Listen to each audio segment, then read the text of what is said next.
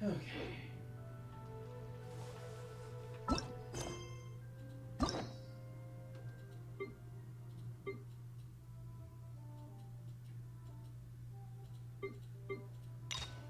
Alright, let's get Yayuhiko's done. Alright.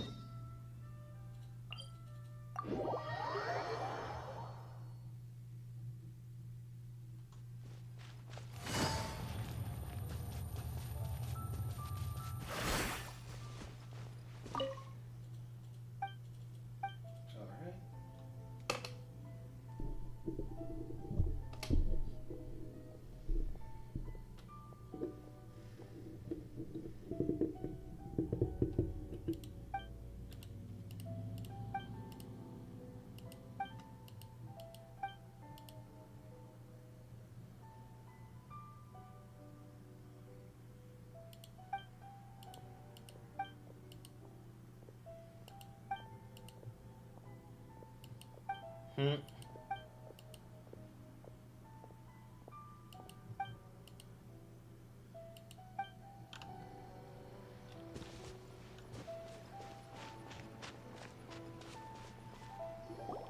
We haven't been to the Yai Publishing House in a while.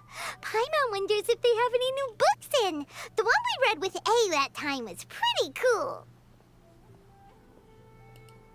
Come on, this is a no-brainer, man. There's only one thing worth wishing for, and that is a ton of Mora. But the exam's next week. If I fail again, I'm seriously done for. I'm better off wishing that my exam goes smoothly. Ah, it's just an exam. Trust me, there's no problem you can't solve by throwing Mora at it. If it doesn't work, then just keep throwing till it does. What are they arguing about? It's quite a spirited debate. Huh? Really? You guys don't know? You need but stand on this land at midnight, lower your head and recite a special incantation, then your wish will come true. What's that Looks mean? like you guys really aren't in the loop. This, my friends, is the next big thing. A highly effective wish ritual guaranteed to make your wishes come true. A wish ritual? That actually works? People actually do that in Genshin Impact. Right? Even Paimon knows that's just not how the world works. I didn't believe it at first either, but that changed when it worked for someone I know. It's this guy called Kunihiko. He's practically always been unemployed, wastes his days away, and he owes a lot of money. Like a lot, but get this. I don't see him for a few days, and suddenly I find him dressed to the nines and feasting at a high-class restaurant. I heard it directly from him. He used this wishing ritual, and the next day he woke up to find his whole bed filled high with Mora. His whole bed was filled with... Wow! Paimon, calm. Of course, I'm sure the part about waking up lying on a bed of Mora is a bit of an exaggeration. Whether you believe it or not, it's not exactly a difficult ritual. It can't hurt to give it a try, right? If you're still feeling skeptical, just ask around. There are a lot of very compelling stories going around these days. Really? Well, come on! Let's go ask around right now, shall we? Well, if it really is true, then just think of all the Mora Paimon could... Oh, and you'd finally be reunited with your twin, too! Let's go, let's go!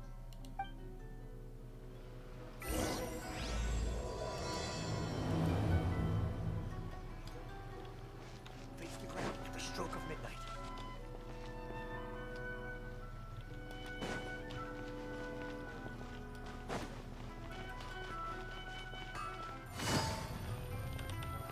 Seems to be a lot more NPCs out and about than usual. On closer inspection, it seems like there really are a lot of people talking about this kind of stuff. Hey, see those two? Paimon remembers them from the Yai Publishing House. One's an editor and the other's an author. Yeah, the commission. Grasp there. the thought in mind. Clear like the light of the moon. As close as kin with you. No, thou. Wait, thee? Hear my summons, right? No, it's not hear my summons, it's heed my summons. Heed! You're never going to get it down at this rate. Hey, what are you guys up to? Whoa! Sheesh, you scared me. Okay. Okay. Where did I leave off with the incantation again? Incantation? Are you guys trying out this new wishing ritual stuff too? Junkichi is trying it out, to be specific. He's hit a bit of a creativity block recently, so I'm helping him make a wish so that he can move past it.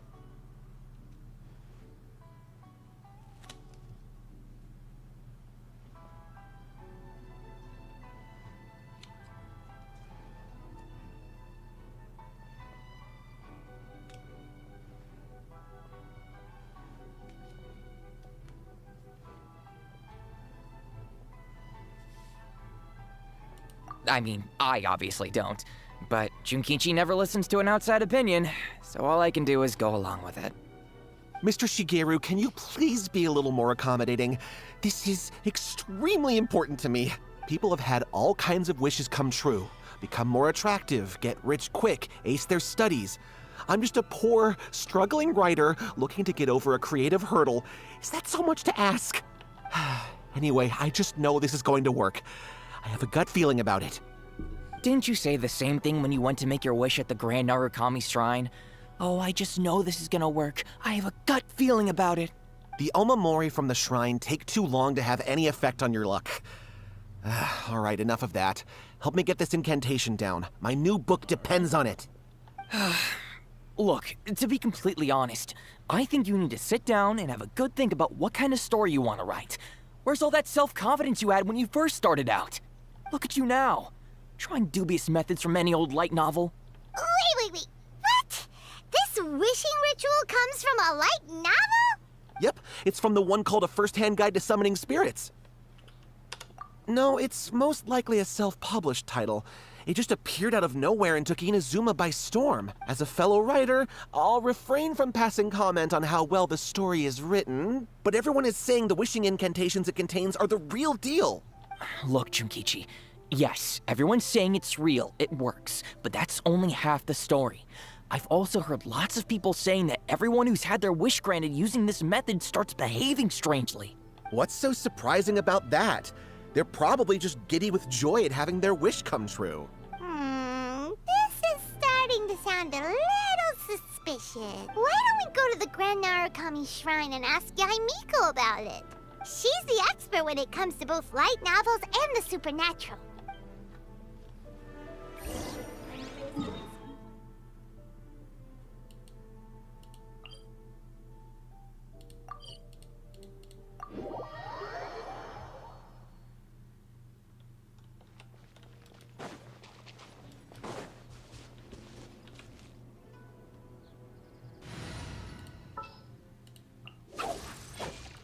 Wait for my signal.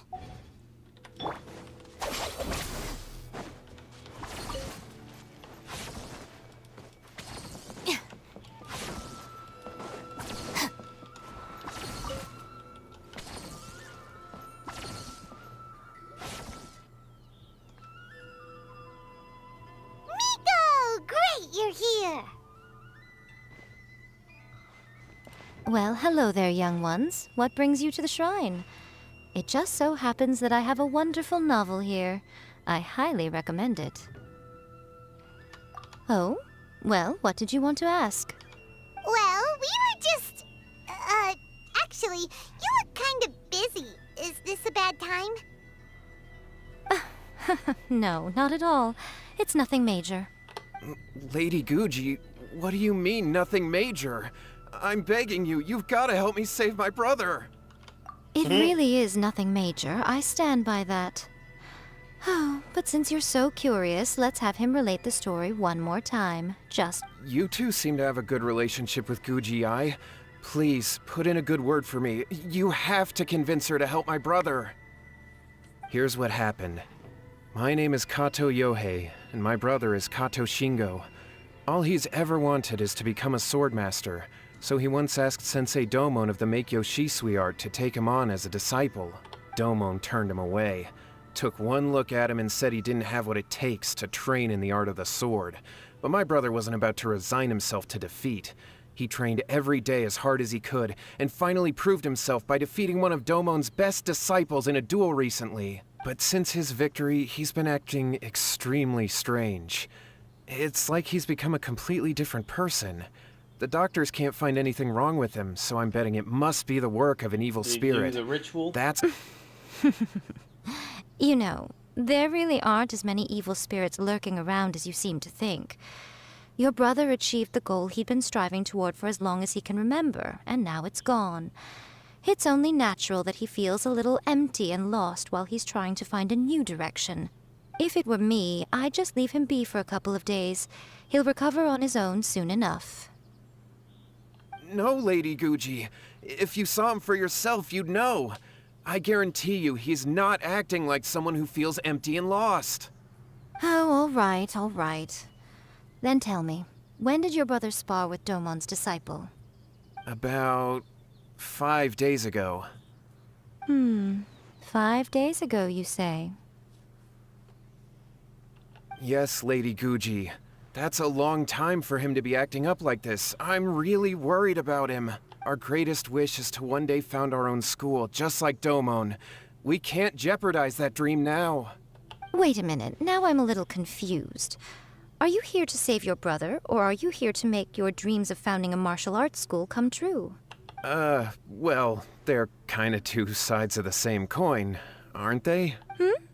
Whatever. Let me ask you this. Have you heard of any interesting new rumors lately? If so, I'd love to hear about them. What? Rumors? I haven't heard anything. Oh dear. Well, that's too bad. Lady she already Guji, knows. please stop changing the subject. This is someone's life we're talking about here. Please, you've gotta help me. Miko, Dang, he seems don't make really a liar desperate. out of me. This thing with his brother sounds really bad. Come on, you should help him. You look very Okay, pitiful. fine.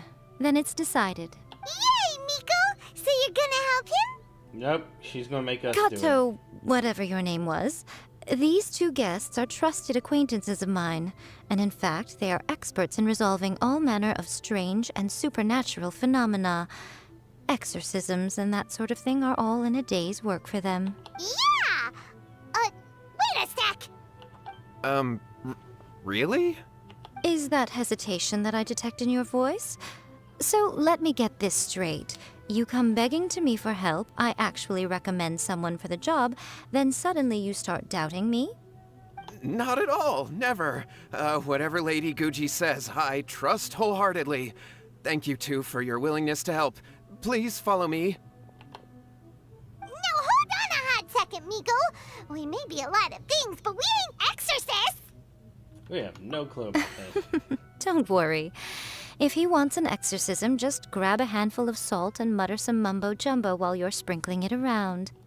It's a common trope in light novels, right? You just have to have a bit of bravado. As soon as the protagonist gains self-confidence, everything else just magically falls into place. Yeah, pretty much. Well, sure more- you were the much ones more who than seemed that. concerned about his situation. Don't you think it would be a little unfair to make me do all the work? Besides, we both know you wouldn't be here at the Grand Narukami Shrine unless you had a request for me too. This is an opportunity to demonstrate that you come in good faith. This feels all wrong. But you technically have a point, so... All right, let's go. Don't worry now, I'll be coming along too. Okay, let's follow Yohei and go visit his brother.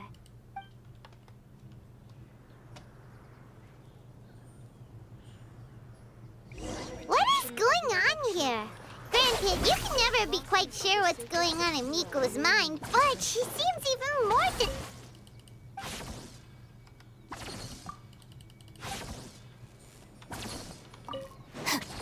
Anyway, Well, a life's at stake here, so it looks like we'll have to deal with that first before we'll get the chance to ask her about the incantation stuff.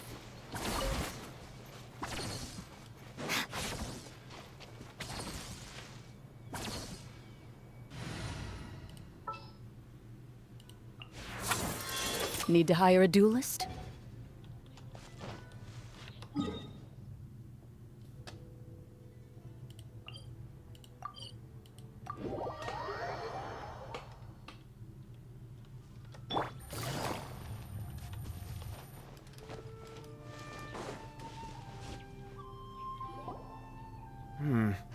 How strange. My brother's been meditating here pretty much constantly over the past few days, but now he's gone.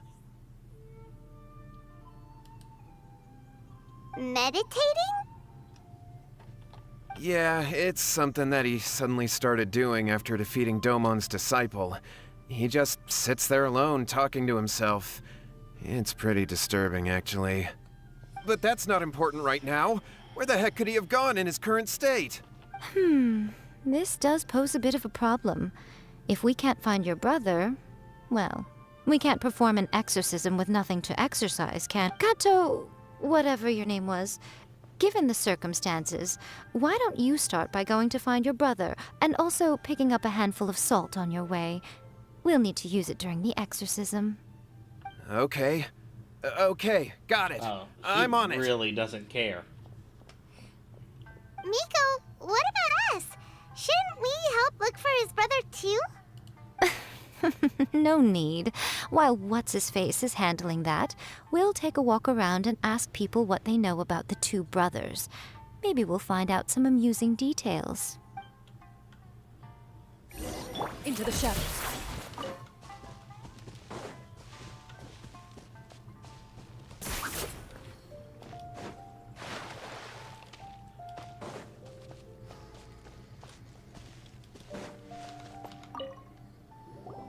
Hello, sir. We'd like to ask you about the Kato brothers. Oh, are you debt collectors? Yohei said to tell you not to worry. He'll be able to pay you back as soon as he has enrolled a few disciples. Huh? Debt collectors? No, we're not here for anything like that. But, it sounds like Yohei and Shingo have gotten themselves into a bit of a pickle. Well, yes. I don't think there's any disputing that. Those two don't have an ounce of dedication between them. They just hop between ideas and won't stick to anything. Huh? But Yohei said his brother has always wanted to become a sword master, and even asked Domon to be his sensei. That's true, yes. Shingo begged Domon to take him on, and eventually, he finally relented. But even after convincing a renowned sensei to give him a chance, he was the same as ever, bumming around in class instead of focusing on his training. In the end, Domon had had enough and kicked him out. But Shingo was resentful about it. He blamed Domon for not seeing his potential, and even declared that he would challenge a disciple of Domon to a duel. Wait, what? That's not what we heard. Oh, how interesting. We heard a slightly different version. My brother wasn't about to resign himself to defeat. He trained every day as hard as he could and finally proved himself by defeating one of Domon's best disciples in a duel recently. Yeah, that's not the story. That's the story we got. Yohei said that? That Shingo trained hard. That's ridiculous. He just lay there cussing to high heaven all day, every day. Some training regimen, that is. Yohei did tell me about Shingo winning the fight, but I took it with a grain of salt. You can ask Kenji at the village entrance more about that. He always has reliable information.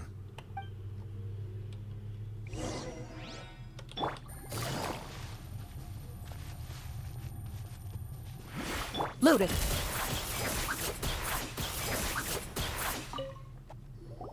Hey there, we've come to ask you about the Kato brothers. Oh, you mean Shingo and Yohei? Yeah, we heard that Shingo defeated an apprentice of Domon's recently. Is that true? Yes, it's true. Wait, so are you here because you heard they're starting their own school and you're looking to sign up? We're not here to sign up, but we would like to hear more details about the fight. Well, you've come to the right person. I actually went to watch it. I thought it was a joke when I first heard that Shingo was going to challenge a disciple of the Meikyo Shisui art. But when he drew his sword, he became a whole different person. The way he handled his blade, it was like flowing water, mesmerizing to watch. Domon's disciple is no pushover, but he was absolutely no match for Shingo. Is Shingo really that strong? Yep, he seemed pretty euphoric after winning the duel, too. He was celebrating very vocally, saying something like, "What a duel. I haven't felt this good in a long time." Any other details to share?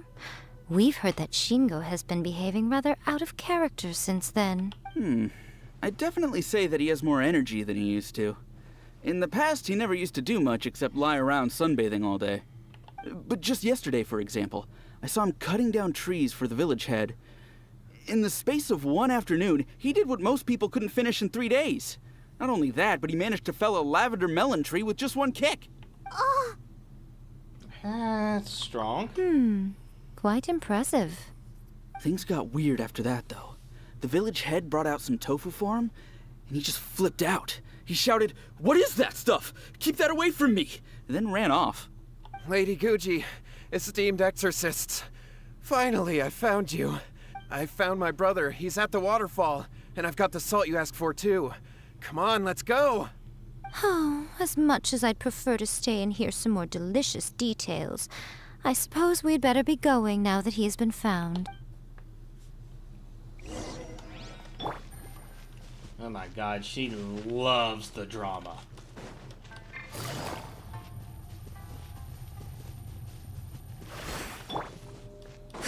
Ready. Is that an archetypical trait? My brother is the same archetype, and he's not... Is he a drama person? He certainly makes a lot. hey! Into the shadows. Barry.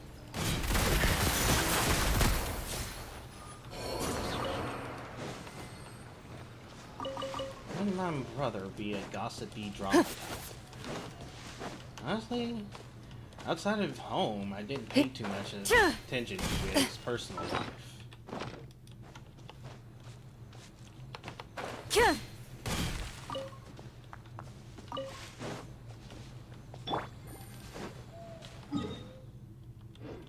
Oh, wow.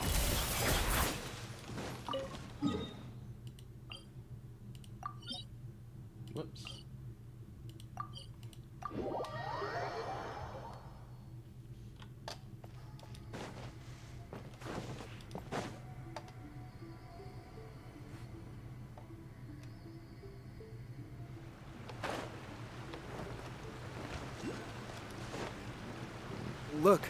Look over there. That's him. So this is Yohei's brother. Whoa. He's meditating while sitting in a waterfall. That's pretty wild. Hey, listen! He's talking to himself. Woo! How's that? Can you feel it? Can you feel the feeling of manliness? Found your own school. Ha! So shallow. How can a manly man aspire to something so lame? Please, spare me. Spare me. I can't feel the manliness. I can't So that even must feel be the the real cold Yohei. anymore. I can't take any more. I'm gonna die. Yohei. Yohei! Save me! Save me! Did you hear that? All the nonsense aside, he's going for help! Huh? Who goes there? He stood up! And now he's coming this way! No, don't come any closer. Help! What do we do? Miko, think of something! Oh, poor thing. Yohei, your brother's life is hanging in the balance, and he's using his final breaths to call on you for help. Whatever shall we do? Well, how should I know? The way it looks to me is that Shingo feels terribly resentful to you about something. Would you mind telling me what that's all about? I don't know what to tell you. I don't know. You don't know? But surely you should have more insight than anyone else into how your brother came to be this way? Yohei, I suggest you think very carefully before you open your mouth again. This is a life or death situation.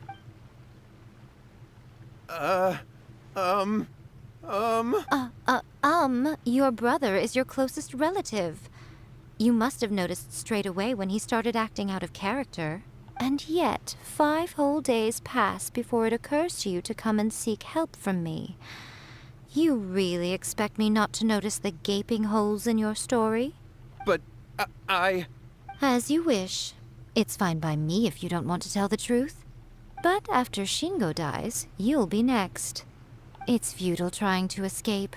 Anywhere in the world you run to, it will be right behind your back. After all, you did summon it together. Ah! All right, I'll talk. I'll tell you everything. My brother and I used a wishing incantation. We made a wish. Yes, that's it. The one that's all the rage right now. You just have to recite an incantation at midnight and your wish will be granted. Just like the book described, we drew the magic symbol, stepped inside it barefoot at midnight, said the incantation, and lo and behold, spheres of light appeared all around us. After my brother wished to become a swordmaster, it really worked. Out of nowhere, he suddenly had these amazing sword skills. But his whole personality changed too. Because I was worried that if he goes back to normal, he'll lose his skills with the sword. If that happens, it'd ruin our plans to start a martial arts school, and we'd be back to being poor. I just wanted to keep this under wraps until we'd managed to get the dojo set up and paid off our debts. So then, why'd you go to the Grand Narukami Shrine? Well, 'cause with the way he's acting now, I was worried that rumors might start spreading that he's gotten involved in the occult arts or something, and then no one would want to sign up as his disciple. So I was thinking that maybe Lady Guji might have a way to get my brother back to normal, but let him keep his sword skills? My, look at you with your ingenious schemes. The sarcasm. Stop deluding yourself. These newfound sword skills are not his. They belong to the spirit that has possessed him. You're right. We were wrong to do what we did. We had this coming. All right, then. Your turn now, my little friend. Toss the salt, and then draw your sword.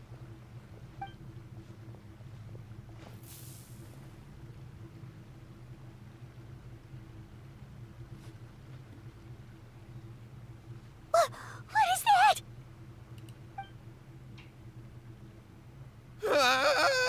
It's the spirit! See that? That's what you summoned.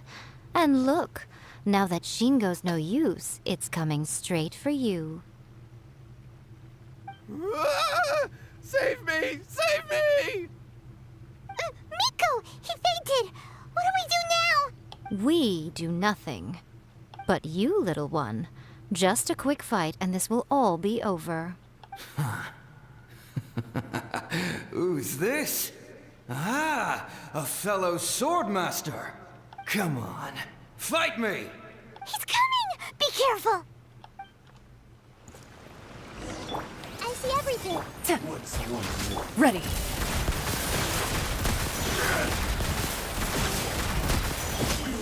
Get deleted.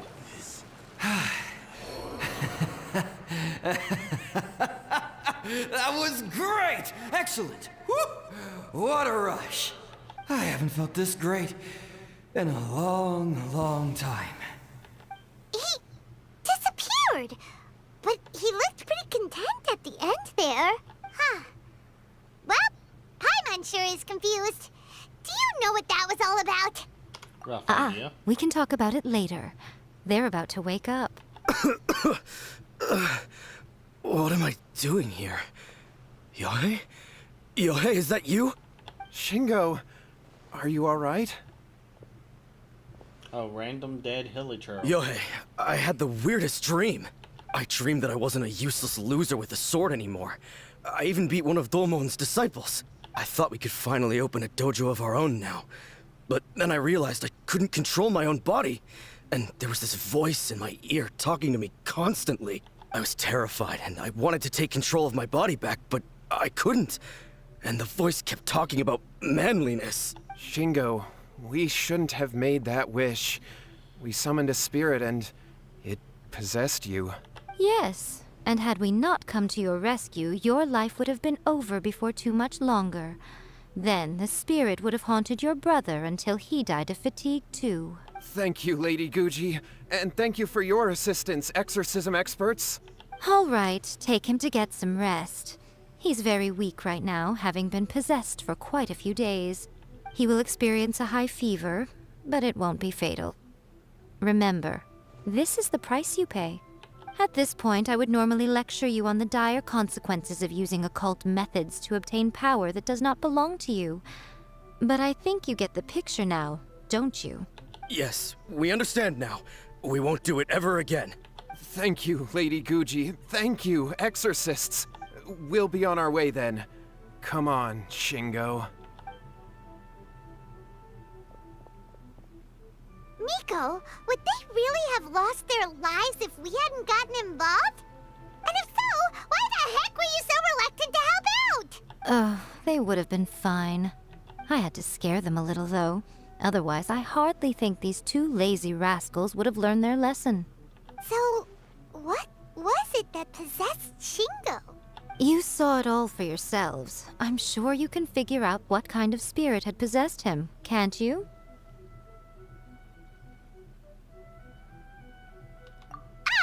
Paimon's got it. It was an Oni. Correct. Although it possessed Shingo, it didn't have any ill intentions. As a matter of fact, it actually seemed like it was trying to train Shingo to become bolder. Huh. Fair enough. But it seems like it had the opposite effect. Tossing salt caused it to temporarily leave Shingo's body. Then, you exhausted its strength by fighting it, so it It was disappeared. very, Even if we'd done nothing at all, Ito-like, so yeah, Shingo that would have makes sense. eventually become too weak for his body to host the spirit, and it would have left of its own accord. Of course, it would have been more stressful for Shingo and Yohei that way. Still, the experience may ultimately have been more effective than me scaring them into submission with a little exaggeration. Whew. Well, the main thing is that nobody got hurt. All right, seems like we've wrapped up everything here. Come on, off we go. Hold on, Miko. You say everything's wrapped up, but are you sure about that? You mean you disagree? Oh, you mean that they got the incantation from that book? Yeah, she already Yes, knows. I know the one. Actually, that book's the whole reason we came looking for you at the shrine today. Incantations seem really popular right now. Human beings don't have powers like us yokai. It's quite understandable for them to be interested in incantations to summon the supernatural. That's not the point. The problem is that the incantations in the book are actually capable of summoning spirits and stuff. And loads of people are trying it. Even then, humans only have so much strength. Even if they do successfully summon a spirit with the incantation, it won't stay with them for very long. But who wrote this book? And why? Don't we think there might be a bigger safety risk here? What do you think, Traveler? I'm more curious about Miko's reaction. Right. Big events in the light novel market should be at the center of her attention, surely. But she doesn't seem to care about this book at all. Lady Yai, I finally found you. Kuroda, what are you doing here? I'm here to report on Yai Publishing House's sales for the last month. All the numbers are here. Please take a look. Oh. Let me see. What? We're losing market share? No. Yes. Overall bestseller, reader's favorite, and trending ranking. We're being beaten in all categories. Oh my god. One book is topping the charts. It's called A First-Hand Guide to Summoning Spirits. Both of you, back here now. Oh my god. The absolute What is it? selfishness. You have a really scary look on your face right now. Things just got serious. A First-Hand Guide to Summoning Spirits is an all-round hit, summarily beating the novels of the Yai Publishing House by every analysis. Just what is that supposed to mean? I worked extremely hard to promote our latest featured work, and now a rival book comes out of nowhere and steals our thunder. If this isn't the very definition of intolerable, I don't know what is. The I absolute have to come up with a selfishness. counterplan, and you are going to help me. Huh? How is this our problem all of a sudden? Paimon, please. who wrote this book and why. Don't we think there might be a bigger safety risk here? Oh, now you care. Am I to take it that the safety of the people of Inazuma isn't so important in your eyes after all? Wait, what just happened? Again, you technically have a point, but this feels all wrong. Nothing's wrong, okay? Come on. We're going to war. I'm going to head back and make some preparations. Meet me outside the Yae Publishing House. Oh, so now that she's losing Take it out easy. and losing this contest, now she cares.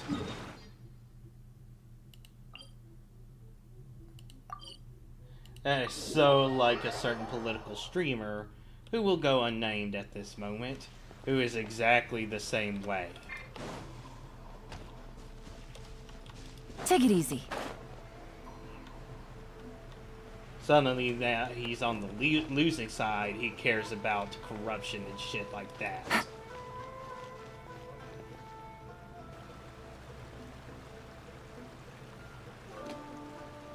Alright, Miko, we're here. So what's your plan of action to deal with this rival Alright. book? Why don't you take a guess? I'll give you a hint. It's to do with the Yae Publishing House. Oh, Paimon knows! Combine the reputation of the Yae Publishing House with the status of Guji Yae and tell everyone that the incantations in that book are dangerous! Oh, wow. Your first guess and you got it absolutely wrong. Yep. Yeah! Wait! Seriously? That wasn't it? A first-hand guide to summoning spirits is the hottest light novel right now. If we did as you suggested, we would effectively be advertising to everyone that the incantations are real. In bending over backwards trying to warn everyone about the dangers, all we would accomplish is to create more curious readers ready to try them out. Also, sales for the book would only increase further. Okay, yeah, that would be pretty catastrophic. Oh, how about we confiscate all Great the way copies? to get a lot of pissed off people at black markets. Leaving aside the issue of the enormous manpower and resources such an operation would require, That's true. going to such lengths over a light novel would be extremely disruptive to the lives of Inazumans. But that means there's nothing we can do. Well, I've been thinking. I've read a first-hand guide to summoning spirits. It has many other good qualities besides the incantations alone. The book contains many ancient kaidan, or tales of the supernatural, and is written in a very engaging way. That is why the book has become so popular. I think we're going to have a difficult time trying to rein in its popularity while it's the only work in its league on the market. So you literally just want to outcompete. That's right. How do you get rid of the next big thing? You replace it with the next big thing. Oh, that's So what iteration we're going for to you. do is create Inazuma's newest hit novel. Smash our rivals' sales numbers and win our readers back. That is how Yae Miko wages war. Incidentally, this will also be the best way to combat the influence of a first-hand guide to summoning spirits. Wait, Miko, so you want us to write a novel? Well, becoming an accomplished novelist certainly isn't an overnight process. But let's not forget that I am the chief editor of the Yae Publishing House. I have my ways. I did say this is what we're going to do. I trust that the word teamwork is in your vocabulary. Anyway, there is a writer submission event going on at the moment. Start by talking to readers and finding out what they're into. When you have an idea of what the current trends are, come back and see me. I'll be at Uyu Restaurant. Find me there when you're done. I will assemble a team, and we can work while we eat.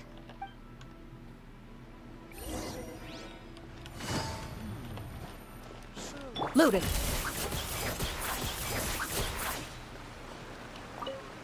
The key to a successful light novel is having good illustrations. when to use illustrations, what they should contain, and which artist you should commission for them. These are all key things to bear in mind. Good illustrations can make up for bad writing. But on the flip side, a bad illustration can ruin your novel, even if you have the best story in the world. There's a saying that light novels are essentially a case of buy art, get words free. I'd agree with that. Too bad most of the top artists have jam-packed schedules, so it's extremely difficult to commission them. The illustrations in A First-Hand Guide to Summoning Spirits are incredible, but it's unlike any art style I've ever seen before.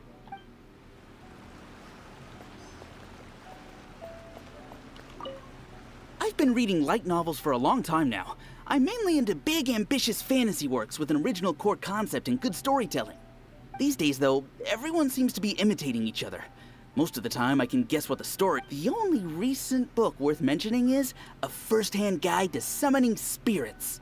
Not only is it a good story, but the descriptions are really true to life. So much so that I'm almost wondering if maybe the author really has met all those yokai before.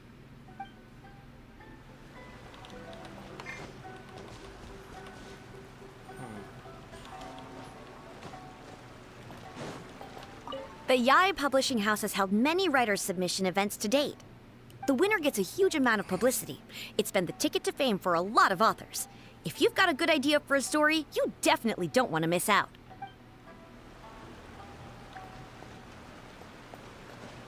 Ready.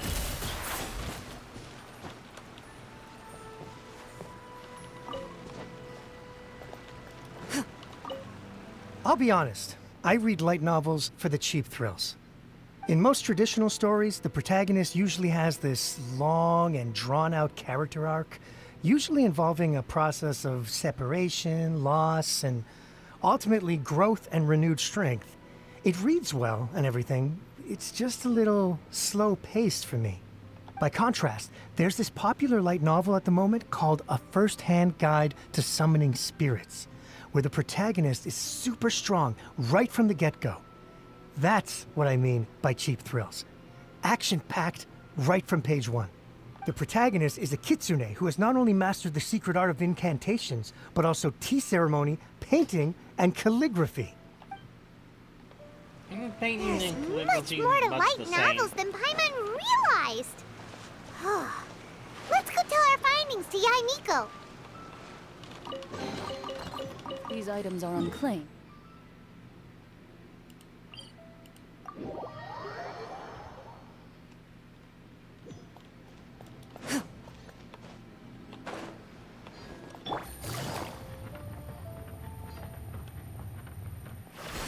Into the shadows.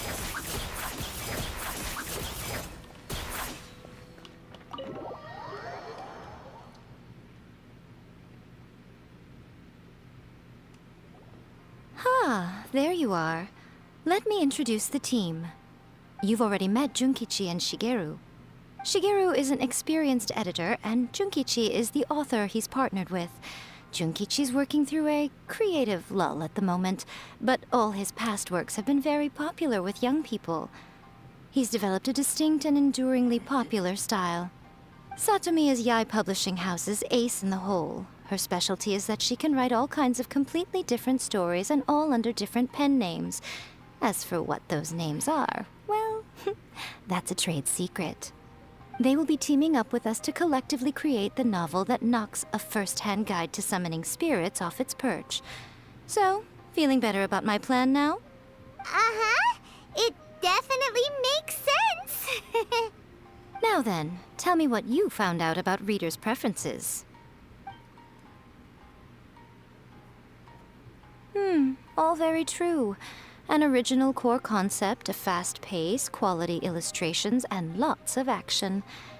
This is the formula that will guarantee good sales numbers. More importantly than that, even though it's a work of fiction, we have to deliver a sense of realism. Paimon followed pretty much all of that, but there's still one question.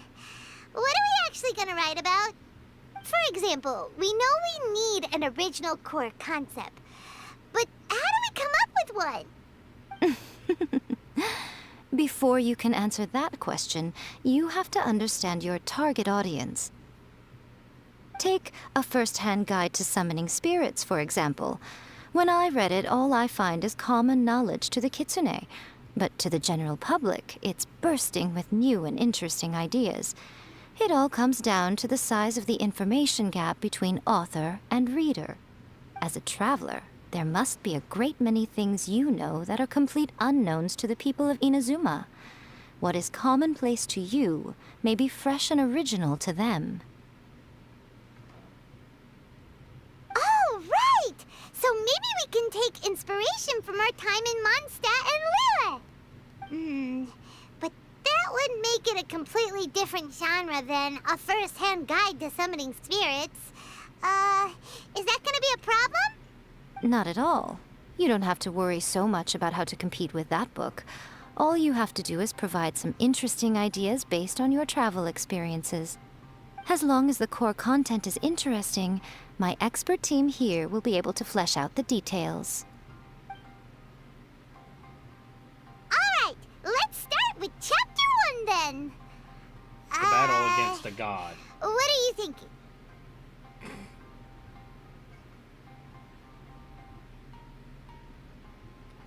The work-shy bard. That sounds too generic. Let's see what you've got. After enrolling in the Mondstadt Academy, I found out that the young man sitting next to me in class was a total slacker. He said he was a bard, had a habit of playing his lyre in class, and always had a bottle of liquor on his person. But his true identity was actually the principal of the academy? What kind of plot is that? Out of a maximum of 10 points, I'd give that a 9.5. It just goes to show, you have to have an interesting character sitting in the back row by the window. The protagonist is a transfer student, new to the school, whose ordinary life is about to take a wild turn when they meet the ballad and alcohol-loving principal. Sounds interesting. Approved. Paimon just does not see the appeal. Good job, little one. You're not only drawing on your own experiences, but it seems you're filtering them through the lens of the kinds of light novels you've read in the past. I think you really understand what we're trying to do here.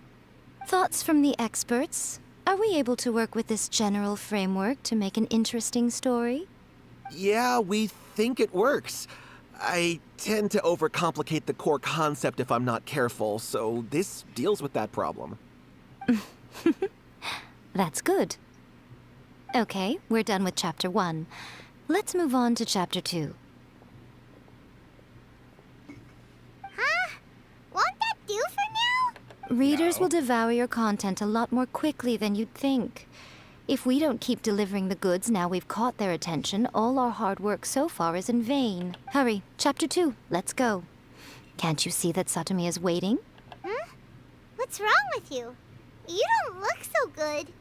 Mine's gone blank. What a pity. I thought your beginner's luck would carry you a little further before it came to this. But alas, the time has come prematurely. Before it came to what? What's happened? The bane of our existence. Writer's block. It's your arch nemesis for life, appearing without warning and inflicting a pain worse than death upon the writer. They sell their souls just to get their muse back. Sounds awful! When this happens, the best thing you can do is have a bite to eat and take a proper break. Boss, get me a plate of fried tofu, and get some kushikatsu for these two. Just the basic kind will do. Don't worry, this is my treat. Your treat? Oh, wait a minute. Miko, we'll be getting paid for all the hard work we're doing, right? Of course, everyone that takes part in the creative process will be paid. Alright, cool. Then let's press on, shall we? Don't give up now. For the sake of our paycheck, get your brain going! Ooh! Does this mean your inspirations come back? Rock and roll, girl. I didn't even meet her. Tour guide turned out to be Rex Lapis. That's honestly interesting on its own. Let's see now. The protagonist arrives in Liyue and befriends a young man who doesn't have the money to pay for anything. Only later do we find out that this young man is none other than Rex Lapis himself. With the help of the Qixing and the protection of the Adepti, I am free to roam this vast realm. Is this the kind of cheap thrill that guy was talking about? I give it a 9.8. The story is fun and action-packed with no dark undertones. Also, there are a great many legends about Rex Lapis. I'm sure it will spark the people's curiosity. I, for one, think there's a sizable market for this. Approved. Alright, well, let's just hope Zhongli doesn't mind. Great. Well, now Satomi can get started on that. Leave it to me, Lady Yai. We are actually... Let's write about conveyor Inazuma in the belting third this. chapter, shall we? I can help with this one.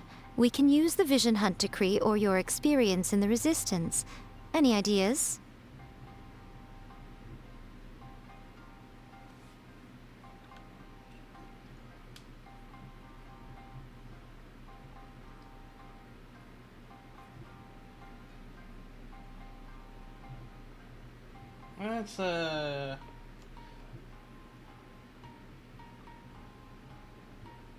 Let's be referential instead of directly mentioning what actually happened.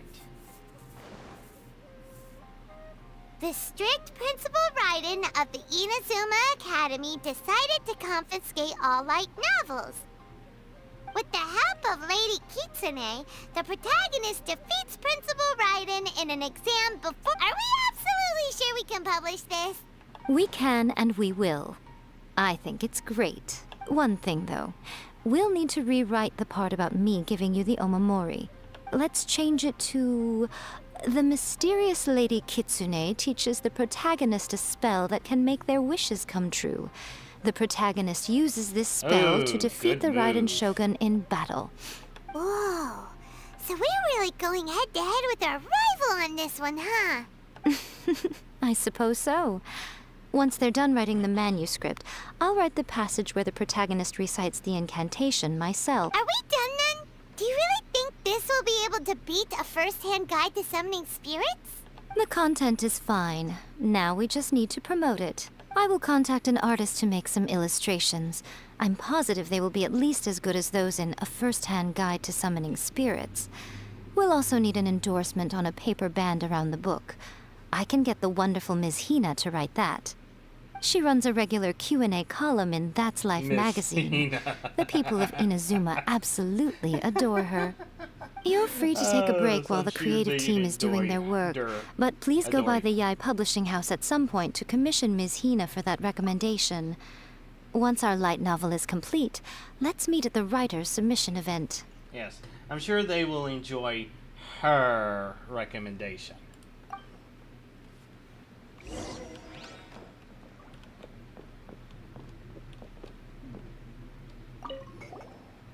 Don't worry. This story has a very clear narrative structure. Oh, yeah! How did it go with that incantation from A First-Hand Guide to... Nope. On the first day, Junkichi couldn't memorize the incantation because it was too long. On the second day, he didn't wake up in time, and midnight came and went. Oh, then, on the third day... Mr. Shikiru, I thought we agreed not to speak of this. Good thing. He'd probably be a different person by now.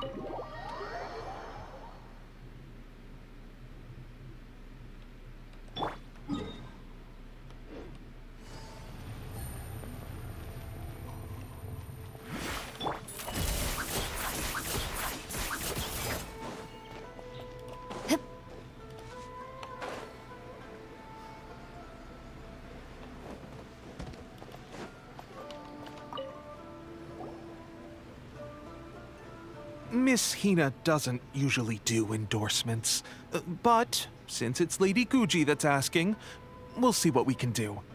With Miss Hina getting so popular lately, a lot of people have come to us hoping to do a collaboration. But Miss Hina's not interested in any of it. She still prefers to focus all her efforts on replying to readers' letters, and turns down every promotional opportunity she can. Maybe that's why her fans like her so much. I'm getting off topic here. Anyway, if we can get that endorsement from Miss Hina, you'll definitely get an exposure boost at the beginning. May your light novel sell well and set a new record for the Yae Publishing House. We'll do our best.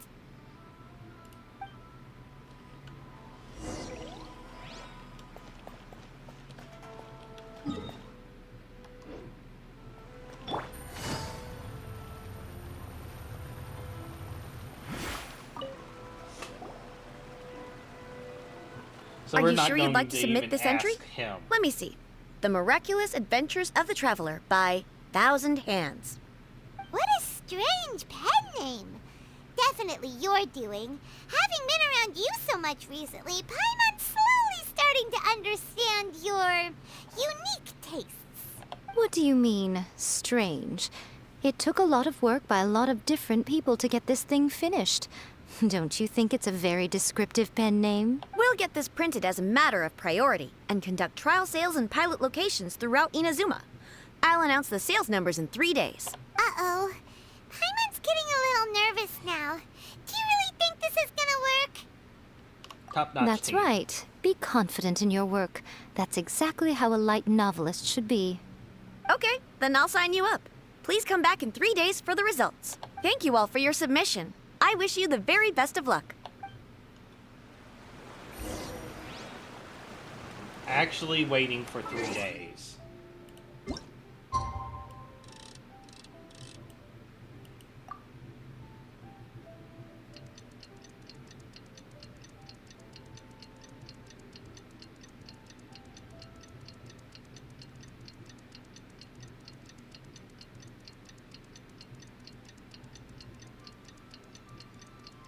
Almost felt like it would have been appropriate to start another character's story quest.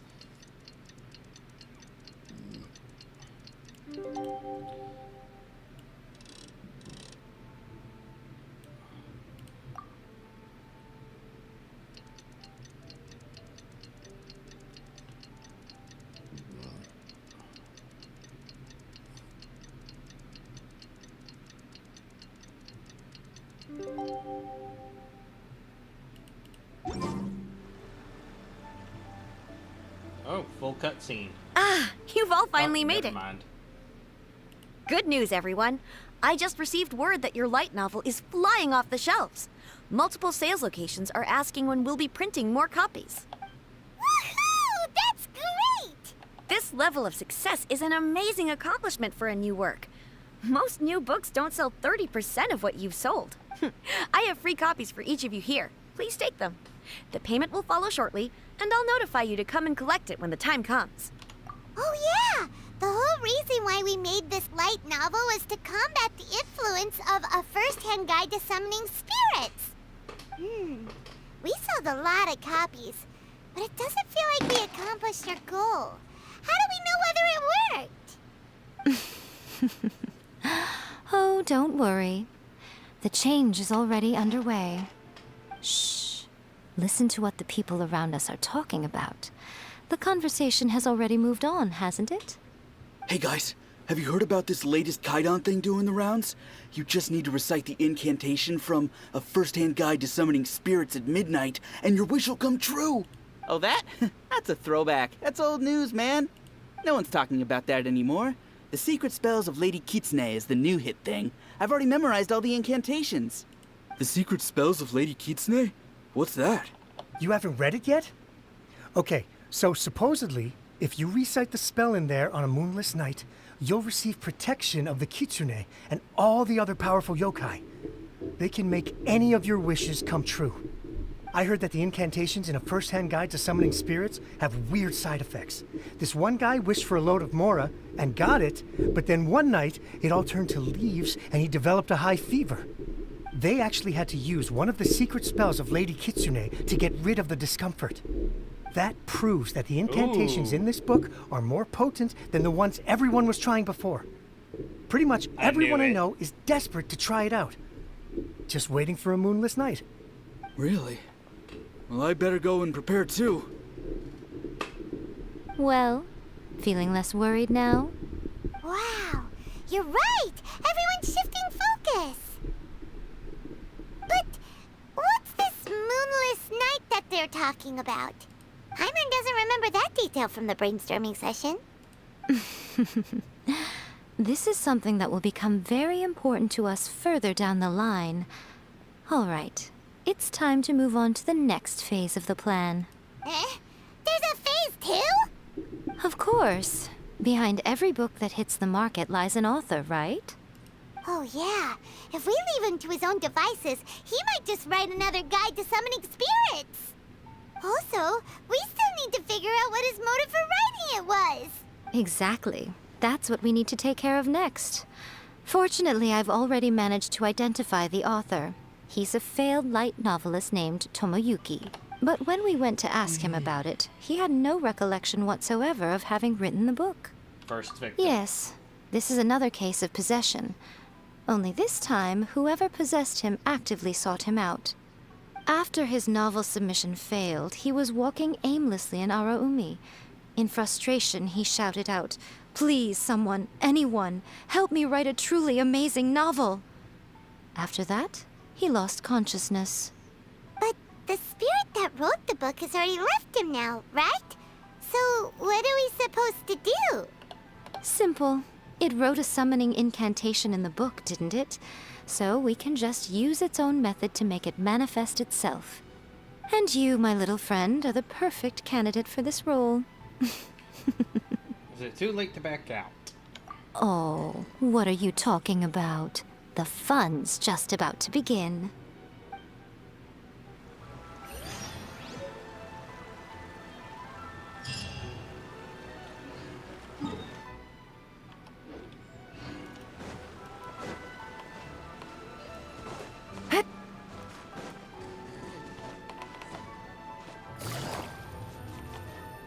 Loaded.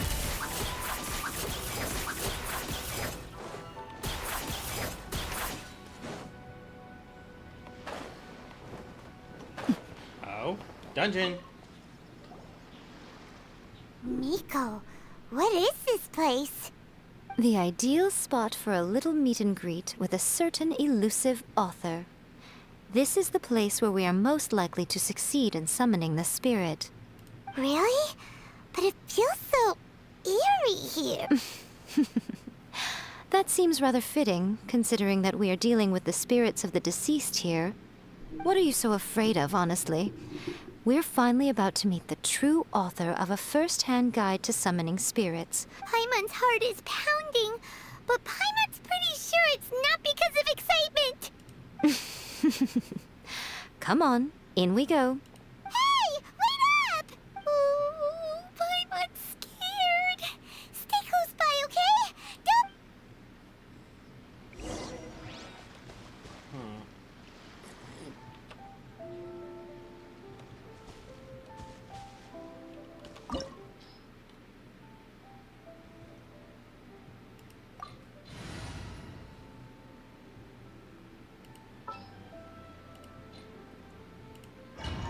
Yeah.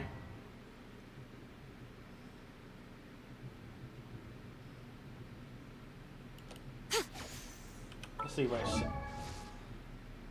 Oh, only 105 elemental mastery? Well, that's not what I planned.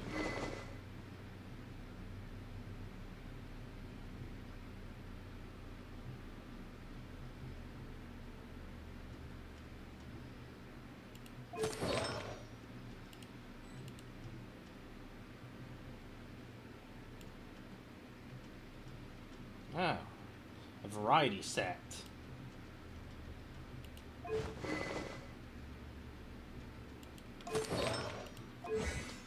Is she an on-field?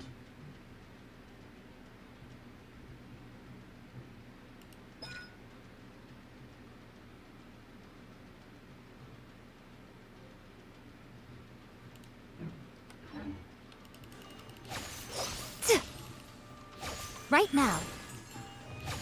Ha! Right here. Right now. Right here. Okay, she does have off-field capabilities.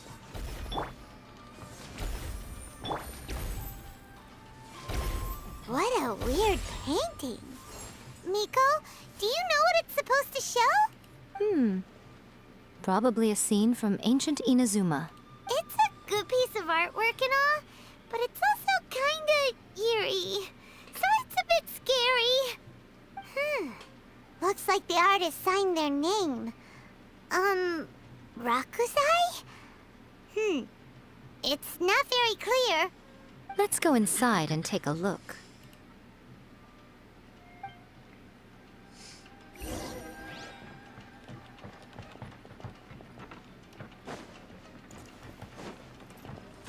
Let me try my throat.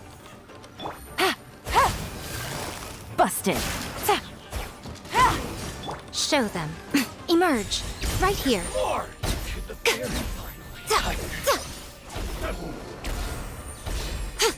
Right now. Quietly now. You win.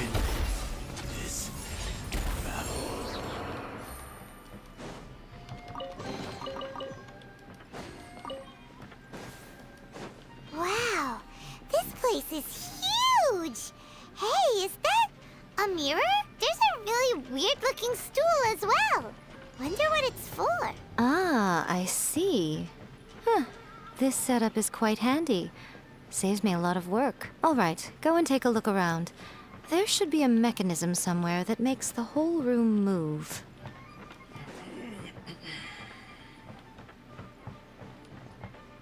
Yeah, I guess that's the only way forward. Oh.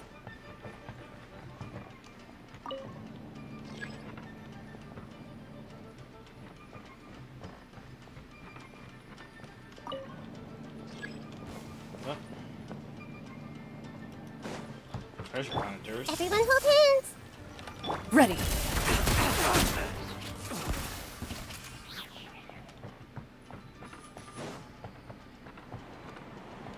Oh, that's weird.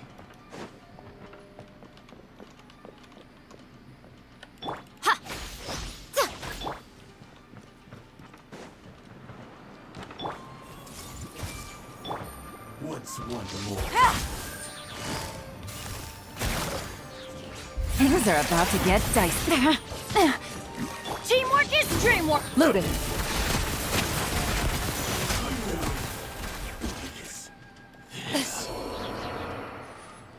There it is.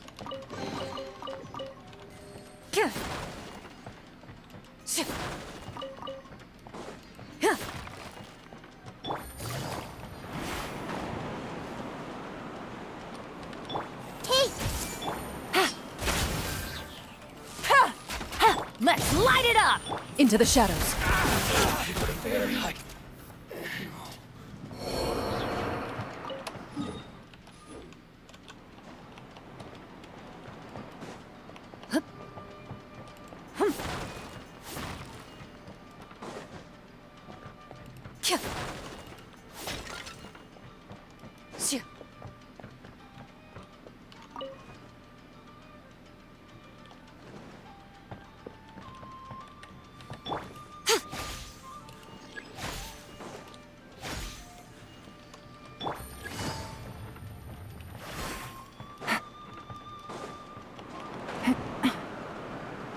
Alright, now I know what's going on.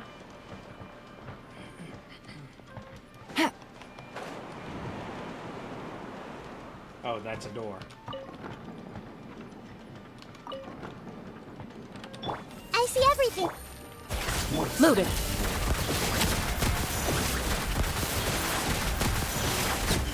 Huh?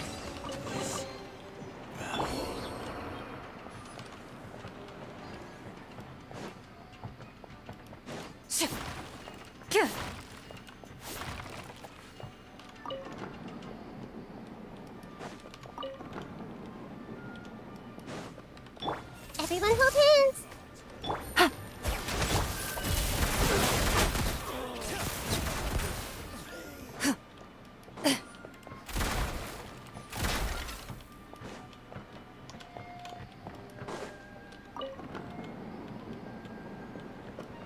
Alright. This is a domain, there's no treasure.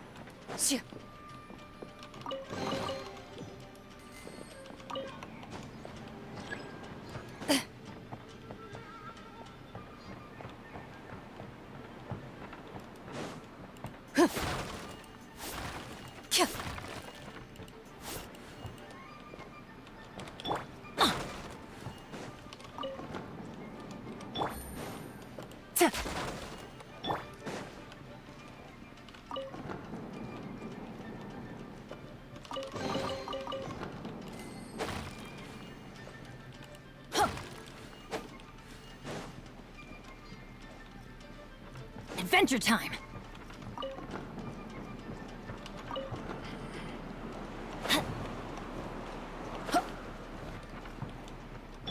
Take it easy.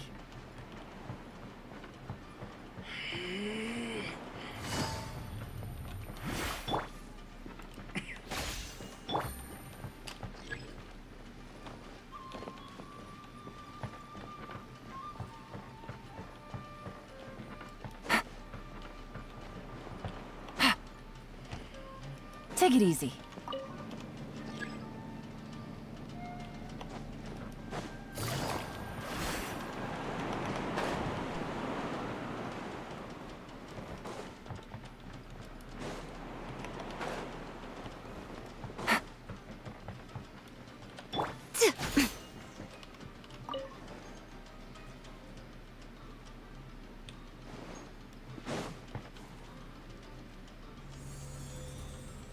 Whoa, it's that painting we just saw.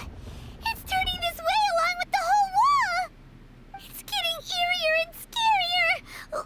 What is this place? Okay. Next, I will show you a secret kitsune spell. This painting is a swift summoning medium, which means I'll be able to skip many of the more tedious steps. The murky mirror reflects the view of Inazuma in a bygone age. Spirits stirred by the sight of the past will be easily drawn to it. You're up next, little one. Come on, sit yourself down here. Yes. The whole point of a summoning ritual is for a dead person's spirit to possess a living person's body. You saw what happened to that Oni samurai spirit. After leaving the host's body, he was only able to maintain his form for a very short time before disappearing. Are we positive that summoning a spirit to possess the traveler isn't gonna have any lasting negative consequences? Oh, you really care about the little one quite a lot, don't you? I'm a little jealous. I wish my friends were caring like that. Anyway, are you scared, little friend? Don't you worry now, it'll be over soon. Just think of it like having a dream. Sit on the chair, stare at the painting, and relax your body and mind. Try and be natural. There's really no need to be nervous.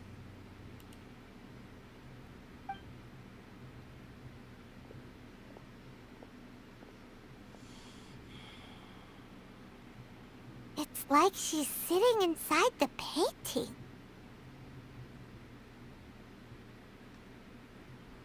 Huh? Is Paimon seeing things? Did the painting just move? Well, it's certainly gotten wavy. Recite the incantation in your heart, little one. Also, you'll need to have some intense thoughts going through your head. A wish, for example. Now, what kind of wish do we think it would take to summon forth the author of A First-Hand Guide to Summoning Spirits? Anyone? Probably something to do with writing? Very good. The wish needs to be heartfelt, though, so let me help add a little realism to the equation. The book is selling exceptionally well, Traveler, but we're going to need an outline for Chapter 4 as soon as humanly possible. When is the earliest that you can turn it in by? The painting is moving again! What the...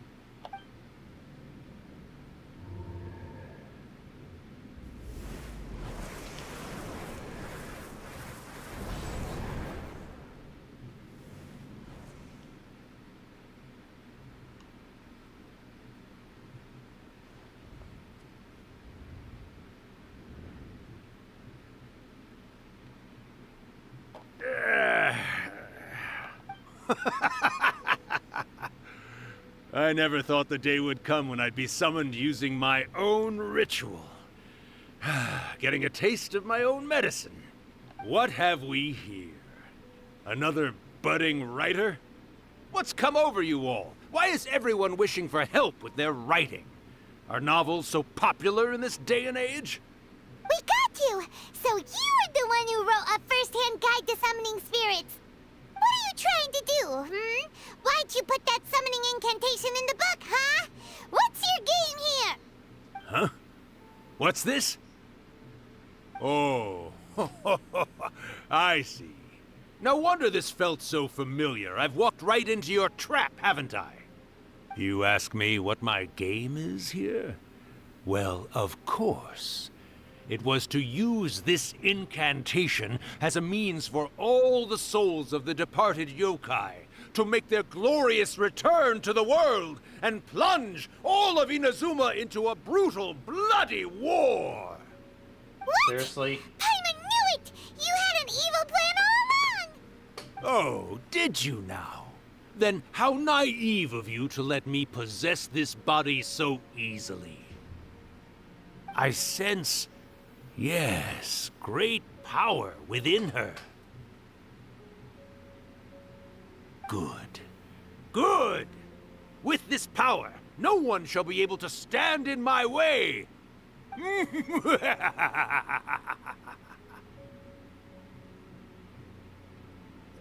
up! Quick! Wake up! We gotta stop him! It is futile. You shall never wake her again.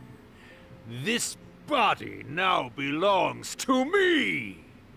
Hey! Come on, wake up! Don't let him take your mind! Miko, think of something! Miko!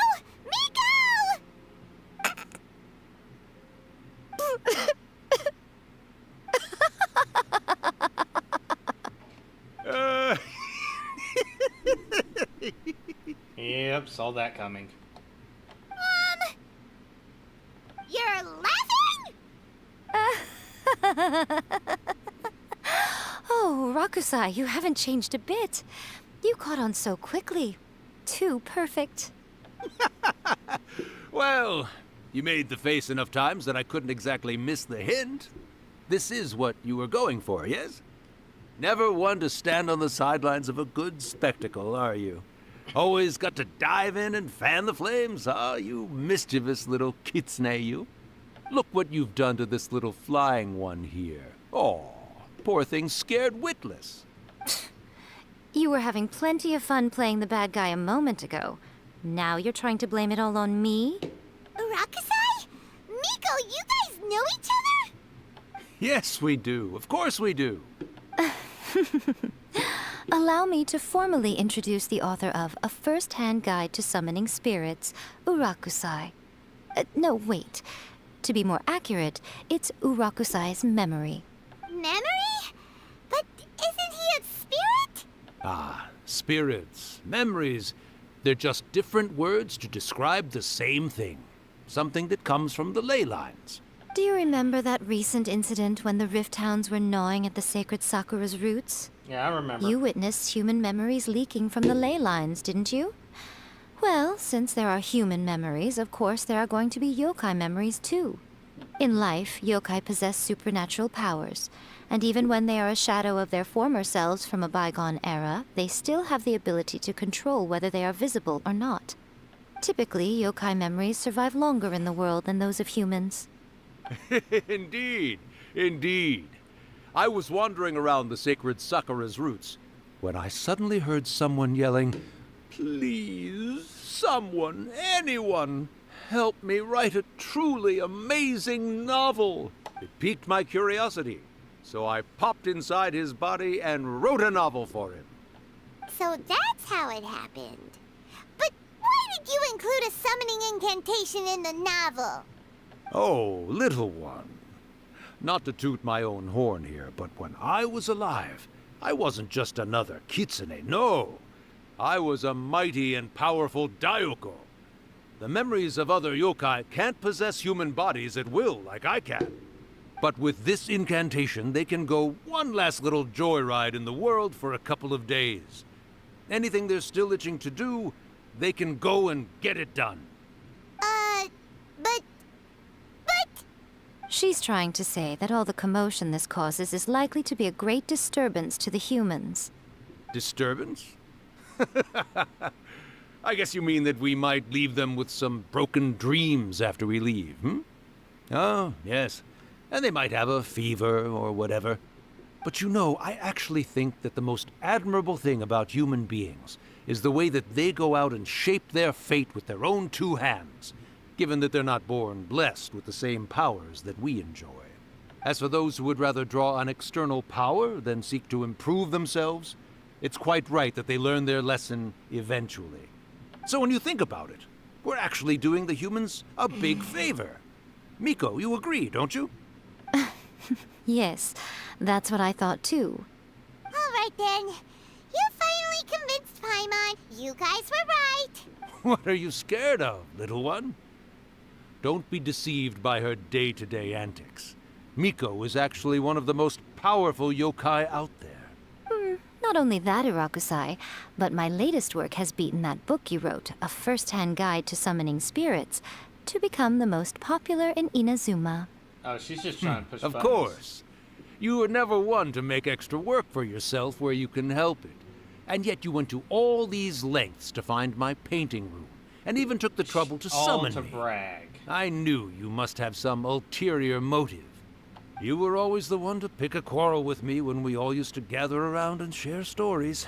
All right. You win, I lose. Happy now? I finally get to hear you say it centuries later. Ooh, I must say it feels good. I remember when you were just a little girl, always hanging off my shoulders. A few hundred years later, and you're all grown up. Oh, Urakusai, how much time do you have left? Not much. That goes for all of us, actually. We've all got to go back where we came from in the end. Everyone's quite content in many ways, but they still can't help but ask, are we ever going to have another Hyakyako? Don't you worry about that, Urakusai. Arrangements are being made. When my bell rings, it means the moonless night is upon us. Great. Wonderful. Fantastic. Miko, it's been nice catching up, but I'd better conserve my energy if I want to stick it out until then. So, I'll be on my way now. All right. Goodbye then, Urakusai. One last thing, Miko. I just want to know, have you been well all these years? I've been great, of course. Every day is a happy one. Especially these days. Not only do I have my light novels, but I've also met these two delightfully nosy outlanders. Oops. And even A is finally starting to come to her senses. Quite a miracle, given how pig-headed she can be. Oh, well, great. That's fantastic. Urakusai, you'd be right at home in this era. A great storyteller and artist like yourself would be the Yae Publishing House's ace in the hole. And I would personally be hounding you over your next installment.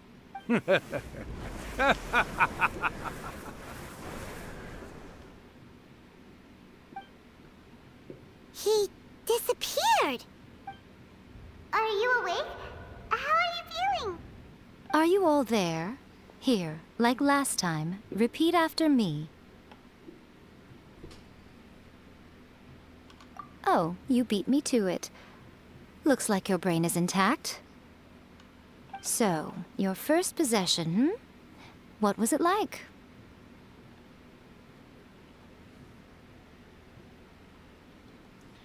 I remember pretty clearly. Good. Saves me from having to explain everything again. Hearing Urakusai admit defeat has put me in the most wonderful mood. In return, it's only fair that we make sure to deliver on what they're all hoping for. Yes, though they only represent a tiny proportion of the memories in the ley lines, it will still be quite a sight to behold when the time comes. Since you've come this far, why don't you do one last thing for me, I'll need your help with the ritual. You cannot be serious, Miko. After all that, you still have more errands for us? You guys teamed up to scare Paimon just now. If you think Paimon's gonna do anything you ask for, think again! Aw, come on. I'm really only asking you to finish what you started. Besides, your paychecks are still in my hands. Paimon's paycheck? Well, there's no way out now. We're in too deep.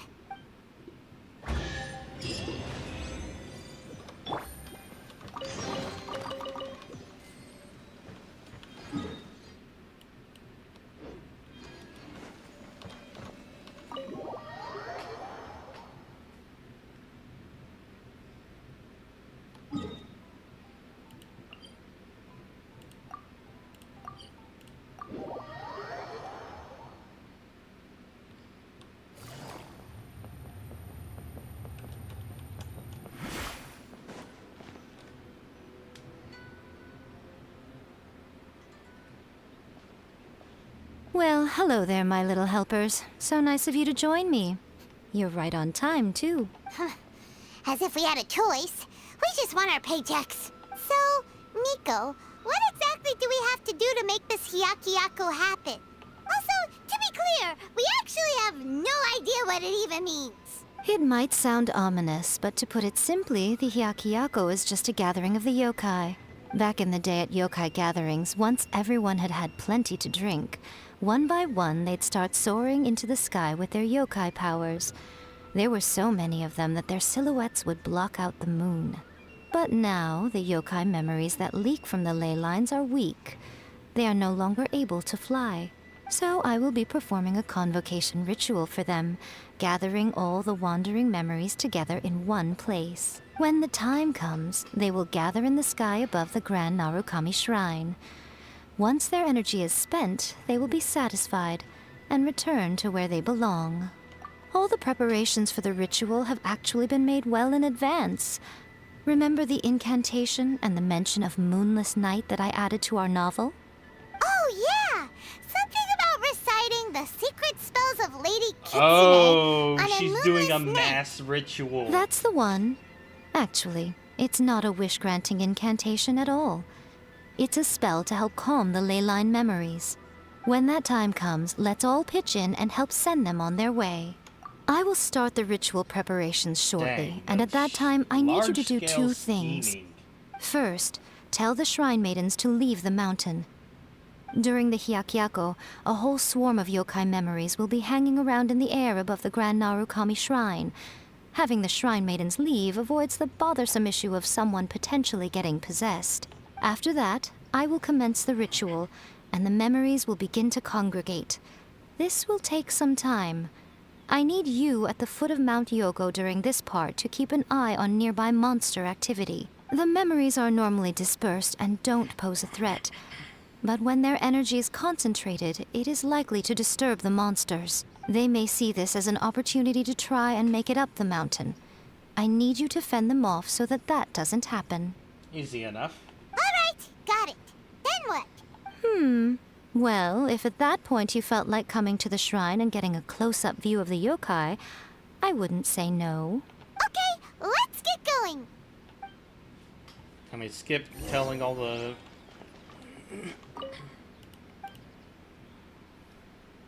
Goodbye.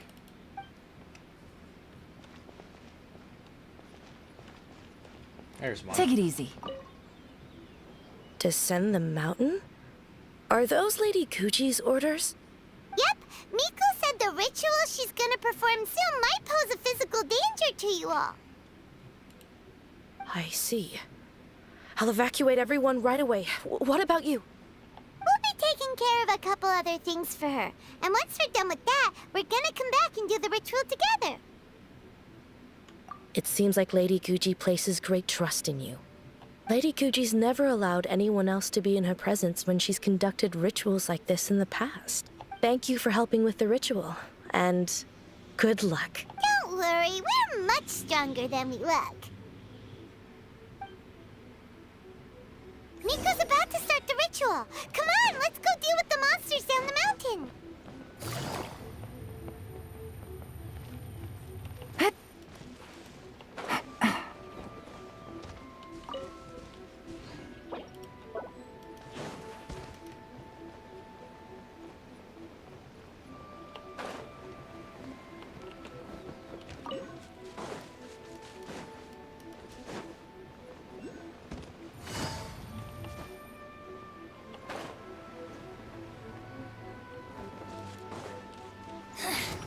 The insolent shall be into the shadows.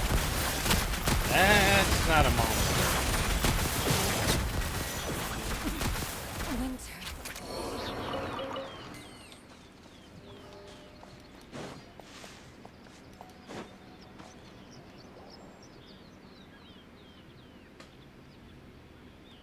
These monsters look really riled up. Let's get them. Yep, let's get rid of them as fast as we can. Then we can get back in time to see the yokai. All right, here they come.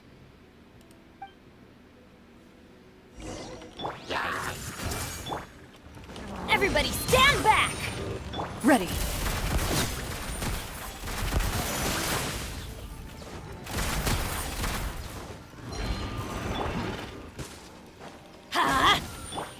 evil lurks. Shoot on sight. I see everything. Busted. It's a lucky day. The Temple of Wisdom. Teamwork is dreamwork. Loaded.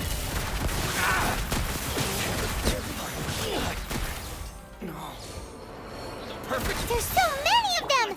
Come on, you can do it! Show me what you've got! Time to testify. Alright, that's the last of the monsters.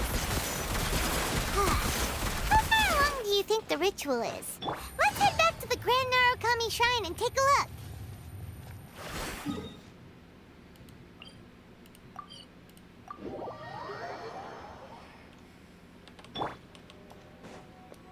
Ready.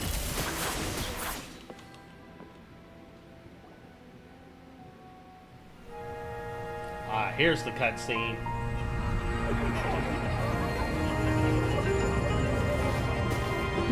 Wow, so many! They're everywhere! Huh? Yes, the memories of the yokai. They haven't been able to relax and soar through the air like this for a long time. Come with me.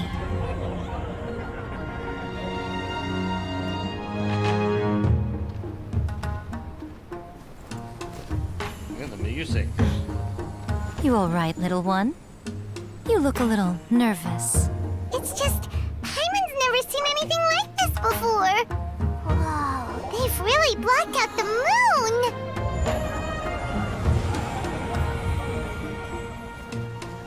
It does look a little intimidating, doesn't it? But I know them. They may be loud and brash at times, but they are good and brave souls. Even after losing their lives in a brutal war, they have never given in to grief or despair.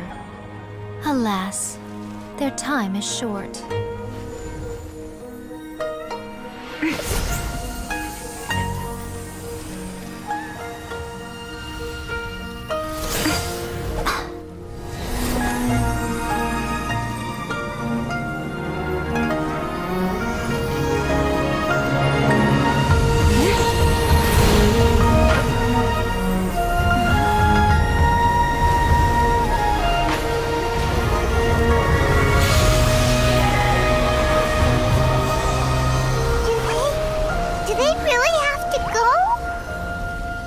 It's a feast, and all feasts come to an end. Since you're sorry to see them leave, why don't you do the recital along with me? O Hakushin, cause of this enchantment, in reverence I perform this rite. In reverence I perform this rite. To be a guiding light.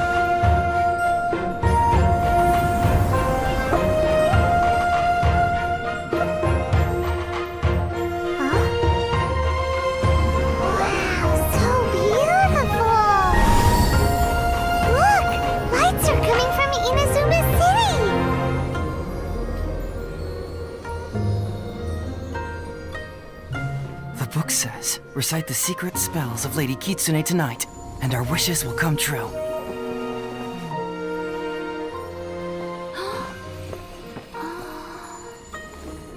O Hakushin, cause of this enchantment. I perform this rite to be a guiding light. Your unrivaled power Will be honored eternally.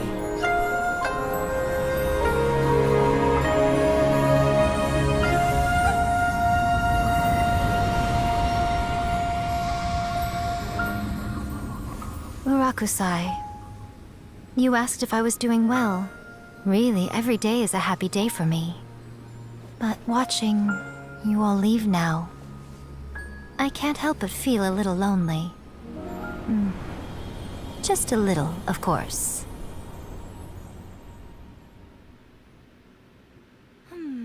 Just as I thought, the ritual went very smoothly. Thank you both. Oh, I'm great. Oh, that sounded like The look on your hesitation. face just now. I'm fine, seriously. Really, No. Honestly, you two. Hiko. Fine. Well, if you're dead set on doing something for me, you can treat me to a meal. Sure, no problem. A meal it is. Okay. Well, see you soon then.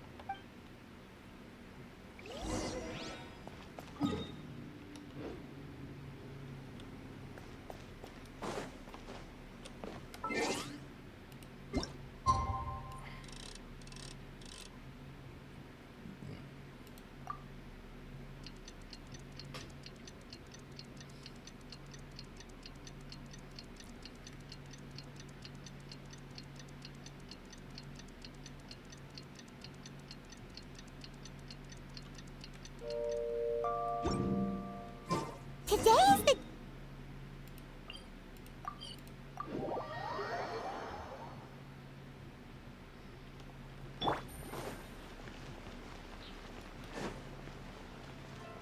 Sometimes I really have to slow down. Oh well. Oh, wait is unbearable. How is the next chapter of the miraculous adventures of the Traveler not released yet? It was quite a surprise when the moonless night finally came. Yeah, that huge black cloud over Mount Yogo that night. It just seemed to form out of nowhere. But then nothing happened after I made a wish using the method in that book. Yeah. I guess light novels are just fiction after all, huh?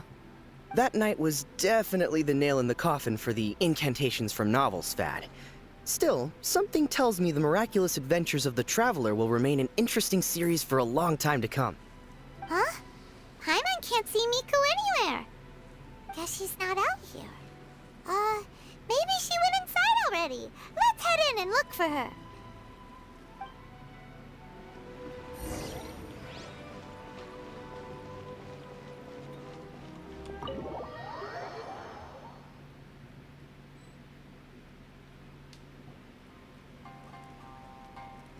Ah, my little friends. There you are.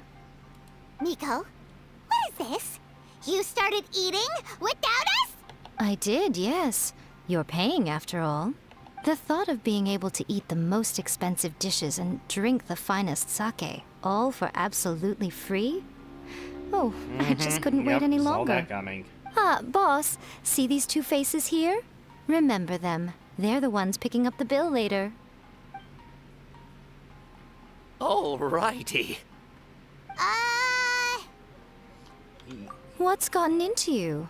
Come on, sit yourselves down. Sounds like You that have to paycheck's try this getting a fish. bit thin. It's found exclusively in the waters around Seirai Island. They shipped it to Inazuma overnight, and it was still alive right up until I ordered it. Or maybe you'd rather try this? I know, I know. I normally can't bring myself to drink sake this expensive either. If you don't drink alcohol, that's fine too. There are all kinds of fruit juices covering the whole price spectrum. Miko, you are outrageous! Last time we were here working on the novel, all you ordered for us was the plainest kushikatsu! Hmm? Strange. I remember no such thing. Mm-hmm. Oh, so what? You did offer to treat me to a meal, didn't you? Anyway, I am something of a VIP, you know. Wouldn't you find it embarrassing to treat me anything short of lavishly? Miko, this meal is going to be super expensive! Aren't you afraid we won't be able to afford it? Oh, don't you worry about that. You can most definitely afford it. They're still printing your light novel by the batch, you know. You have quite the generous payment due. What? Aw, darn it! She tricked us into this! Miko was after our Mora from the very beginning! Mm-hmm. Oh, the looks on your faces right now. Too perfect. Oh, by the way, since nobody's wishes came true on the moonless night, novels with incantations are no longer in vogue. So you'll have to come up with something new for the next chapter of The Miraculous Adventures of the The deadline is looming. I'm counting on you.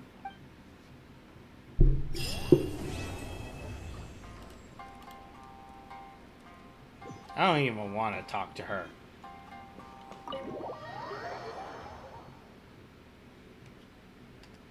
Goodbye.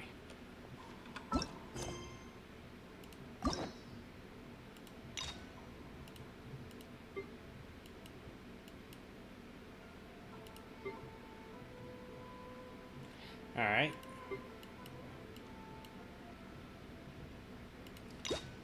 Let's look at Eugene.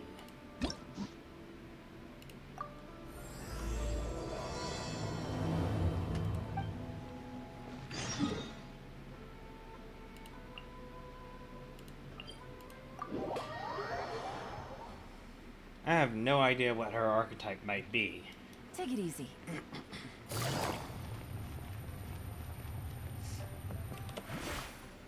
Can't you send someone any sooner? The clock is ticking, and I need this resolved ASAP.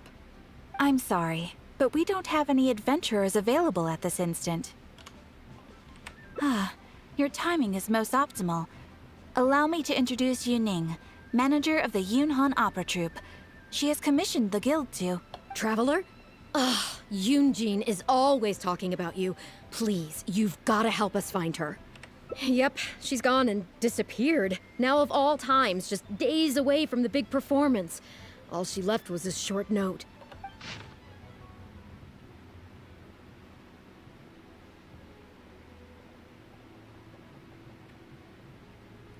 If our audience doesn't get to see Eugene on stage, they'll start tearing the place down. I mean, what am I supposed to do, huh? She said she'd That's come what back. I said too, but... Look, when you're a megastar like Eugene, you gotta start taking things a little more seriously. Saying she'll be back doesn't give me a whole lot of reassurance when she's showing no regard for her own safety. Why does she have to go and practice somewhere so dangerous? What if something happens to her? What am I going to tell the audience? She does have a vision. Well then, what if she gets into a scrape and hurts herself? If she gets so much as a scratch, it'll be a loss to the whole nation. As you can see, this is what we're up against. Would you be willing to accept this commission? Okay, for Eugene. Ugh, wonderful. Ugh, thank the stars. Please, you've got to bring her back, safe and sound. And I was worried because I thought you were someone else.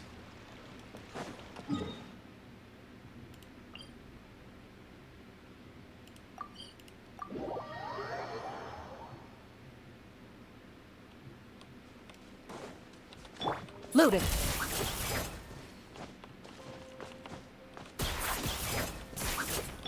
Hey!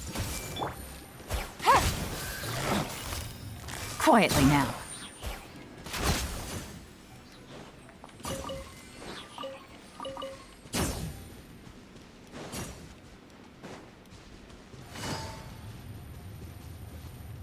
There she is.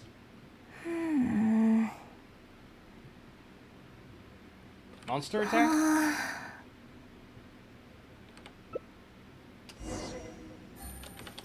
Everyone hold it! Game's up. Fun's over.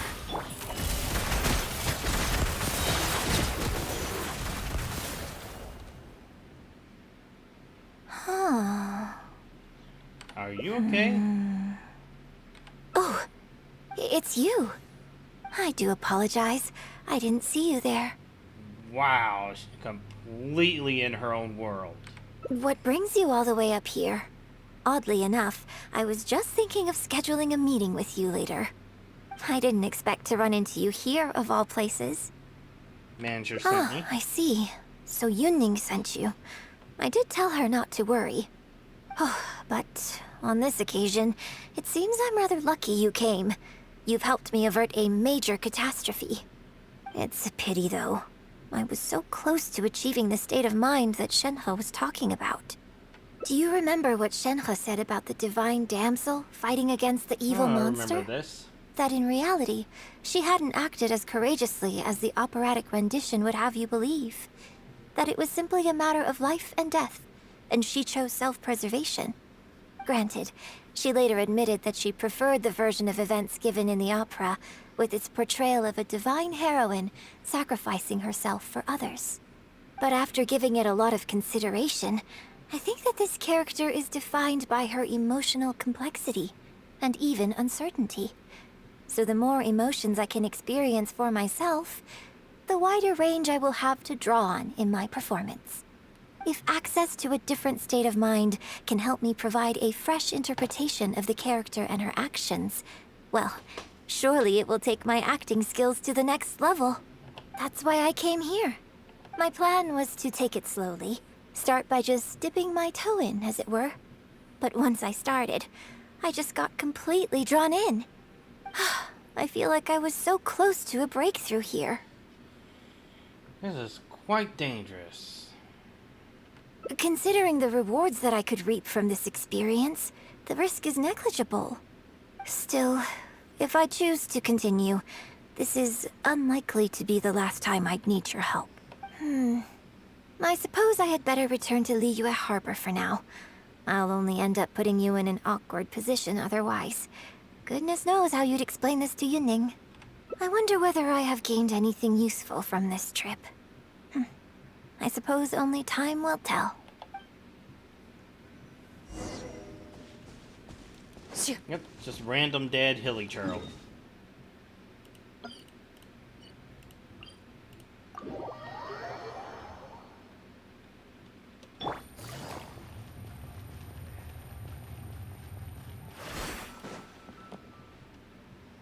Can you put a few more adventurers on the case or something? The clock's still ticking away. Oh my god, the Please have absolute faith in her. worry worked. Ah, they've returned. Yuning, we're back. Yunjin, are you okay? Are you hurt? Do you need to go to Boo Boo Pharmacy? No, I'm fine. You don't need to worry. When it's time to go on stage, I'll be there. Look, I get it. You like to go out exploring. That's fine. But do you really have to go off thrill-seeking this close to the show? You have to take better care of yourself, okay? For all our sakes. For the opera troupe and for your audience. We're just lucky we had the Traveler to help out. What if something had happened to you, huh? What would I say to our audience, Well, I would say the best way to make it up to our audience is to give them the best performance we can. Don't you agree? While I'm off stage, as long as there is something, anything I can do to improve my acting ability, even the slightest amount, I can't pass up the opportunity. You know, Ugh, I don't know what to say anymore. Traveler, please, you tell her. So, what's your honest opinion?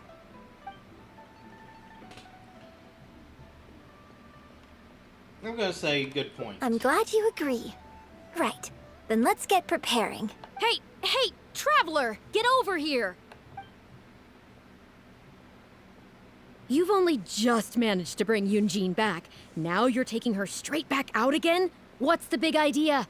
The next show is just days away. Please, if not for me, then for the sake of the opera troupe, I'm begging you, help me convince her that at the end of the day, she's gotta fall in line. Well, okay, maybe that's asking the impossible, but at least try and keep her distracted. Please, just keep her occupied until the next show. No more thrill-seeking. What are you two talking about? If it doesn't involve me, I think I'm going to... You know what? It does involve you, actually. The Traveler was saying, come on, help me stall her. Oh? Well, what do you need from me? I want to give acting a try. You want to become an actor? You do? Oh, yes, of course she does. She was just telling me that she's interested in exploring her dramatic side and, would like you to give her some coaching. Right, good. Well, let's not beat around the bush. Traveler, your master awaits. Hold on. I don't know if I'm really ready to take on students yet. Oh, please. This is the day you've dreamed of, isn't it? You certainly talk about it enough. And look, now she's here, ready and willing. Okay, I get it. You can stop now. Ooh, she's blushing. I am delighted that you wish to study the performing arts from me. But the issue is, before you could become my apprentice, I'd have to get approval from the founders that do an initiation ceremony. There just isn't time for all that right now. So, for now, I'll just teach you a few basics. Informally, one friend to another, there's no need to call me master. Coach. What? Don't you think that's a bit old-fashioned? Let's work on that later. Until we settle on an appropriate title, just call me by my name. Let's meet tomorrow morning on the bridge by the sea at Feiyun Slope. I'll do my best to prepare a good first lesson for you. Whew, what a relief.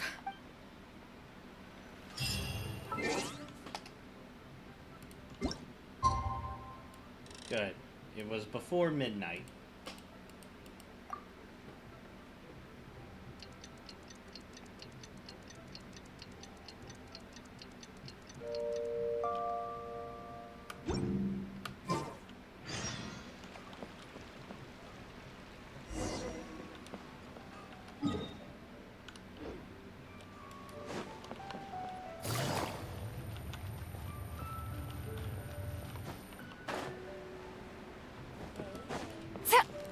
These birds. Good. You're right on time. Punctuality is an essential quality if you want to make it big in the acting world. Without it, you won't be able to keep on top of all the work you need to do each day. Well, first I'd like you to answer me one question. How many pigeons flew from the bridge when you were passing through?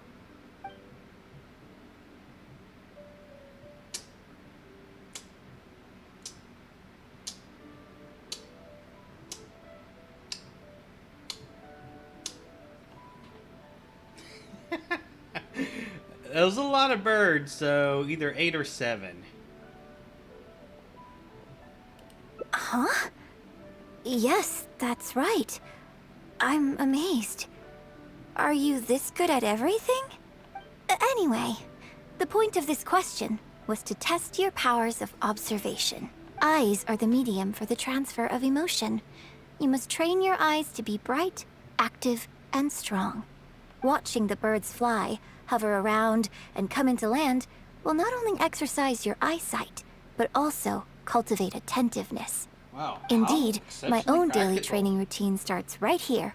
I watch the pigeons to train my eyes, and I sing to the tide to train my voice. All in good time. Grasping all the techniques involved in opera singing and posture is not an overnight process. Let's start from the very beginning, with some general theories to help you better understand the concept of performance. Of course, I am in written correspondence with performers from many nations in Teyvat, which has rather broadened my perspective on this topic. For example, let's start with something simple. How would you perform yourself? Try to relive the events of that day when you were battling against an ancient god and fighting off the Fatui. What can you see? What did you feel? Now, Been a while. I want you to look out at the ocean in front of you and recall the raging waves and the atmosphere of peril from that day. Take a deep breath. Now, gradually, embrace the scene, immerse yourself in it, and let all the emotions back in. I'm gonna go with 3. Good, good. So that's how you felt.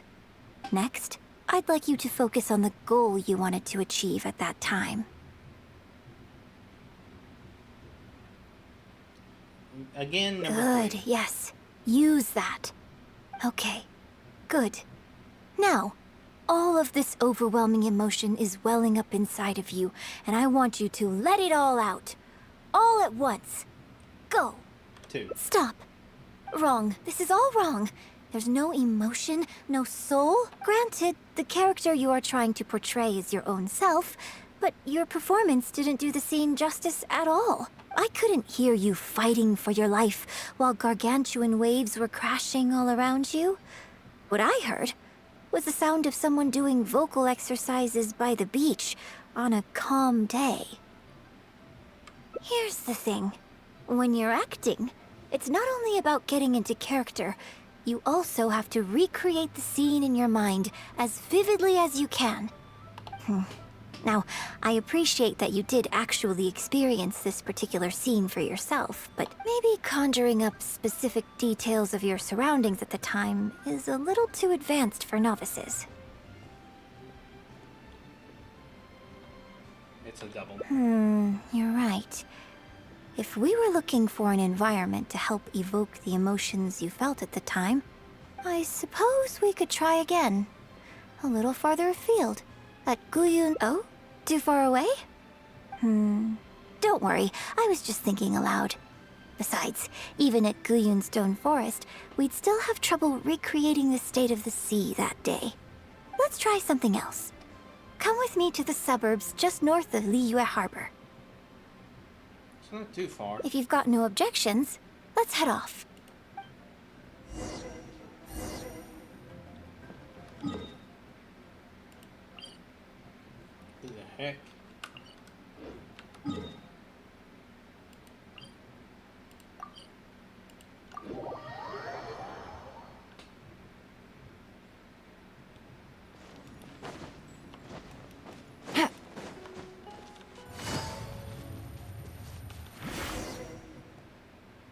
The battle you fought on the Jade Chamber was a very strange set of circumstances, even for someone like you.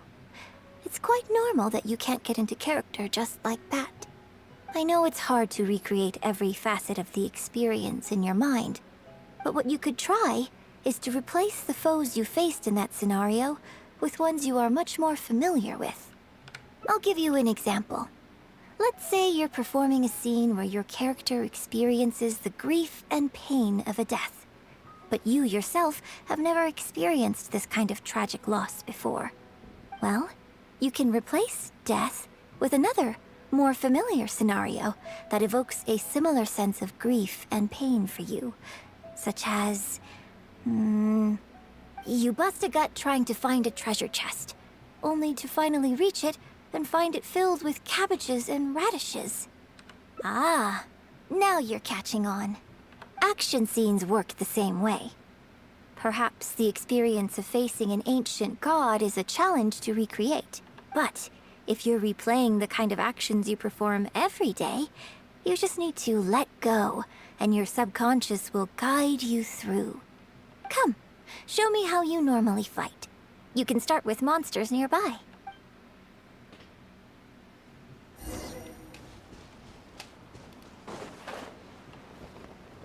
Take it easy. They're coming. Just do what you normally do in this situation.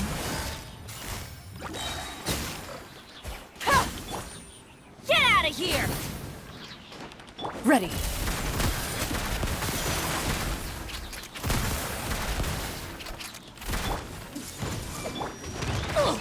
Adventure, I'm going in! Hunt them down.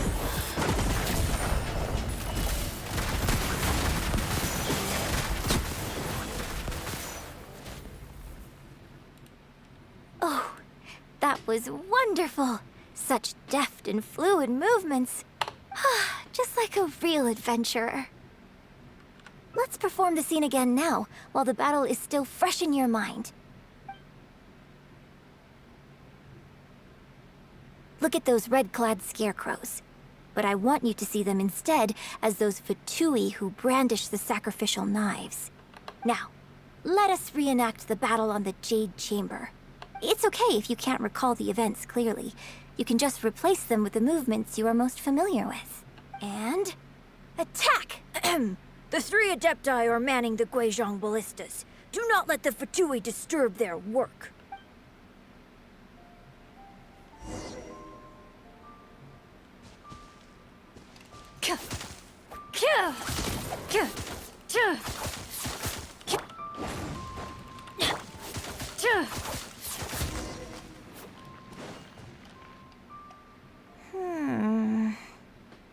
I can't fault your movements in terms of technique, but Fatui are larger than most monsters.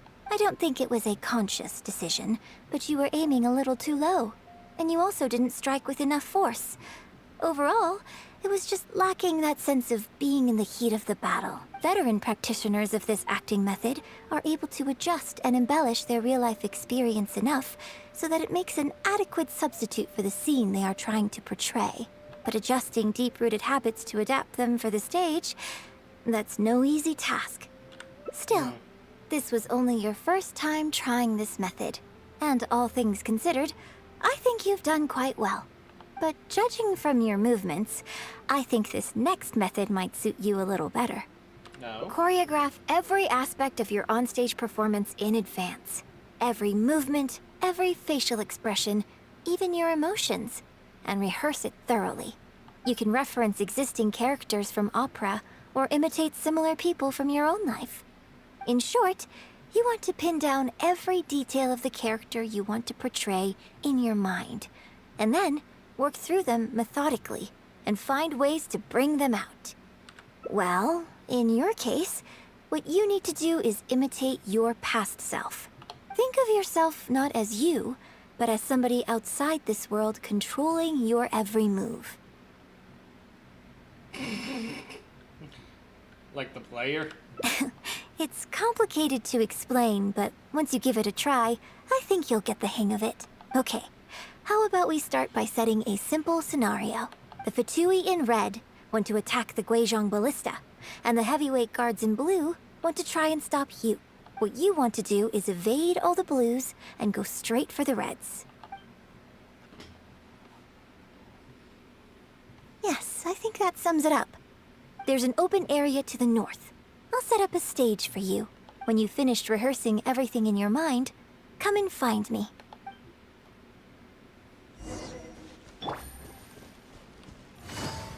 Not quite north, but close enough.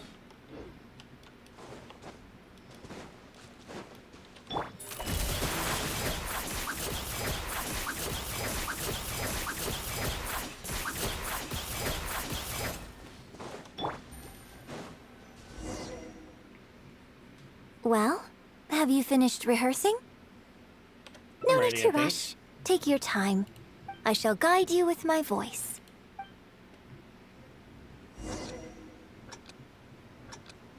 人道是万千比心，难过一人关。风刀剑，家身也担心。金滩土，击入地震，秋雨蓝袍在纠缠。群魔神出去的帅，披剑将踏红一战。三尺青，双桑的 Not 也 perfect. 淡定了风波。 Now that was a little better. You managed to bring out more of that fearless hero quality that time. My hard work coaching you has finally paid off. This method might not sound as sophisticated and exciting as the first two, but it's the most popular choice for teaching beginners. Rigorous rehearsal and vocal training is at the core of this school of thought. It even works on those whose performance lacks emotional depth at first. As long as you practice diligently, with time, you will achieve mastery one way or another. Either your finely honed skills become a good substitute for innate talent, or the process of honing your skills cultivates genuine talent within you. People say that when you truly master the art of singing, even the birds and beasts will be drawn to your song. I know. I guess I still have a long road ahead of me when it comes to developing as a performer. Yeah, why didn't you start this Well, one? because even if I had, you wouldn't have put your heart into it. It's been written on your face this whole time. Just try and keep her occupied until the next show. Don't forget that acting is my bread and butter. Did you really think I wouldn't be able to see through it? Still, this is a rare opportunity, and I hope you have at least learned something from it about the beauty of the performing arts. The operatic tradition carries countless historical memories within it. As long as the art is kept alive, the voices and faces of bygone heroes can be recreated on the stage for generation after generation. I hope that your voice and your face will make their mark on Liyue Opera too. Yes, as well as coaching you today, I have also been closely observing every move you make. Do you remember the basics of the final method? Don't you think there's a striking similarity between you, who stood up for Liyue and fought off a god of old, and the divine damsel in the play? With you as a reference in mind, I'm sure I can finally make a breakthrough in creating my own adaptation of this character. Why was Because your as first- far as I'm concerned, The immersion method, drawing on life experiences, and imitating others are all valuable acting methods. Even if my every movement is rehearsed to perfection, I can't move the audience without conveying emotion. And even if I fully master the character's emotions, a little choreography will help make the performance more polished and appealing. Whatever the method is, as long as it offers something that can improve my performance, I will always give it a try. Thank you for trying them out as well. It means a lot to me. And congratulations on making it to the end of your first acting class. Graduation ceremony? I'm afraid that's still a long way in the future. For now, I hope to incorporate part of you into my performance of the Divine Damsel. But one day, I hope to write an opera all about you. When that day comes, I hope you will be able to join me on stage and give me some constructive criticism. It'll take a lot of hard work to reach the point where you're ready to go on stage. But I'll be here to keep you on track every step of the way. Ah, here we go again. So old-fashioned. Then again, I suppose I will have to give you a lot of instruction along the way. And if I won't let you call me master, teacher, or coach, I've got to think of something you can call me. Ah, I've got it. You can call me mentor. What do you think?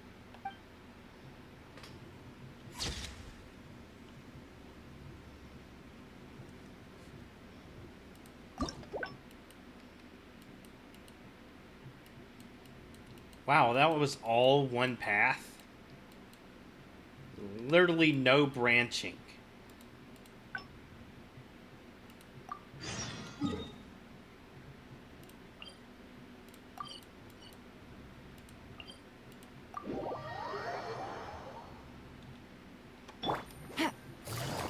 Well, my Benny is half health. Take it easy. Can you put a few more adventure...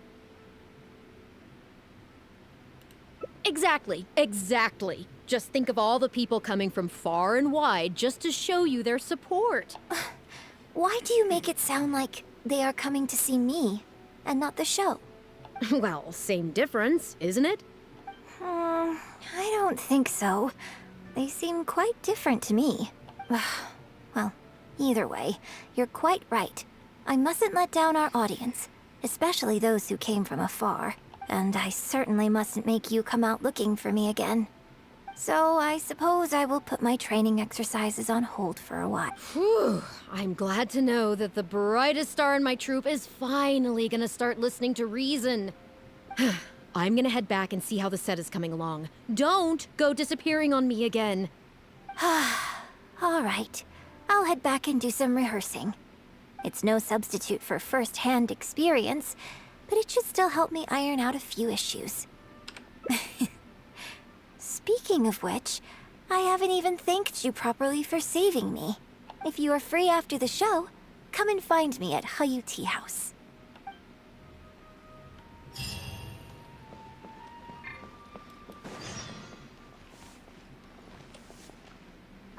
$20, $23.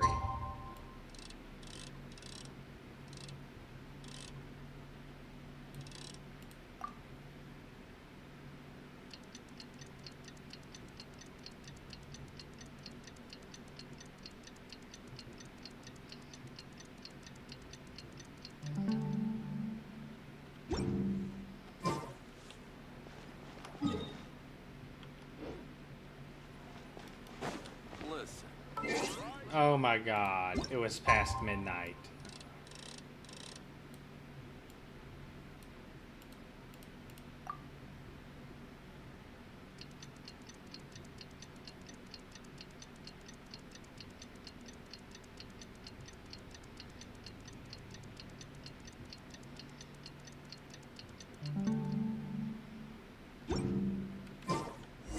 Navigating the world is a whole lot easier with a few different identities to choose from. Need me to come up with some? Into the shadows.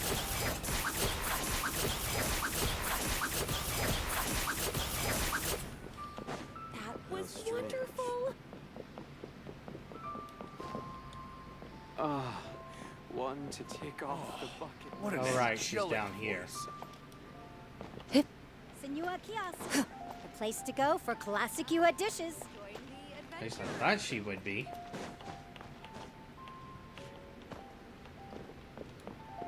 How strange. That was wonderful. Angelic voice.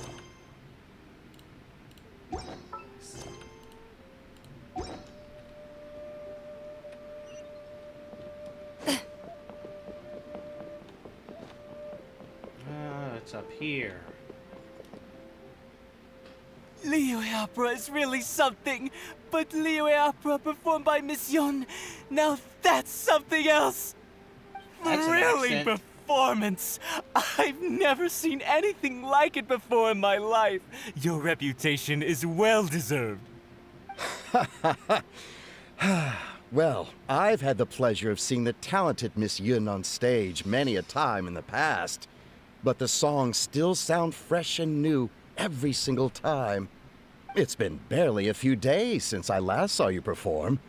But once again, Yun Jin, you've progressed by leaps and bounds. Oh, you're far too kind, both of you.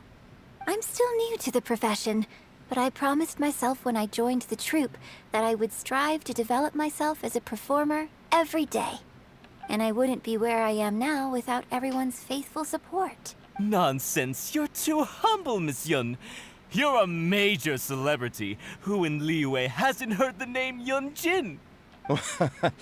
In the circles I move in, anyone who says they've never seen Yun Jin on stage is at risk of getting laughed out of business. As it happens, I have a business meeting at the Xinyue kiosk with a client who is also a big fan of yours. So, I was wondering if you'd perhaps like to join us for the meal. Oh, me too. I've booked a table at the Lioli Pavilion and was hoping you might join me. Oh, I'm terribly sorry to both of you, but I won't be able to make it. I'm very grateful for the invitations, but I'm afraid I already have arrangements for this evening. Isn't that right, Traveler? Yep, I'm here. Okay, you have plans, but you're really gonna pass this up? I mean, you could always reschedule. Oh, rude. Wait a second, you're... Well, I guess it's not going to work out today, then. Maybe another day, Miss Yun.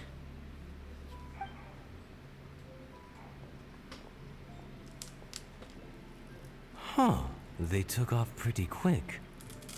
Do they know something I don't? Haha, I guess I'll be leaving too. Wouldn't want to cramp your style. Take care, both of you. Sorry that I can't see you off. Whew. Thanks for coming to my rescue. Again. Look at you. You're a national treasure. Even Gentry Moutsai is in awe of you. I feel a little sorry for Xinyue Kiosk and Liuli Pavilion. I just hope the food won't go to waste. Well, why don't we go I don't there? think we'd be able to get a seat this late. But it's fine. I have a better place we can go. Let's head downstairs. I owe you a big thank you tonight.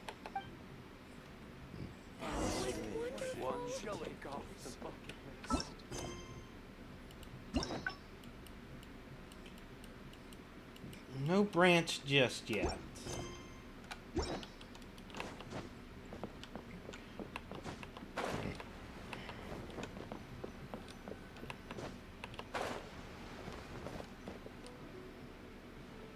Miss Yun?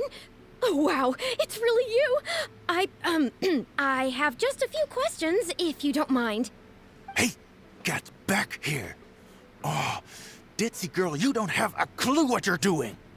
Are you a journalist? If you'd like to arrange an interview, you'll have to liaise with my manager.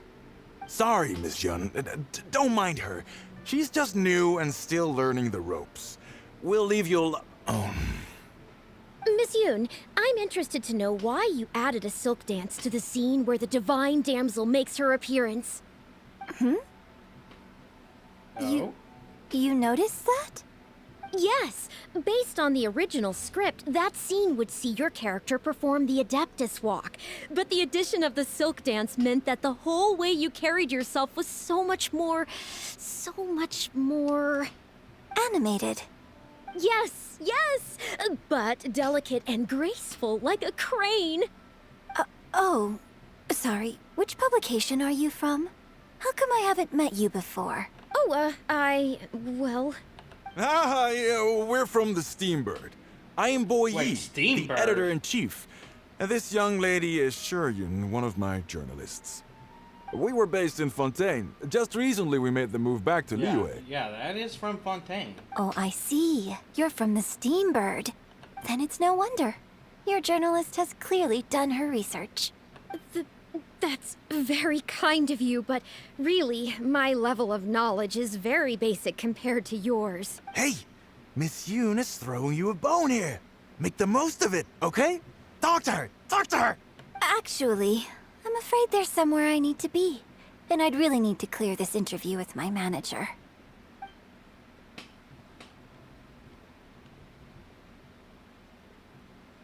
Play it safe. That must be the Yes, branch. you're right. I'm very sorry, but I'm afraid the troupe is pretty strict about the rules for this kind of thing. So we'll have to do this one by the book. Please liaise with my manager, and we can do this interview another day.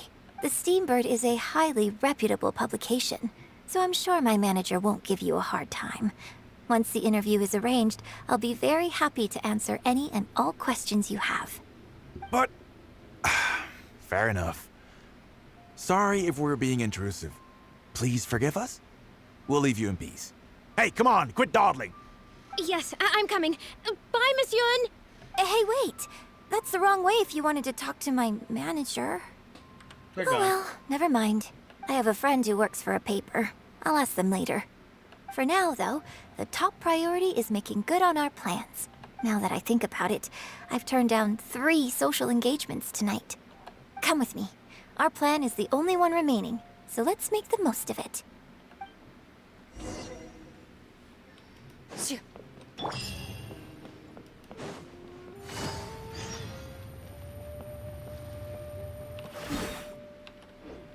Ready.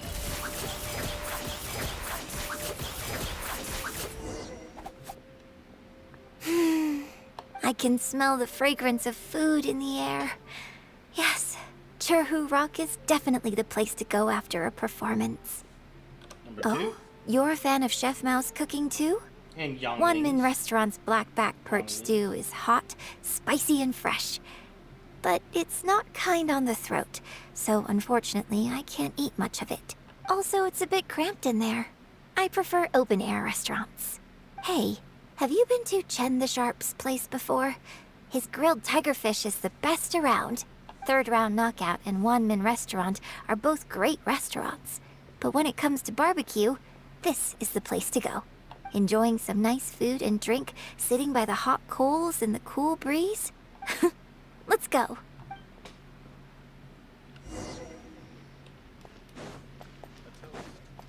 Oh, I forget this guy even exists. Tigerfish! Grilled tigerfish, hot off the grill! Oh, hey there. Is this a Miss Yoon which I see before me? It's been a while. What'll it be? The usual? Yes, please. I'm out with my friend today. Let's start with a plate of stir-fried meat and a handful of skewers, and of course some grilled tigerfish. 2, please. One with just a hint of chili, and the other one,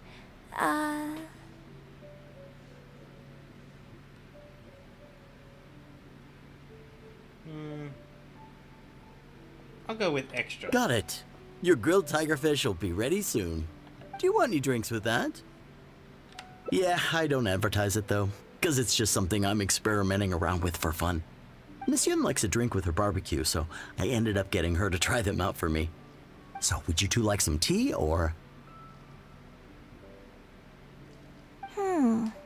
Anything new?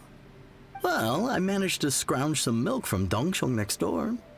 A merchant from Mondstadt told me a while back that there's this popular drink doing the rounds there called milk tea. I tried my hand at making it too, but the response has been kind of lukewarm. Still way off being ready to add to my menu. Tea with milk? Sorry, milk tea? It might not be the best thing for my throat, but if I'm just having a little taste, Generally, I milk mean, and tea are both I think it should be gentle on the fine. throat. Oh, but what about you? Anything you want to drink? Okay, let's get yours in first. And then, I'll have one of each if that's all right. I'd like to try them all. Okie dokie. And here's your tigerfish, fresh off the grill. Come on, let's enjoy it while it's still hot. Piping hot barbecue and a nice cool drink is the best sensation.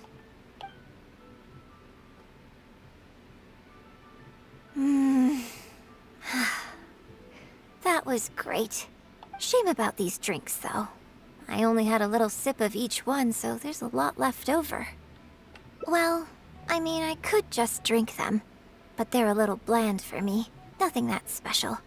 I guess he must have toned down the flavors to make them palatable for a wider range of customers. We could just add some flavor back in?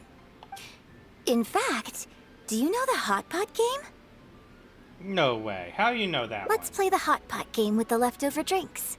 I'll add some extra ingredients based on my tastes, then you try to guess what I added. Sound good? Don't worry.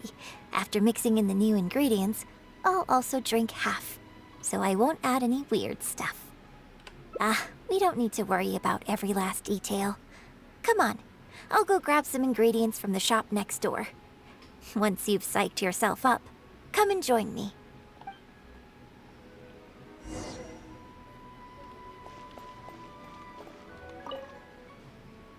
Okay, get ready.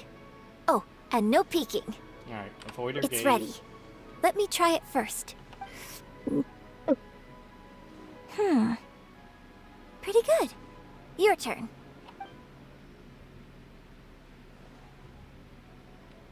Two.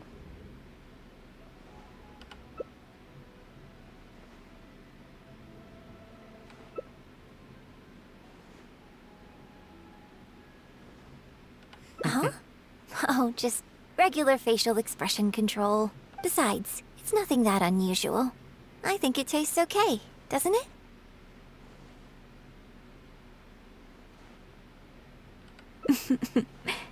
So did you work out what ingredients I added? Mint, jam, slime condensate. You guessed them all correctly. You seem to have a well-developed palate. Welcome to second. We can try some more combinations next time. I wonder what kind of new flavors I could create with some more traditional teas, like pine nectar or snow blossom. I can't wait to try it out. I'm getting excited just thinking about it. Huh. Well, people do often say that getting deep into a character is about identifying the part of you that is similar to them and bringing that into the performance. So in that sense, I can't say it's incorrect to conflate an actor and the characters they play on some level. But there are many more sides of me than the few you see on stage. So ultimately, yes, I am not the same person on stage as I am off stage. Sometimes, when I get letters from people, I can tell from the way they write that they see me as someone cold and aloof. I can write back, but I have to be very careful about what I say. Likewise, when I get invited along to banquets and so on, I have to make sure to keep myself calm and composed the whole night.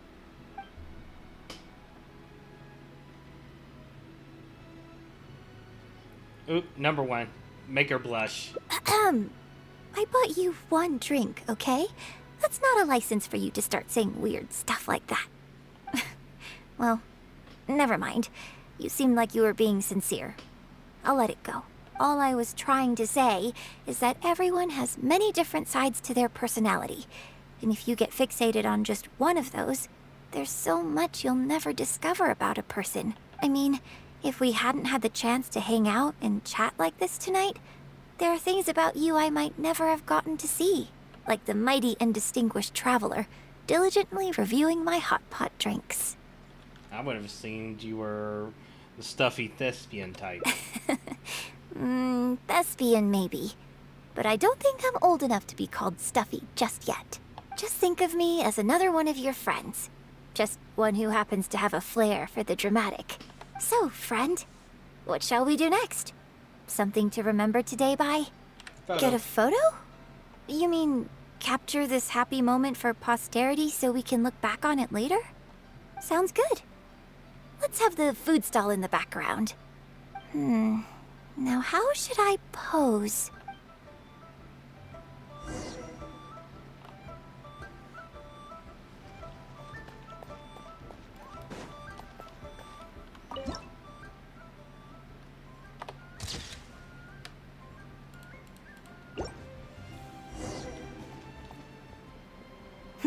It looks good. I hope whenever you look at this photo in the future, it will remind you of the good time we had today. Hold on.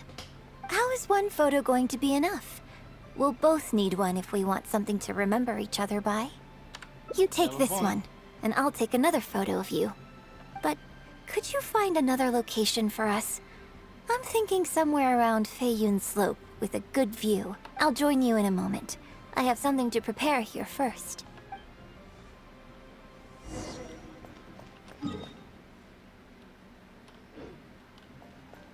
Loaded.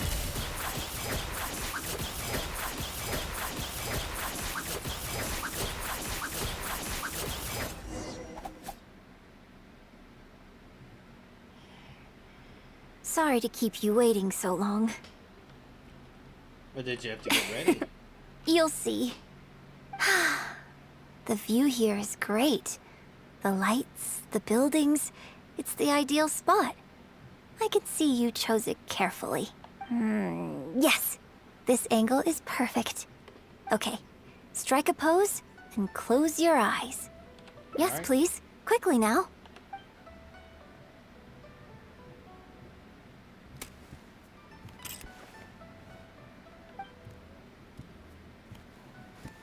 Get ready. 3, 2, 1. Open your eyes. New stock at Sigu Antiques? The key here is consumer psychology. All right.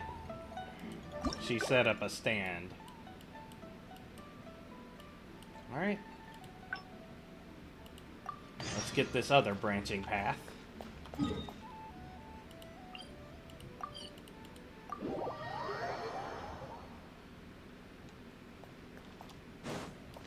Oh, wow. We can try some more combinations next time. Your on-stage persona is more striking. You think so? So you prefer the way I am on stage too? It's fair enough. After all, every detail of my onstage presence, from the songs to the costumes and makeup, is carefully crafted for maximum appeal. And I've worked hard to try and cultivate an image that appeals to everyone, regardless of age or gender. But if I can't lighten up and joke around, even with my closest friends when I'm off stage, that's a real bummer. Never mind. Talking about this is just going to kill the mood. Tonight was about me showing my gratitude to you. So, did you have a good time? Is there anything else you want? Like something to remember the evening by? A souvenir, perhaps? Anything you can think of? Okay, here you go. Well, people ask me for autographs all the time. Usually what they want is a signed picture of me on stage. Apparently that makes it more valuable. Yunning suggested that I keep a bunch of them on hand at all times to make things easier. Ah, yes! That one is a picture from the Divine Damsel of Devastation. I have one just like it on my wall at home. Hey, are you guys talking about Miss Yoon's autograph photos? I have one in the store too. Yeah, this seems like the bad ending. Well, what do you think? Is this souvenir valuable enough for you?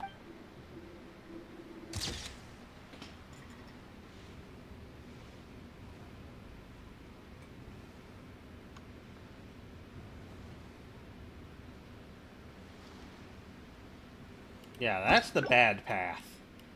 That is so much worse.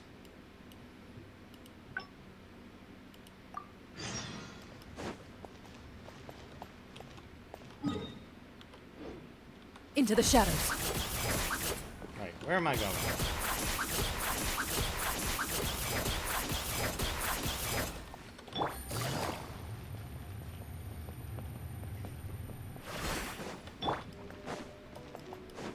Loaded. Miss Yoon? Oh, wow. Alright, let's entertain their... But what about our plans? Let's hear your story. Really? Okay, sure. Oh, thank you. Thank you so much, Miss Yoon. Great. Thank you both kindly. Let's find a quiet place and get this interview underway. Oh, I see. So that's why you added the silk dance in this scene. Yes, exactly. Doing it this way not only allows for more physicality in my movement, it also means I can make better use of the stage and transition into the scene more quickly. Ah, okay. So there was even more to it than I thought. So, wouldn't it make sense to contrast this with the Dongtong Appassionado section that comes directly afterward by making the latter a little more sophisticated? I think I know which section you're talking about. Ah, sorry. What am I saying? This is a fixed formula, isn't it? My suggestion would completely break the format. No, it's okay. It's an interesting idea for sure. I'll give it some thought. Thanks for the suggestion. Really? Wow, I'm so honored. Yeah. Shuryun, maybe it's time to move on to some of the things our readers would like to know about, Oh, okay. I was also going to ask for your opinion on the set and the costumes. Yes, well, I'm sure Miss Yun has countless pearls of wisdom she could share on her chosen craft. But, not all of our readers are quite so, artistically literate, shall we say. A lot of them really just want to know more about you. You know, what does Yoonjin do when she is off stage? Excuse me? When I'm off stage? You know, you're a major celebrity, and a lot of our readers are interested to know what life is like for you. What kind of place you live in, what kind of things you eat, clothes you wear, things you buy, that whole side of things. A day in the life. Besides rehearsing, a day in my life isn't really any more interesting than anyone else's. Nonsense, of course it is. Just think how many people were at your show earlier. They come from all over just to show their support. In fact, a relative of mine has a daughter who's been saying she wants to broaden her horizons recently. She's been looking for a chance to give you a jade hairpin as a gift. Oh. It's against the rules of the opera troupe to accept private gifts from patrons. Could someone out there be accepting gifts for the troupe under false pretenses? I must get Yunning to look into it. I mean, it wasn't a big deal. Just something she said. Forget I brought it up. So, I saw Gentry Maotsai and the Snezhnayan gentleman come down from upstairs. Are they patrons of your shows, too? So, what are your thoughts on Snezhnaya and the Fatui? I'm sorry. This is my first interview, and my notes are becoming a total mess. I might need a moment to pause and reorganize them a little. Otherwise, I'll never be able to work all this into an article. Mr. Boyi, maybe you should take a look too. Don't be ridiculous! Stopping an interview halfway through to organize your notes? What are you talking about? Hey, all right. Miss Yun, Okay, that we'll girl just is be a moment. way more clever than he is. Oh, You look tired. I'm fine. It's not the first time I've been asked questions like these. The last time it happened, Yunning stopped the interview for me. But the next day, the tabloids were full of articles like "Dramatic Exit, Yoonjin storms out of interview," and "Miss La-di-da opera star is too good for our questions." Yeah. So from then on, Yoonjin said all interview requests have to go through her. I used to think I could hold the troupe together just by putting on a good performance. But now, I have to make sure I concentrate on my actions off stage too. Oh, you mean Fanarya and that crowd. I cherish them as members of my audience too. But there aren't many people like them who can appreciate all the nuance in a single viewing. How did Shiryun end up working with an editor like that guy? Something feels wrong there. I know. Ugh. They could be back at any moment, so I should stay here for now. But could you go look into it for me? If you find out anything, come straight back here and let me know. Yeah, that girl seemed very on the ball.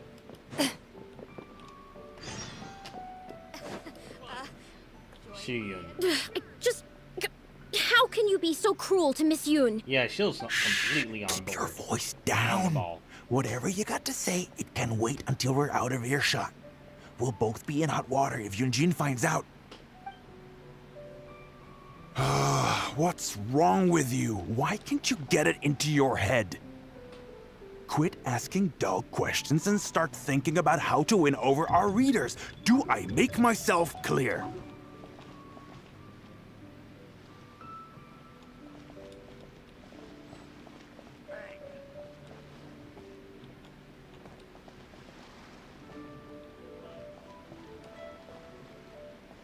I don't think you realize what a golden opportunity you have here. How many journalists would give anything they had to trade places with you right now? Huh? Ever think about that? You just don't get it. Miss Yoon has put her heart and soul into... Enough! Stop yelling in public! Or do you want Miss Yun to hear about all the lies you're spreading about her? What? Me? You're the one making everything up! Oh, we gotta fuck this guy up. Well, you sure seemed pretty happy chatting to her, so don't act like you ain't a part of this. And don't forget the contract you signed. Come. We'll continue our little chat over there. You need to listen and learn, young lady. I...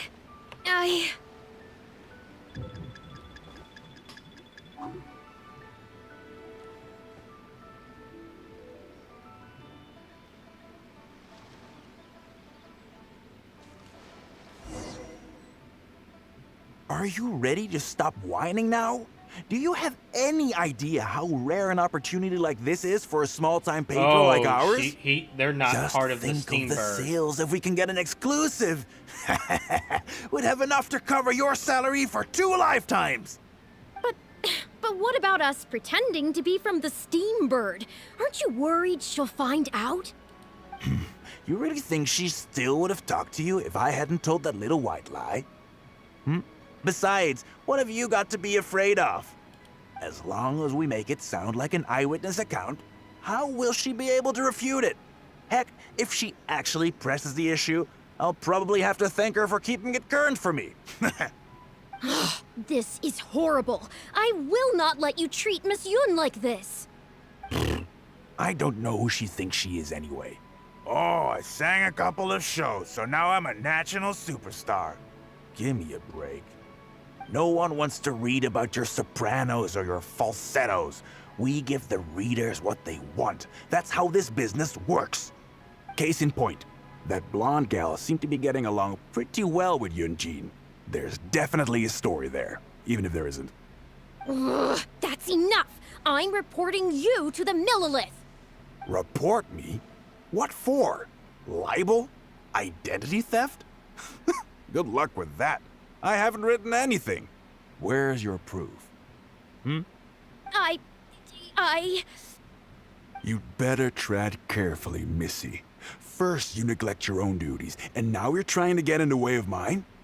You signed the contract. You know full well the consequences. If you sabotage this interview, I will make sure you lose everything you have. I will ruin you. You understand? This is the same archetype as Dottore, but more realistic to what you would see in real life. Fuck this guy. Why? Oh, why did I sign that contract?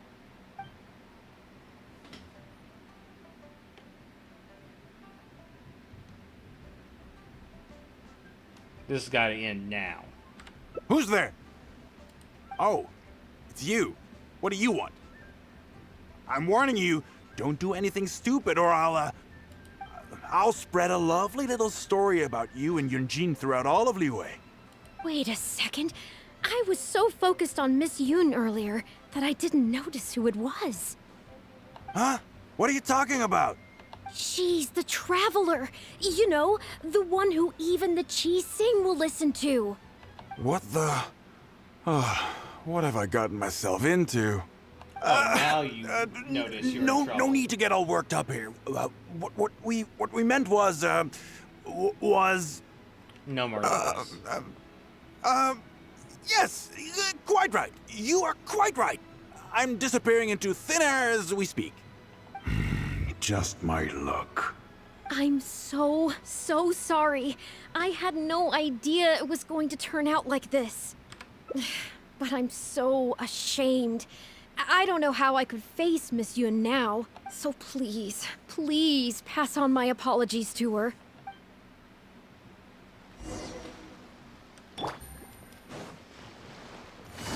Absolute scumbag.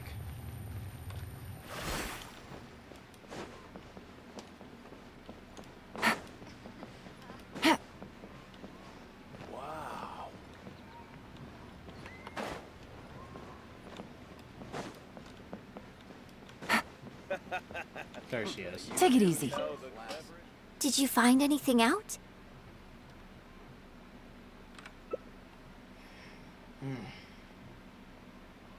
I see. Well, it's not unexpected. It's just a bit of a shame that I didn't get to talk with Shiryun for longer. She genuinely understands opera and has a passion for it. That's not something you can act. If I had the chance to talk with her more in depth, it could well provide me with some fresh inspiration. Yunjin. Did you agree to another interview without notifying me? These tabloid types are total scumbags, all of them. Who knows what innocent detail he might end up turning into the next big scandal. Sure, nothing might have come of it today, but who knows where it'll go tomorrow. Short of catching them all in their lair in one fell swoop, who knows when this is going to end? I'm sorry. I was careless on this occasion. Well, wallowing isn't gonna solve anything. Come on, go tell everyone in the troupe to be extra cautious during this time. Gee, oh Lord, bless us. Spare us any more offstage drama.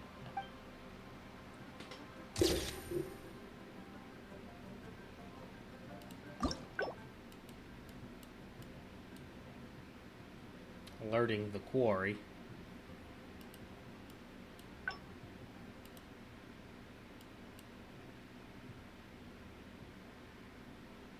So somehow this one can skip all the way to there.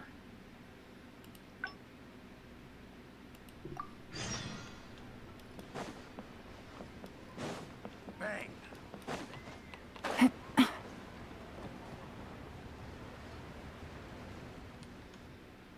Are you ready to stop whining now? Well, think very carefully about what you're going to do. This is a rare opportunity. Now, I need to think how to phrase these interview questions. You... Hey, wait!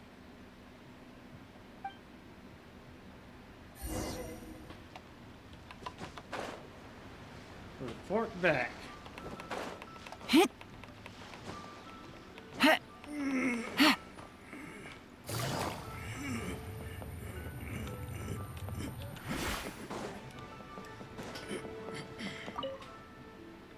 Did you find anything out? Well...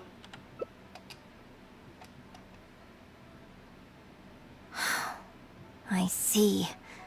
I knew there was something fishy about that editor-in-chief. But this is a bigger plot twist than I expected. Not yet. All he's done so far is ask a few questions. There's nothing in print yet. The Millelith wouldn't be able to do anything even if we got them involved. Besides, if we rush to report him now, it's only going to give him more material to write about. There has to be some evidence. You're right. But tabloids like theirs never have permanent offices and printing presses. The moment they hear anything, they'll disappear without a trace. And you've got no chance of catching them. I'm actually more concerned about another detail you told me. Would you be willing to do me another favor? I want to send a letter to that journalist. Okay. Great. Thank you.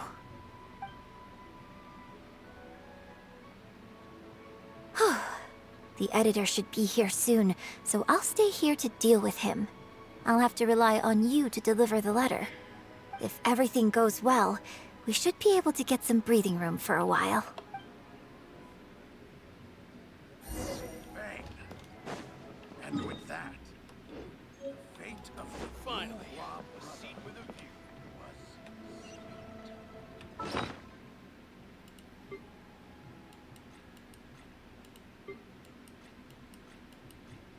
I want to read it. Oh, won't let me.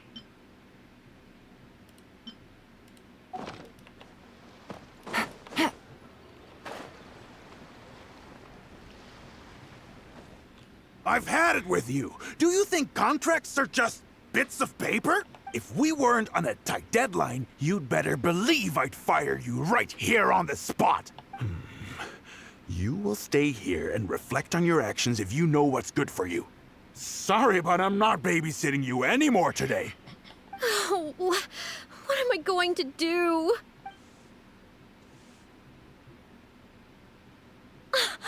You're the one who was with Miss Yun earlier. Oh, really? Miss Yun wrote me a letter? Oh, I'll read it right away. Wow. Really? I can't believe this. Miss Yun says that under Liyue law, any penalty charge I have to pay may not substantially exceed the amount of my salary. You can't have a labor contract that would completely bankrupt the employee in the event of a breach. It's not legally binding. So not only can he not get any money off of me, I can take this contract to the Ministry of Civil Affairs and blow the whistle on him. I didn't think about any of this when I was job hunting. I just signed the contract without a second thought. I always thought Miss Yun was all about opera. Who would have thought she was such a legal expert, too? Interesting. If only I hadn't gone out of my way to get Miss Yun's attention in the first place, none of this would have happened. I didn't expect it to end up with Miss Yun helping fix my life problems. Well, Mr. Boyi says I'm still on probation, so he won't tell me where their work location is. Plus, I give all my draft articles straight to him, so I don't have anything in the way of evidence. Yeah, you're gonna fire you I wouldn't put it past him. But the letter says that my statement and the contract are enough to get the Millelith looking into it. If Miss Yun says so, I'm sure she must be right. Let's go confront him right now. Take it easy. Well. Things are going well. I'm liking this one. Okay, I think I've covered this topic pretty thoroughly now. Unless you had any more questions? Whoa, what can I say, Miss Yun? You have so many wonderful qualities. Let's not quit while the ball's rolling, huh? Otherwise, I'll think of something I didn't ask later, and by then, it'll be too late. So, hey, where's that, friend of yours who was here earlier? You guys seemed, pretty close. Not intentionally avoiding the interview, surely? You're finally back. This poor gentleman's been waiting for you. You're with Shiryun? Hey, what's going on here? Hey, Shiryun, don't forget the contract you signed. The Traveler clued me in. This contract you made me sign? It isn't worth the paper it's written on. Isn't worth the paper it's written on? Don't be ridiculous. It's all there, clear as day. Don't you think I did my research? Research? Oh, so you're a news editor. But you also have an interest in law? Yeah, she's new, and she's making a fool of herself. She doesn't get how this all works. My apologies. Now, back to our interview? No, it's okay. In fact, I found myself delving into some legal texts recently. It's all so intricate and complicated that it's very difficult to take it all in. The contracts of our opera troupe are a case in point. I'd finally finished reading through the relevant documentation from the Yuehai Pavilion when suddenly the Qixing announced a new interpretation. So I'm just curious. How can you be completely sure that you didn't miss anything when you were researching this? I'm pretty sure I read everything relevant. Under current legislation, the penalty terms in my labor contract are unreasonable and exploitative. I could report you to the Millelith for extortion. Nonsense! That's ridiculous! My goodness. Sir, it seems that we should probably bring this interview to a close here. Don't listen to her! I run a legitimate business. Everything we do is above board. Oh, I have no doubt about that at all, sir. But this reminds me of a case I read about not long ago. Once you get reported and the Millelith starts scrutinizing your business, well, not only do they look into every license you have and every work you've ever published, but everything down to your fire safety policy will come under their magnifying glass as well. Bad. So if you don't get back now and start preparing for their arrival, well, I mean, I don't mind continuing the interview at all. But I'd hate to take up too much of your precious time if there's any aspect of your business you want to double-check from a legal standpoint. You? I won't forget this! Hey, where do you think you're going? Miss Yun, why did you stop me? They'll destroy all the evidence. Right! And the contract I have is enough to get him arrested, isn't it? I'm not a legal expert. I haven't the faintest idea. All that was just an act, aimed at getting him to show us the way. Ooh. An act? Show us the way to what? Yunjin, the Millelith are after him. Based on his movements, it looks like Boyi is heading back to his headquarters. I really hope they teach these tabloids a lesson they won't forget. It'd sure make my life a lot easier. Yes. I had Yunning report to the Millelith while you were delivering the letter for me. The penalty terms in Shiyun's contract are too severe. Even if they don't violate the law, I'm sure he must be taking advantage of some loopholes. Anyone who works like that is sure to have a guilty conscience. So all I had to do was put on a little show, starring the editor-in-chief of the Steambird. And now, he is sure to lead us to the solid evidence. Well, acting has to be authentic to be believable. Their little publication will go out of business in no time. Good riddance, I say. I hope this gets the other tabloids to rein in their antics, too. Hey, here's a thought. Maybe we could get him to rat on some of his rival publications. Ah, I only just realized what this means. I'm going to be out of a job, aren't I? Well, would you still be interested in submitting an article to the Steambird? But the real one this time? Well, yes, of course. But would they really accept an article from me? Yunning, when can we arrange the next interview for? Oh, so now you're asking me. 2 days from now, morning. Work for you? Okay. Shiyun, let's continue our discussion about tonight's play 2 days from now. Does this mean I get to do a full feature interview with you? Okay, I think I know what I want to write about. Thank you, Miss Yun. Don't mention it. I'm sure it will be a source of inspiration for both of us.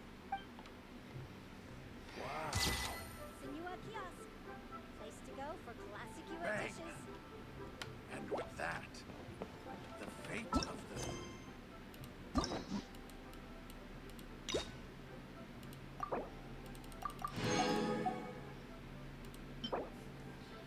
Cloud Shrouded Jade.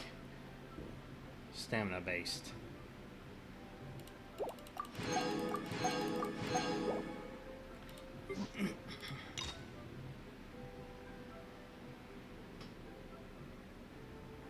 Fucking 10:30.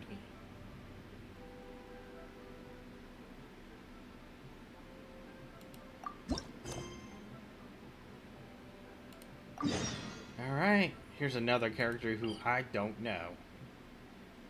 650.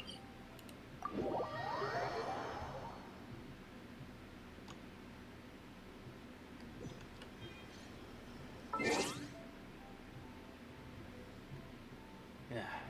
Still, how far away? 1, 2, 3, 4, 5. I am still 80,000 away. Really want to get my world level up.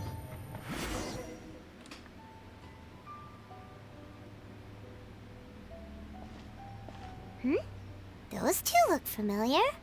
Ah, it's Ippei and Shinojo! I'm gonna pretend I know who they are. Guess they must be good friends, huh? Anyway, let's go say hi.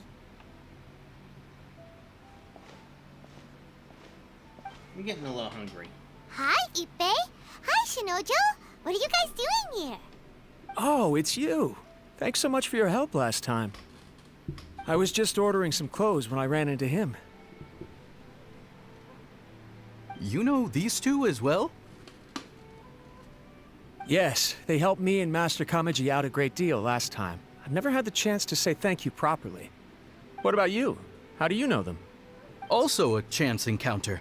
Our lady had them join us as additional guards for a goods escort in order to sneak out of Rito undetected.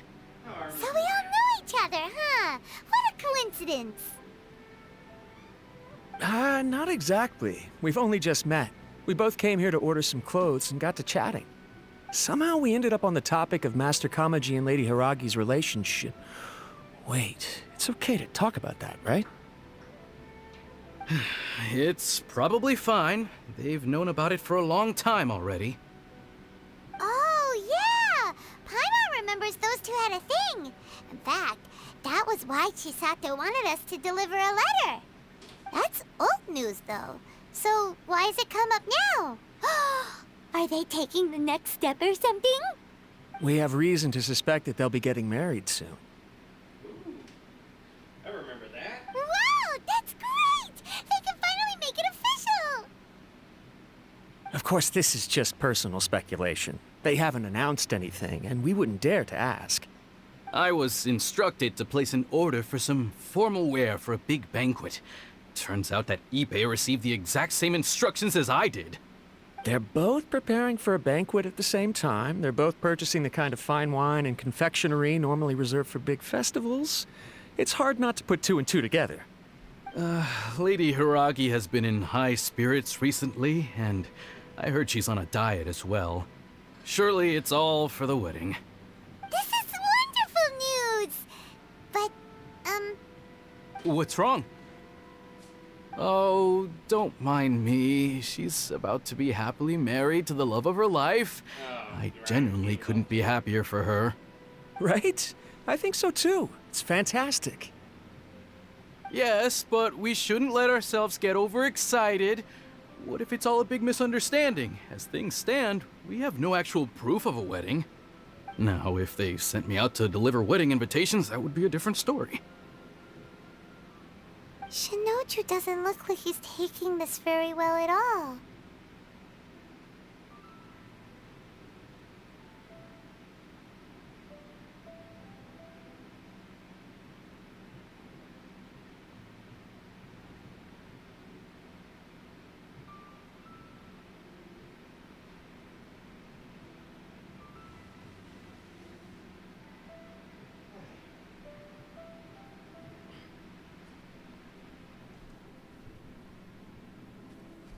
Both are the same. Sorry, I just haven't slept well recently. I'm ashamed to be so out of sorts at work. I'm not living up to my responsibilities, either to the Kanjo Commission or to my lady. Are you worried about their wedding? Not exactly. It's just everything feels kind of up in the air until they make it official.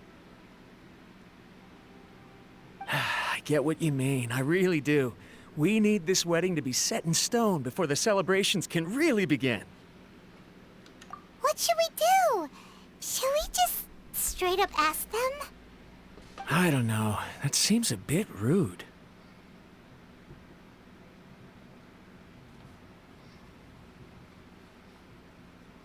Right! If Ayaka knows about it, that means it's a sure thing. I don't think it's a good idea to bother the Yashiro Commission. It's fine. She and Ayaka are practically best buds. There's nothing to worry about. I see. Then thank you. Thank you very much. Having a definite answer will stop my thoughts from running wild. Let's go to the Kamisato estate.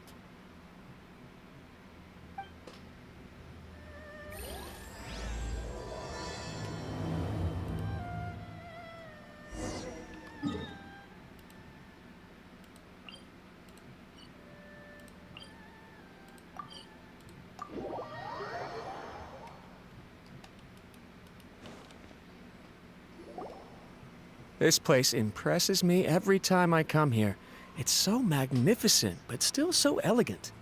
We'll just wait here. We don't want to cause any extra trouble for you. Ayaka wouldn't mind. Honestly, even if we did come with you, we wouldn't know what to say or do once we were inside. So we'll just leave you to it. All right then, we won't be long.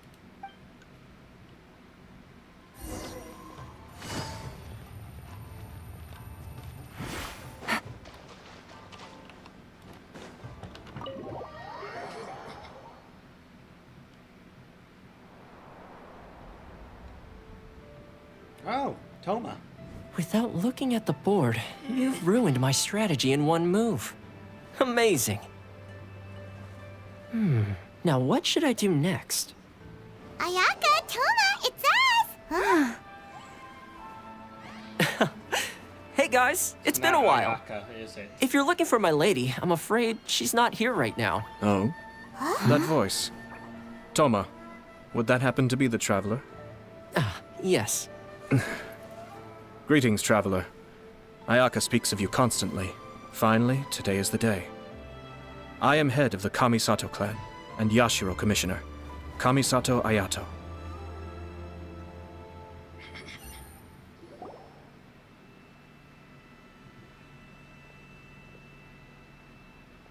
Quite the introduction. Greetings, both. I have long been indebted to you on my sister's behalf. Finally, I have the chance to express my profoundest gratitude to you in person. Ayaka is out today. If you are here regarding anything related to the Kamisato clan, you are quite welcome to discuss it with me instead. Oh, hi. Your flattering words flatter us. Please excuse the suddenness of our visit. Hi, Mom. For it is most improper etiquette. Paimon? Why on earth are you talking like that? Well, he seems like a pretty powerful person. He's already working his way up Paimon's list of people to never mess with. Okay. Look, as soon as he stands up, the whole atmosphere in the room changes, and it feels like you gotta be super polite. You shower me with praise undeserved, my little guest. There is no need to be quite so formal. This is a private residence, so please, relax. Oh, good. Because that whole spiel was really tiring just now. All right, now that that's over, Paimon's just gonna ask the question. So adaptable. We heard a rumor that Kujo Kamaji and Hiragi Chisato are gonna get married soon. Do you know anything about that? Oh? I wouldn't have thought you'd heard about that yet. We met them before. I see. Well, it's true. It wasn't long ago that I received the news myself. The head clans of 2 commissions are to become joined through marriage. This is big news for the whole of Inazuma. Since the Yashiro Commission presides over cultural and ceremonial affairs, it closely involves us, too. Yes. And since the commissions are kind of the face of the Almighty Shogun to the masses, this wedding is one that we have to treat as a serious affair. Right, makes sense. 2 true lovers becoming husband and wife. What a happy occasion. It is. High-profile matrimonial links between two commissions are extremely rare. But these two truly love each other. Tradition should give way to freedom in this case. All right then. I'll be sure to pay them a visit to send the best wishes of the Kamisato clan. No need. I'll visit them personally this time. Huh? But you have other things to be doing. This is a marriage between the Kujo clan and the Hiragi clan. The Kamisato clan must demonstrate an appropriate level of respect. The work of the Yashiro Commission is indeed multifarious. Normally, weddings and other ceremonies would come under the supervision of my sister. But she is presently occupied with other matters, and I happen to have a little time to spare. This will be a good chance for me to pay a visit to the bride and groom. Oh, and would you two care to join me? I presume you two have a special connection with the individuals in question, or you would not be quite so interested in this matter. This being the case, why not come and offer your best wishes too? Or is my presumption incorrect? Oh, it's not as interesting as you make it sound. No special connections here. Super ordinary ones, actually. Paimon. We just agreed to help deliver a letter this one time, that's all. Although, wait. Does that mean we helped make this wedding happen?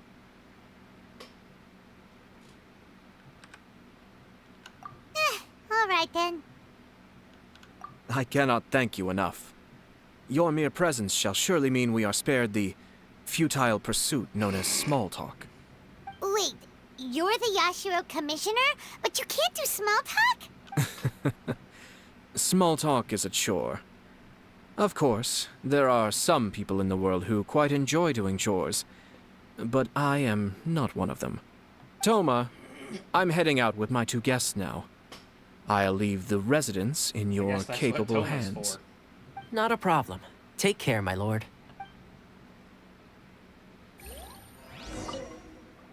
What's wrong?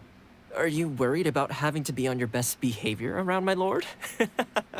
Don't be nervous. He's actually pretty easy to get along with. Well, the vast majority of the time, at least. Unless he gets ticked off by something. Oh, we gotta confirm things for the other two. Only innocent children and timid adults are scared of thunder. Ah, you're finally... Yashiro Commissioner! Who are these two? They're friends of ours. Paimon will do the introductions.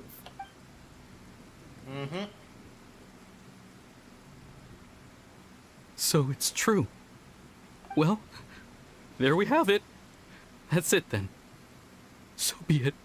Great, so our hunch was spot on. It is a little inappropriate for me to have shared news of this magnitude with you. So I would be much obliged if you could keep it in strict confidence until an official public announcement is made.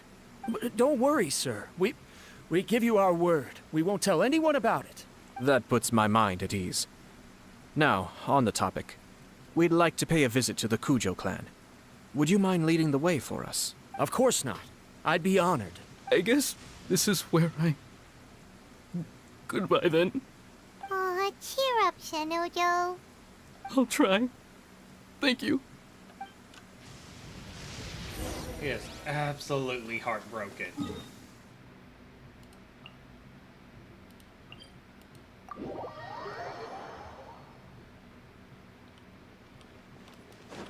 Ready.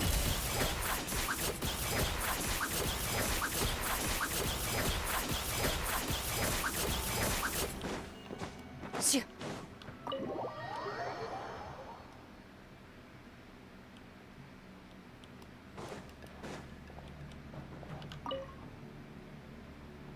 All right, then. Please excuse me. I'll leave you to it from here. Okay. Thanks, Ippei.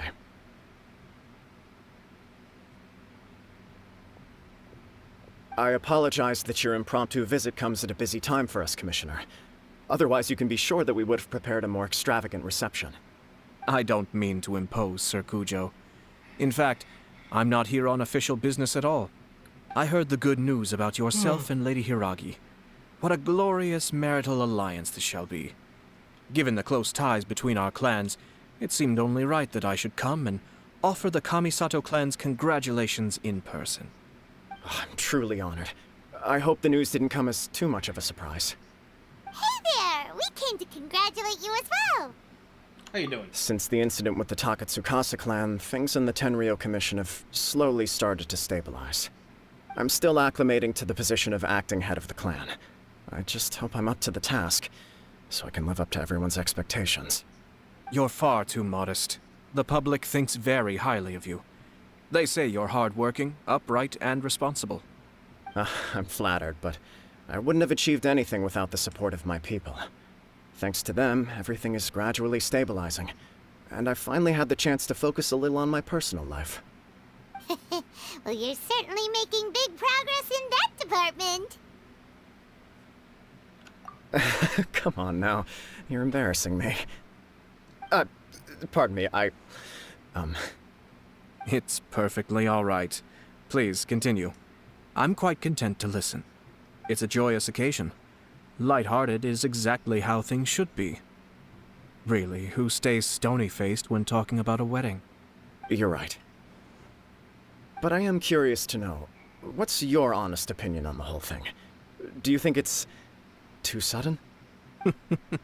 Of course not. Where there is true love, nothing should be allowed to stand in its way. No doubt people will offer you a colorful variety of opinions.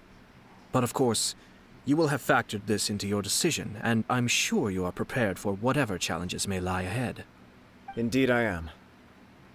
So, please be confident. When your mind is made up, you ought not be worried about things for which you are already well prepared. Nevertheless, there is just one small aspect of this that puzzles me a little. Please, go ahead. You've been working hard to bring the Tenryou Commission in line. This is positive, and no doubt the beginning of important change. But on the other side of this equation, Lady Hiragi's father, Hiragi Shinsuke, is still in prison. If you choose now, of all moments, to announce a marriage between the Hiragi and Kujo clans, the kinds of rumors that may begin to spread both among the general public and in the Kanjo Commission are not likely to be in either of your best interests. Yeah. Couldn't have put it better myself, Sir Kamisato. This has been my biggest concern for quite a while now. Hiragi Shinsuke is firmly against me having any contact at all with Chisato. In the past, we've always had to communicate in secret by sending letters. So although now may not look like the best timing for this marriage, it may well be the only opportunity we have. Oh, that guy? Yeah, he acts like this sweet old man, but he was determined to make as much trouble for us as possible. Oh, he is the worst! I can see where you're coming from, but you're only postponing the problem, not solving it. You will still have to face it sooner or later. Yes, I'm well aware of that. But since Chisato had the courage to ask me to marry her in spite of everything, how can I disappoint her? Well, sort of. She raised the idea in a letter, and after some initial hesitation, I went to meet her and have a serious conversation about our future. It's funny, actually, because when I formally proposed to her in person, she denied having ever written that letter. So coy. Huh? Really?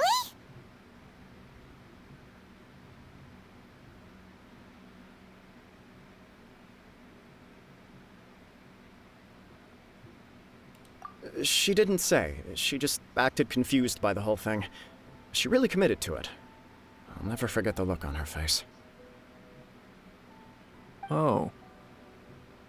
Anyway, as her boyfriend, I knew she was just pretending, so I played along and said, I was only joking about the letter, and then I proposed. After making some disgruntled noises about me making a stupid joke, she blushed and said yes.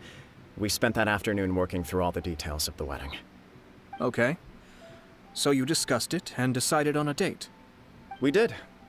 I guess it was a chance to finally express our commitment to one another, clearly and completely. And you know what? I think it was about time. No matter what happens next, I will always be there for her as the one person she can always rely on. Oh, give me a break. Sorry, but Paimon's been wanting to say this the whole time. Is it just this dude, or does everyone in love act like this? He just won't stop talking. Apologies, my friends. And also to Sir Kamisato. I must sound like a fool. Far from it. On the contrary, seeing you so positively smitten puts my mind at rest. No surer evidence could there be of your true feelings and your commitment. If I had any reservations before, I certainly don't now. I wish you a joyous wedding when the day comes. Yeah, even if it's kinda irritating to see you all smug like this, it's still a happy occasion. Good luck on the day, and have a happy wedding! Thank you all. It means a lot. We have some other business to attend to now. Until next time. Very well. I'll see you out.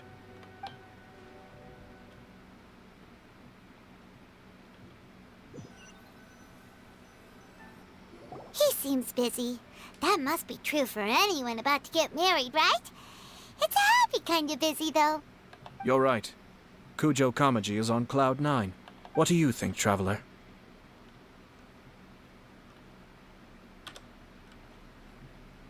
He chalked it up to her being coy, but that doesn't sound like the Hiragi Chisato I know. It bothers me also.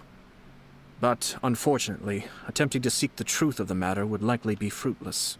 How so? Yeah, how come? Whenever we come across stuff like this on our adventures, we always find a way to get to the bottom of it. I see. So that's how adventurers think. In my opinion, we face two obstacles in this case. Firstly, we have very little information to go on, and I must be cautious about taking a stance. This makes it difficult to investigate. Secondly, and more importantly, the person involved doesn't seem to care. If we intervene without his blessing, good intentions may lead to catastrophic results. You do have a point. Kamaji doesn't seem worried at all. Everything in the world is intertwined. What looks like a simple outcome is often the result of multiple conflating reasons. Seeking the full truth would be a long and laborious process. It would be inefficient. From experience? Sort of. I have to take this approach, or the work of the Yashiro Commissioner would never be done. My opinion is something like this. When something strange happens, instead of trying to find out what could have caused it, it is better to look at the situation itself. If the outcome is positive, and no one was deceived or harmed in the process, then it is acceptable. We don't know yet. After all, we don't know what Hiragi Chisato's thoughts are, do we? I have to say, I'm impressed by your ability to zero in on the issue from such a short meeting. Most insightful of you. You are thorough and thoughtful, just as my sister describes. Huh? But Chisato and Kamaji have already talked everything through, haven't they? Only if we are to take Kujo Kamaji at his word. But there are two sides to every story. I wish to know Hiragi Chisato's angle on this. Huh. Makes sense, but Paimon still doesn't quite get it. Don't worry about it. I was planning to visit the Hiragi clan to deliver my best wishes anyway. Let's take the opportunity to hear her thoughts. If she's as committed as Kujo Kamaji, perhaps they can navigate the challenges ahead successfully. But if not... well, life isn't always a smooth journey.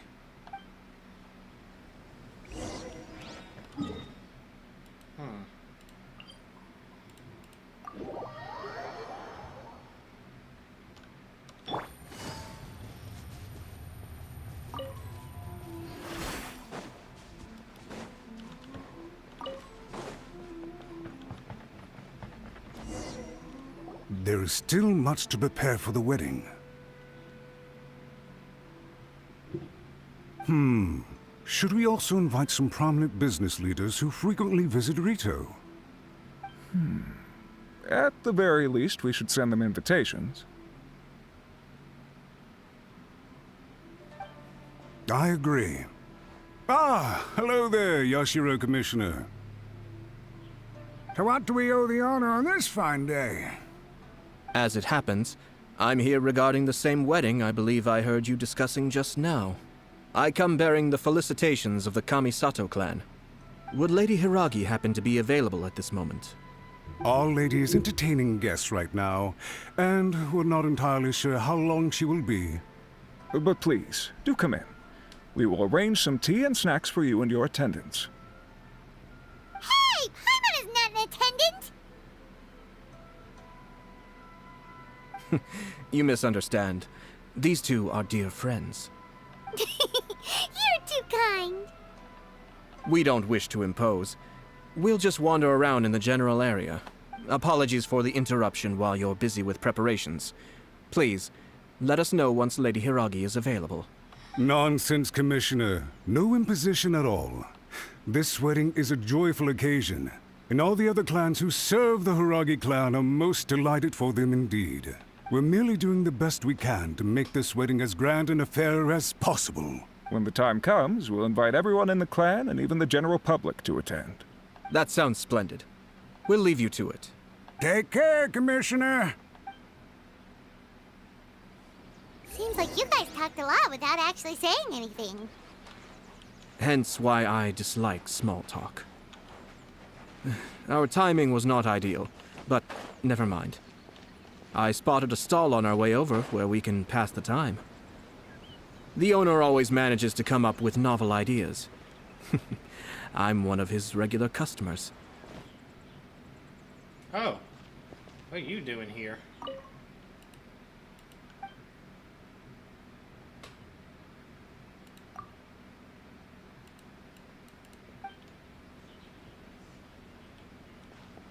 Definitely from the people of the Springs. Oh, it's Tomoki! Ah, it's you. Good to see you again. Seems like you're always showing up with a VIP in tow. Oh? So you know the owner as well? Yep, we tried his dango milk a while back with the almighty Shogun in Inazuma City. Yep. Ah, I see. So you were involved in that. I'd caught wind of this dango milk, but I didn't know that it had anything to do with you two. Twist of fate. I always order one of his creative drinks whenever I pass the stall. The flavor is always new and interesting. When I noticed he'd set up shop in Rito, I simply had to come by. Oh, thanks to you all, my business is finally beginning to take off. More and more people are willing to give my creative cuisine a shot. Like of doing It gave me the confidence to decide that I'm going to stick to creative cuisine from now on.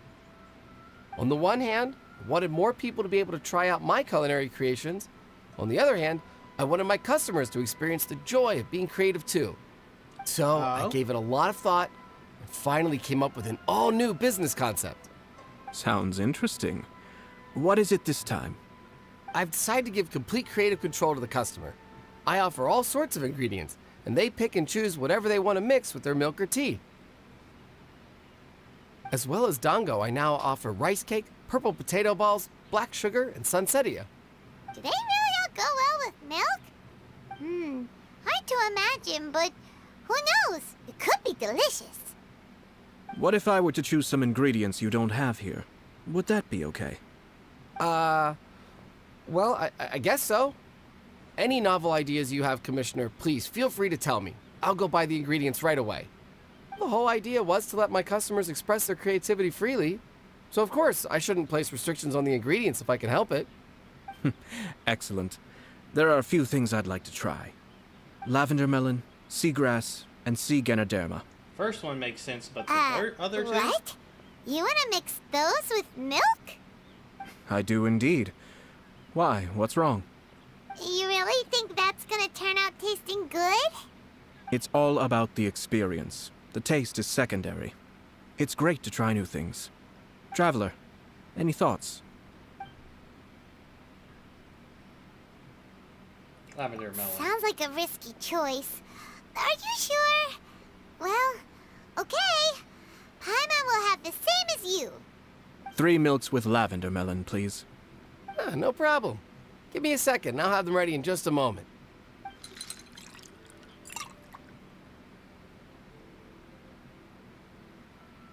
Here, your milk is ready. Give it a try.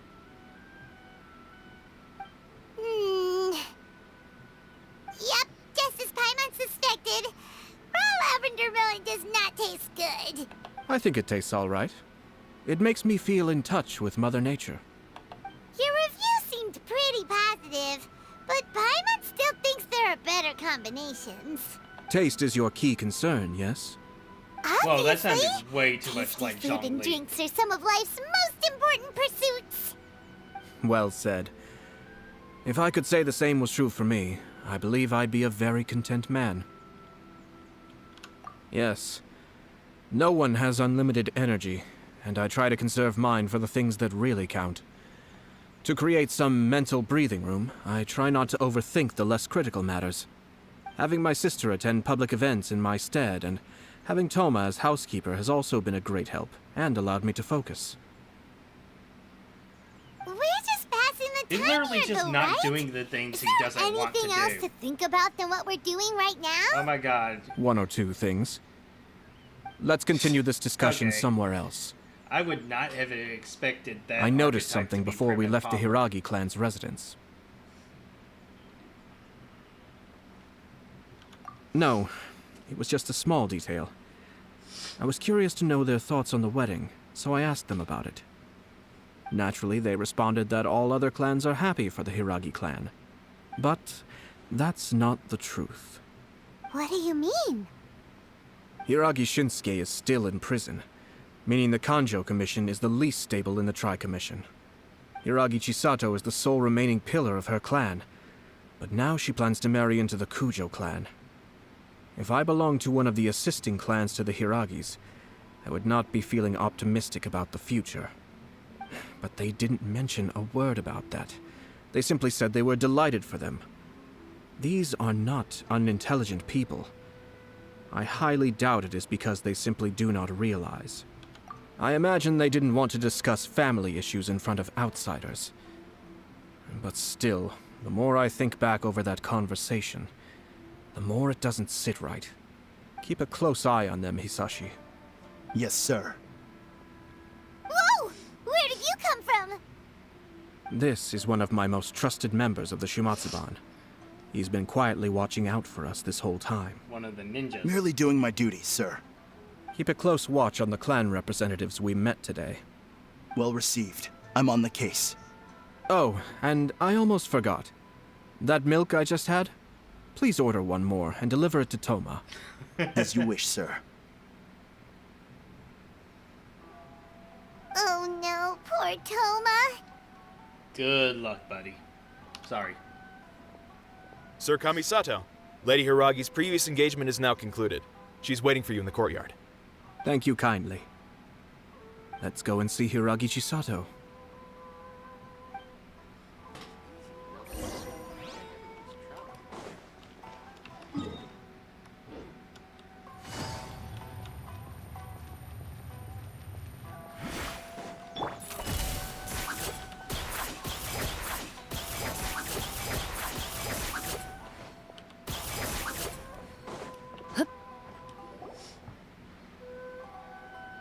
Hi, nice to see you again, Chisato.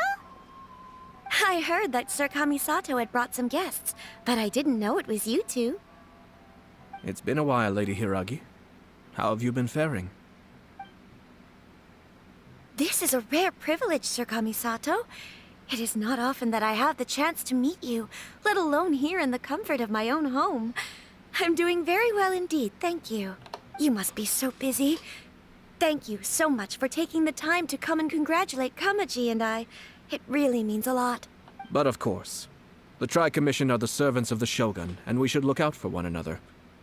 In fact, we visited Sir Kujo just now. It's clear that he's very much looking forward to the wedding.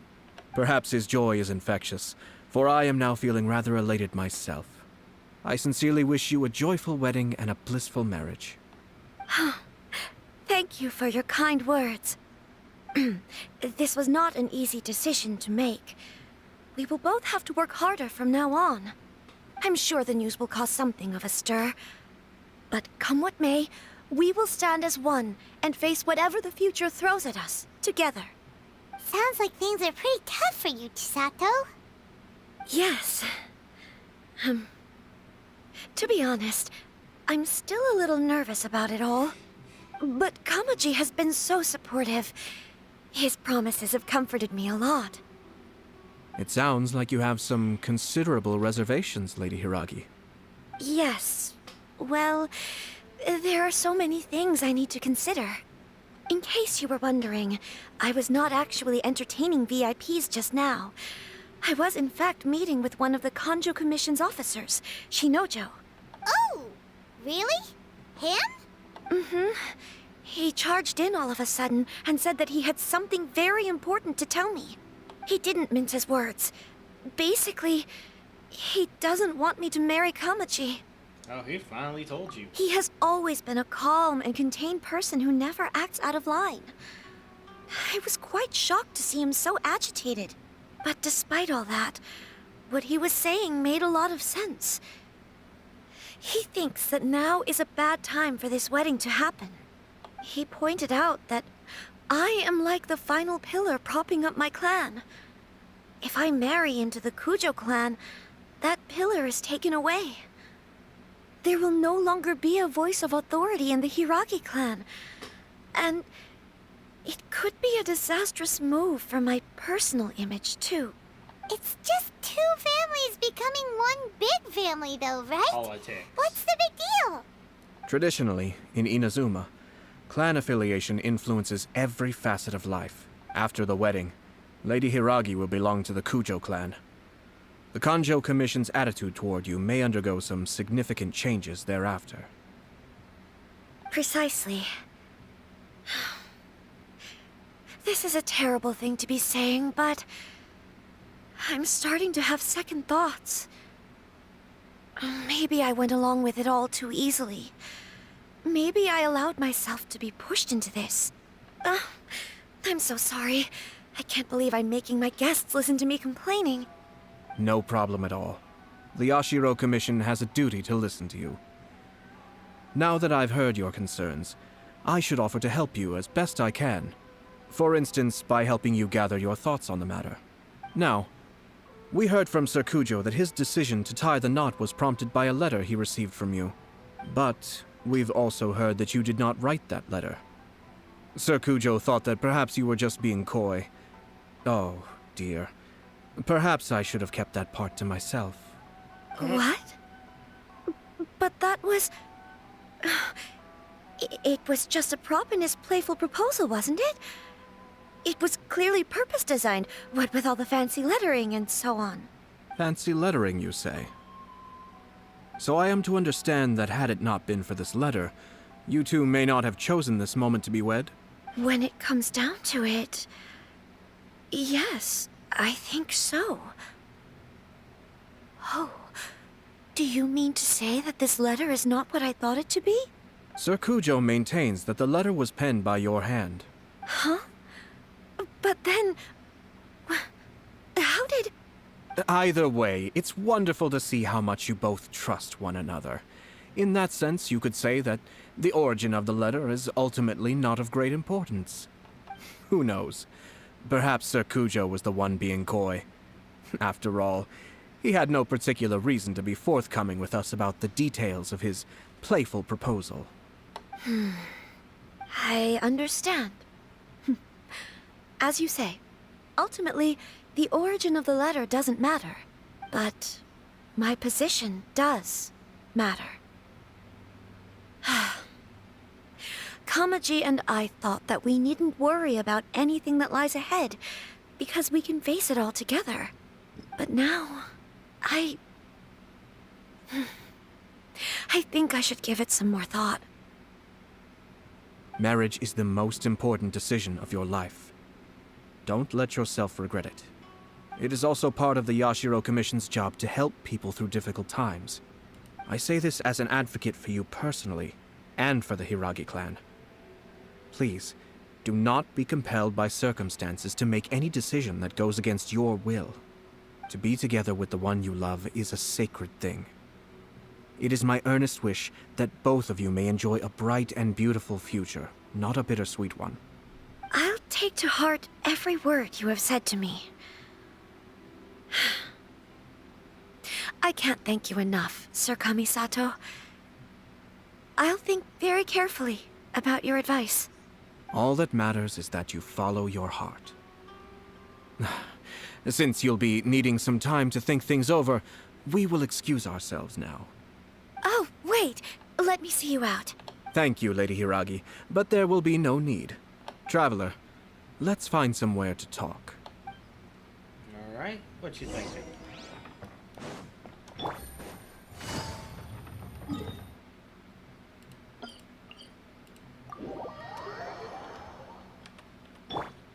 Into the shadows.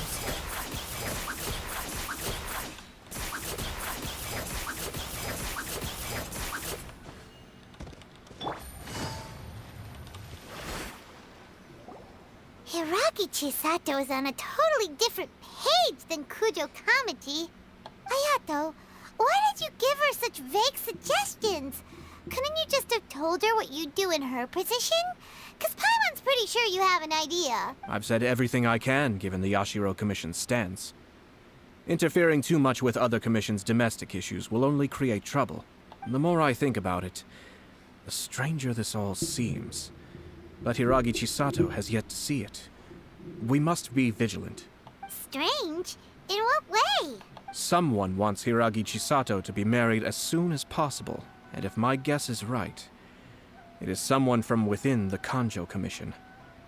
This person is presumably also responsible for the mysterious and misleading letter. Think about this.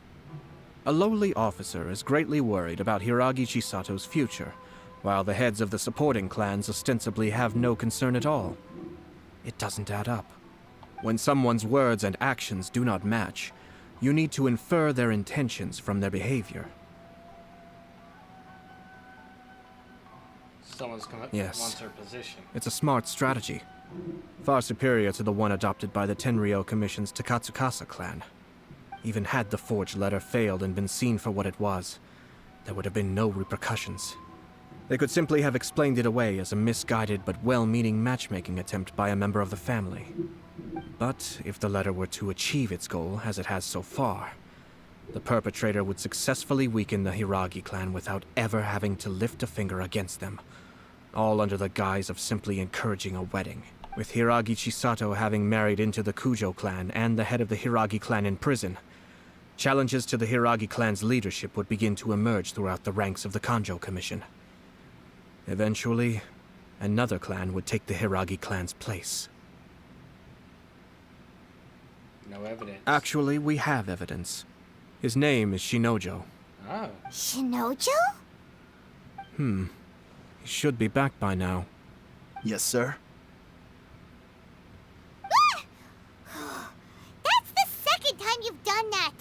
Paimon cannot deal with this. Did they take one of the Kanjo Commission officers away? Yes. His name is Shinojo.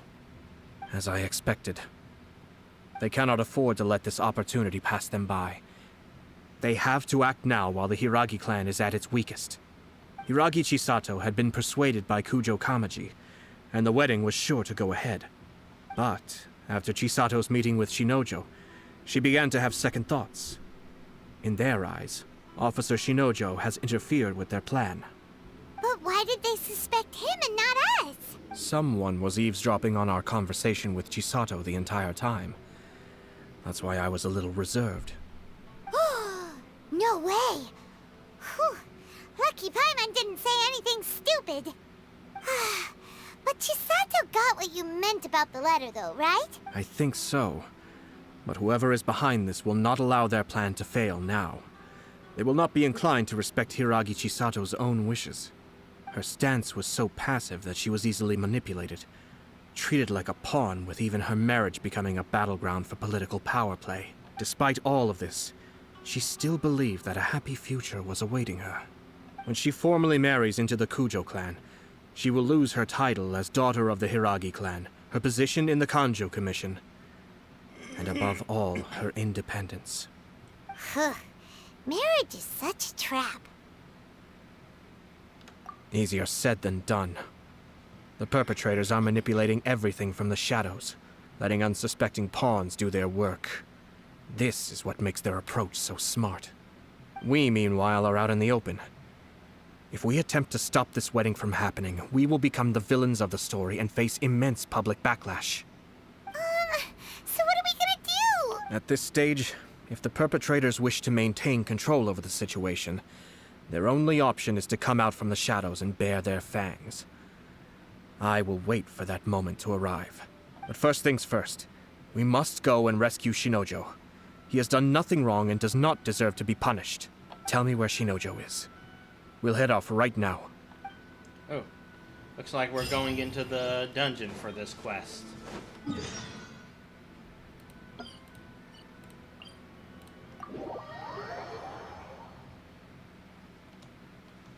Take it easy.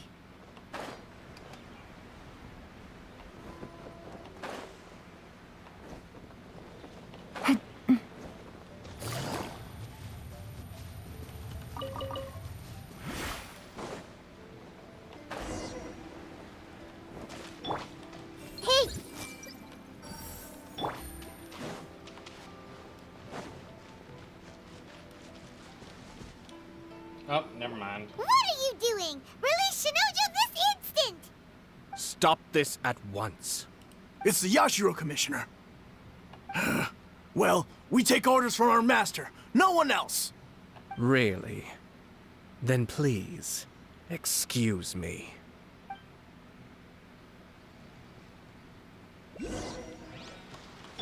I see everything. Battle formation! Soldiers! Be still.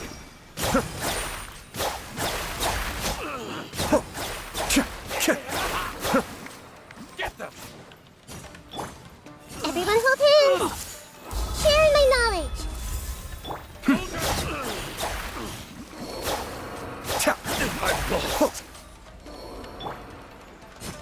Hey! Be still.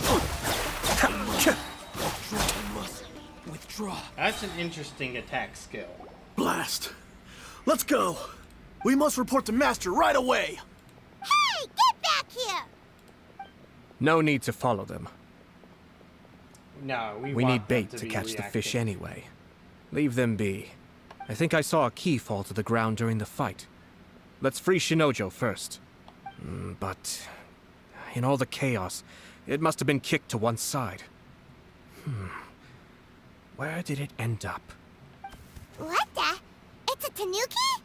Oh, don't tell Paimon that the Tanuki took it! Let's follow it and see.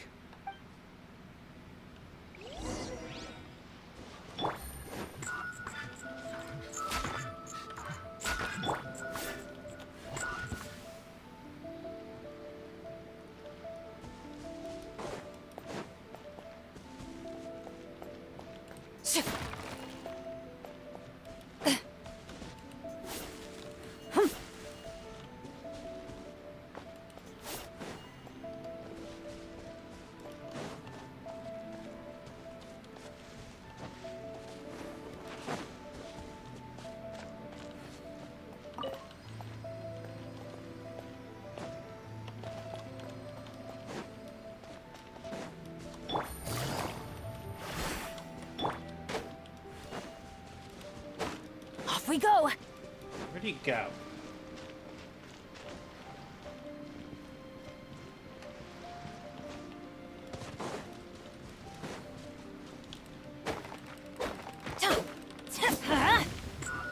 There he is.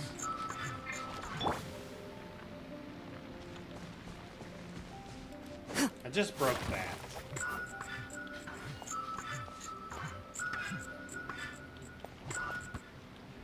There he is.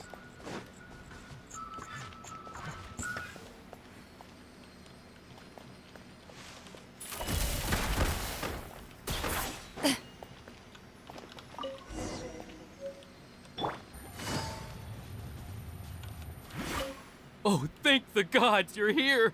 Please help me!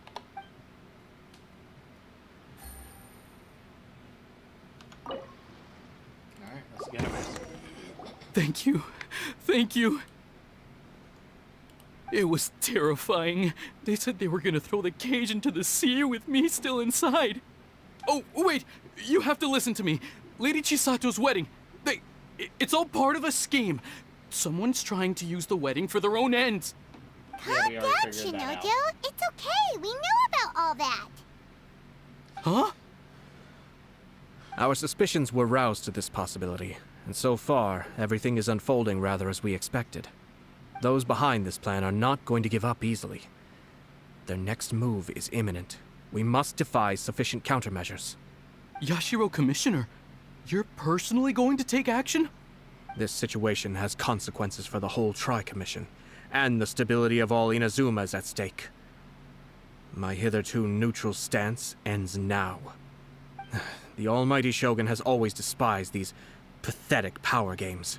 Oh, he is As angry. a commissioner, I am a servant of the Shogun, and it is therefore my duty to handle these tiresome matters on her behalf. That's true. Shinojo, don't return to your post yet. Find somewhere safe and stay hidden. Traveler, Paimon, let's get out of here.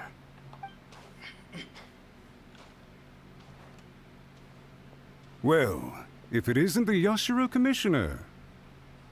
I hear you showed up here with no explanation and attacked my men.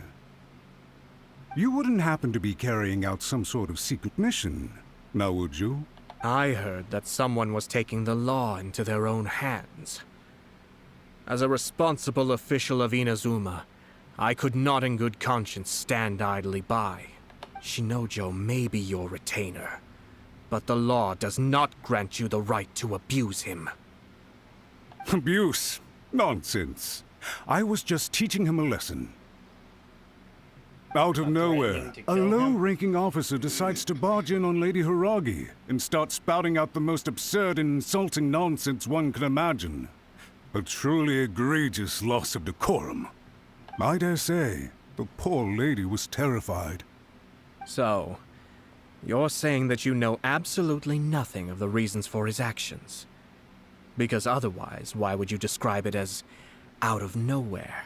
Two people from two different clans are getting married. That's all there is to it. And yet this young gentleman took it upon himself to fabricate a nonsensical disaster story around it. How should I know what he was thinking? Even if she marries into the Kujo clan, Lady Hiragi will always be the daughter of the Hiragi clan and the most distinguished member of the Kanjo Commission. We are, and always will be, her loyal assistants. It's our duty to see that she never has to worry about anything. Loyalty and duty are our guiding principles.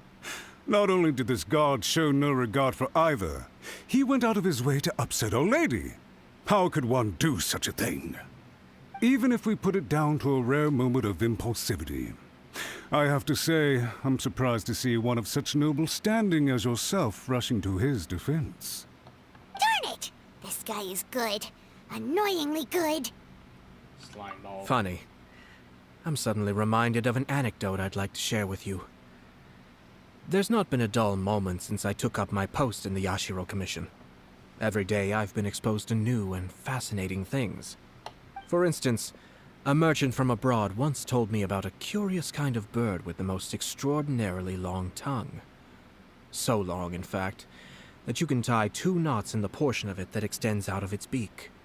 I'm sure someone as erudite as yourself could be able to guess what people do with these unusual avians.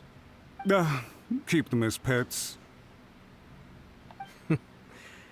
You'd think, wouldn't you? But there's a catch.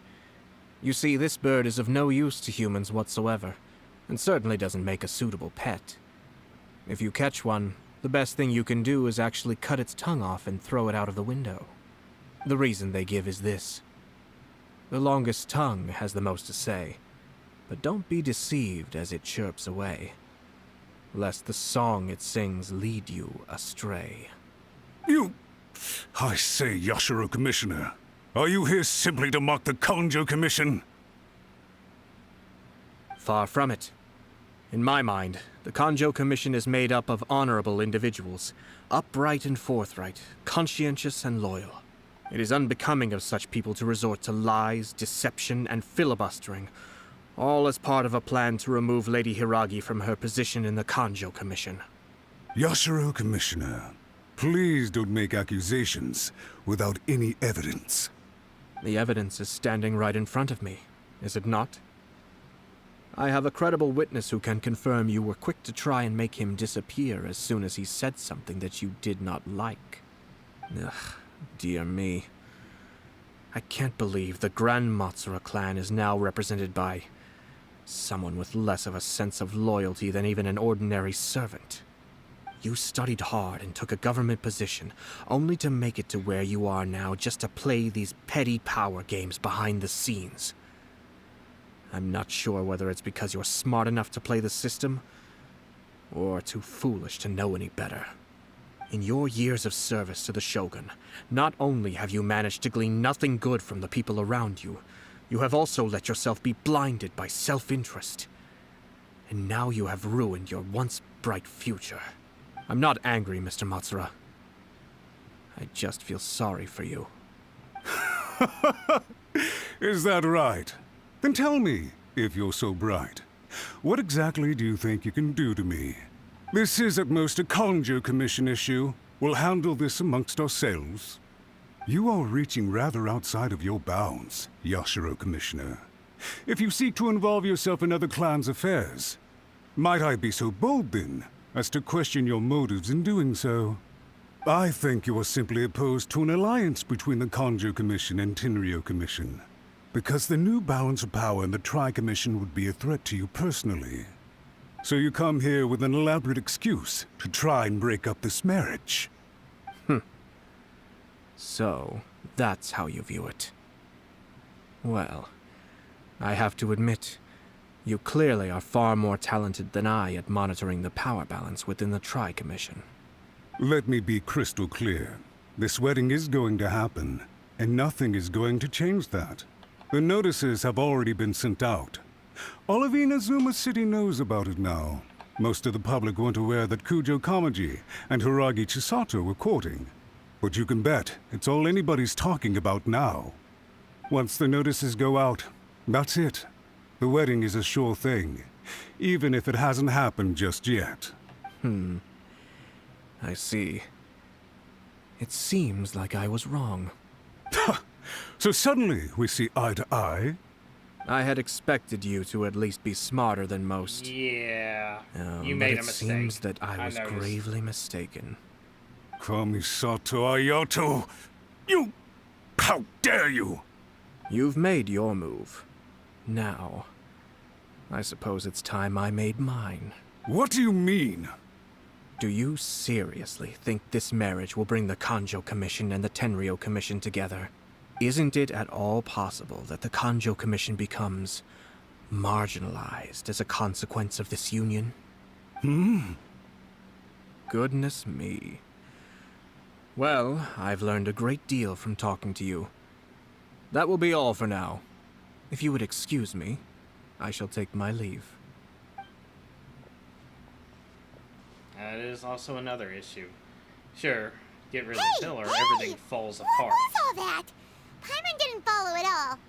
They had their scheme, but fortunately I was prepared. As I said, they ended up coming out from the shadows and revealing themselves. Let's see how things are in Inazuma City.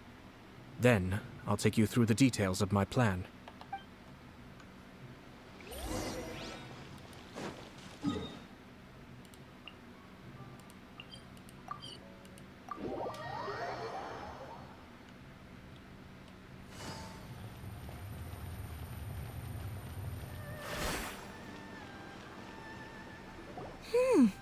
Look at this. The daughter of the Kanjo Commission's Hiragi clan and the master of the Tenryo Commission's Kujo clan are getting married. Sounds like an all-around perfect match, don't you think? For sure. I'm just surprised. It seems very sudden.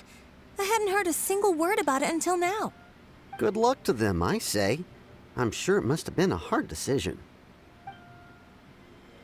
Looks like the wedding is definitely going ahead. It's still too early to make that conclusion. Our adversary wants to push this marriage past the point of no return. However, we can still beat them at their own game. But only if Kujo Kamaji is willing to help us.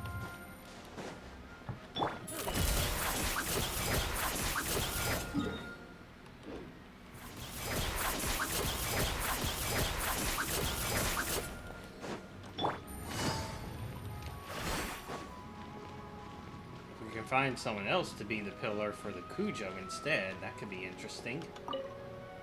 Welcome. I just heard that the news of my wedding has been officially announced. It seems so sudden. I wasn't ready yet. Yeah, about that. It's kinda complicated. I see. So someone's trying to take advantage of our marriage. If you proceed with the wedding, the repercussions for you are likely to be minimal. But we must take Lady Hiragi's situation into consideration. I've previously considered this possibility. But in the end, we're getting married for true love. And I've promised her that I'll do everything in my power to protect her. I understand where you're coming from, but to be frank, she should not need your protection. Or, to put it another way, you have tacitly admitted that Lady Hiragi will need your help to get through the hard times ahead, which perhaps suggests that, deep down, you realize all she stands to lose. I don't mean to criticize you. It is natural to want to protect our loved ones. You're an intelligent and gentle person, and I'm sure you would have been able to think about this more objectively were you not so emotionally involved in the situation.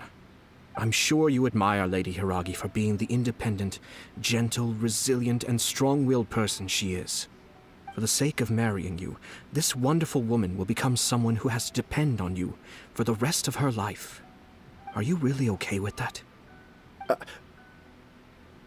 I love her with all my heart, and would do anything to make her happy. That's why I cannot abide to see her suffer or be manipulated by other people. Yashiro, Commissioner, you're right. It was naive and selfish of me to take things this far. But it's too late now, isn't it? There are notices everywhere. I have a plan, but it needs a villain. Sir Kujo, in order for my plan to work, you and I must both play the role of antagonists. But it is not without its risks. Are you willing to help? If there's a way to salvage this, then let's hear it. I've told the people at the Kanjo Commission that the marriage isn't going to unify the Kanjo Commission and the Tenryou Commission. On the contrary, it's a terrible idea that will marginalize the Kanjo Commission. The context for this is that they are planning to use this marriage to bring down the Hiragi clan. And the key to their success is coming up against no resistance to the marriage from the Tenryou Commission. But what if we were to imagine for a moment that since the affairs of the Vision Hunt Decree, the Tenryou Commission has been planning to make a move against the weakened Kanjo Commission? The only reason you have been hesitant to act since taking over the Tenryou Commission is because you care about Lady Hiragi's feelings.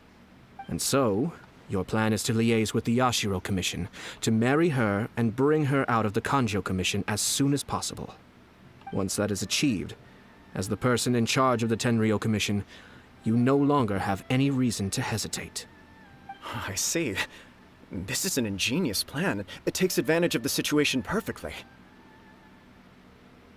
Exactly. Our purpose is to change Lady Hiragi's position from an unnecessary burden to an indispensable asset. By doing so, we can even strengthen her position in the Kanjo Commission. So Once our adversaries realize how the network of connections behind the scenes really looks, they'll do their utmost to stop this wedding from happening. Then, we simply leave them to clear up the mess they've created. Got it. So the network of connections? This is all way too complicated for Paimon. Can you just tell us what you need us to do? We have to make sure that the behind-the-scenes story comes to the attention of our dear friends in the Kanjo Commission. Honestly, it's kind of hard for me to keep track of, mostly because it's hard for me to remember which is Kanjo and which is Tenryou. Matsura, with whom I spoke earlier, will now be fearing the worst. No doubt he'll be on the lookout for the first sign of a crisis. Yep. In that case, he will almost certainly have placed informants throughout Inazuma City. What we need to do is to use these informants as a breeding ground for our fake intel. Sir Kujo, there are certain things that I need you to attend to personally. It's almost time. My ninja has located one of the informants. Let's go and see if he'll take the bait.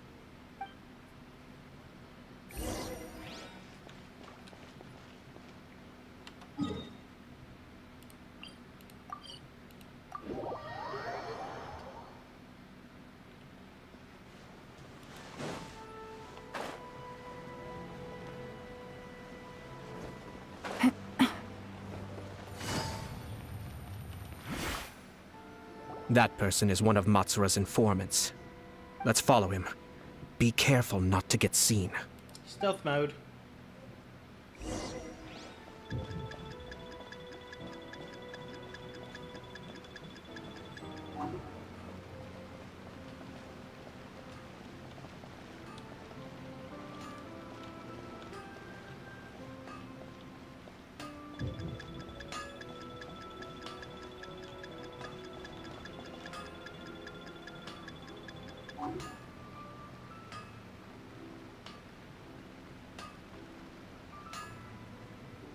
Did you see that? Sir Kujo Kamaji just came past here with a huge group of people. Could it be related to the wedding announcement?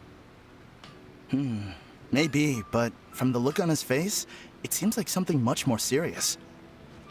He and his men seem pretty intense at the moment. Isn't it all a bit excessive for a wedding?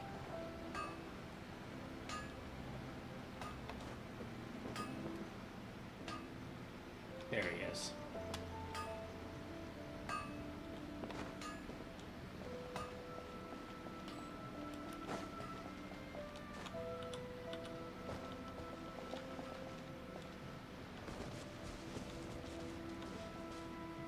The Tenryo Commission has sent a load of people to Rito.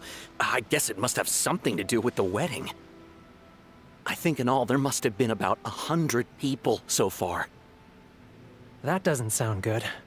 What could be going on? I hope it's just Sir Kujo Kamaji being overcautious.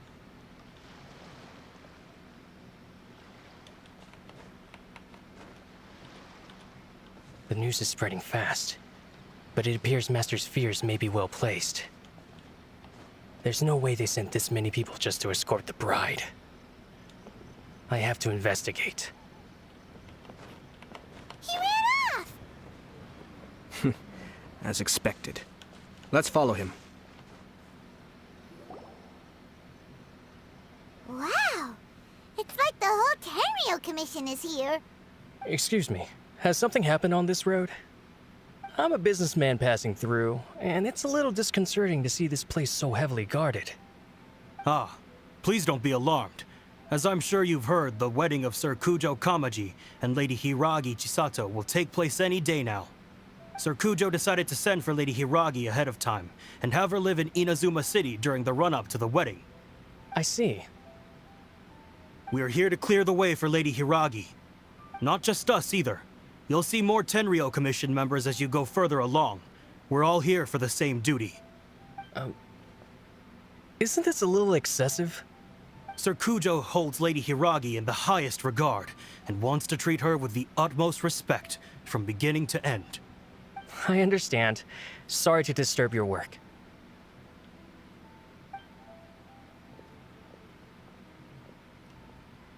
In the face of another power grab, they'll have to be more defensive. Drat. It's exactly as Master feared. They say they're here to guard the road, but really they're poised to attack if Master doesn't allow Lady Hiragi to leave Rito. Wait, no. If Lady Hiragi does leave, they'll have all the more reason to strike. But we're in no state to defend against a Tenryo Commission attack. I must tell Master right away. He ran off again! That should do it. The seeds have been sown. In this atmosphere, mounting suspicion will nurture fear among the Kangjo Commission. Now, we wait patiently for it to grow and ferment. The calm before the storm is always the part that unsettles people the most. Are they really gonna own up and apologize, just like that? If you're curious to find out, you can visit the Hiragi clan in Rito in a couple of days. I have some other business to attend to, so I won't be spending any more time on this situation. In any case, we've made our move.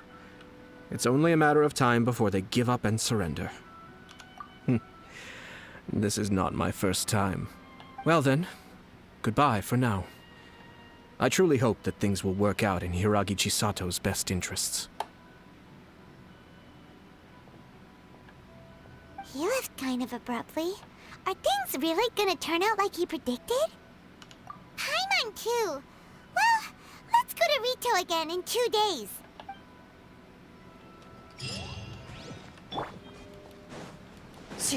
Ready.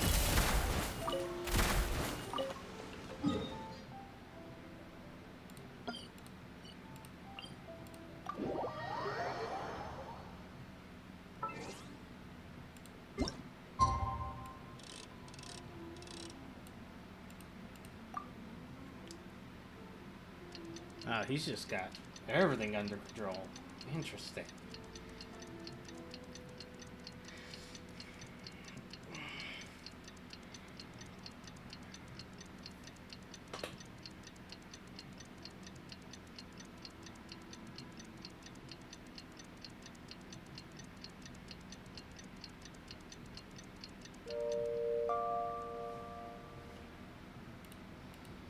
I've faced many opponents in...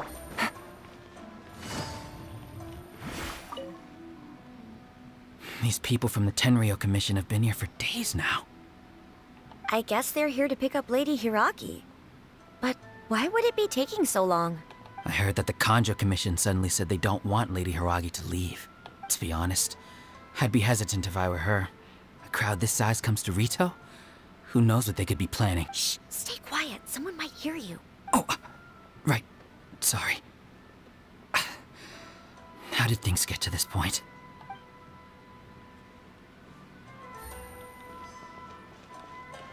Loaded.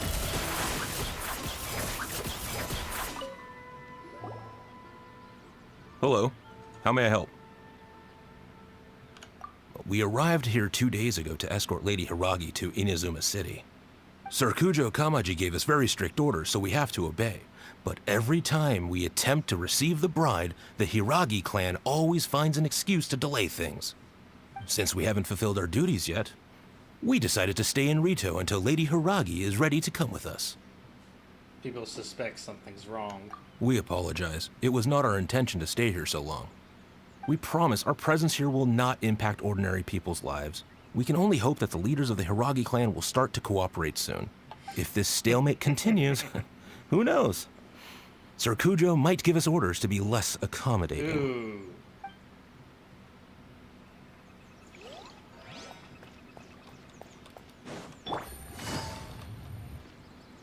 How much longer does your master plan to hold them off? I have no idea. We're stuck in limbo here. Master's been very on edge these past few days. He gets irate over the smallest things, and is suspicious of everything. He's been yelling at me a lot. I understand that he's anxious, but I mean, what can we do? I've told him before, never cross the Yashiro Commissioner. Yeah, good advice. With him, you just know that whatever he's doing, a lot of preparation has gone into it. If Lady Hiragi is really taken away, then what will the Tenryo Commission do? And what will the Yashiro Commission do? Maybe we should tell Master to discuss things with Lady Hiragi. Hiragi Chisato is now at the center of every conversation in Rito. By now, the Kanjo Commission probably knows how important she is. But what about what she thinks? Let's go and see. I wonder, how close does my arrow get? Ah, just a little further.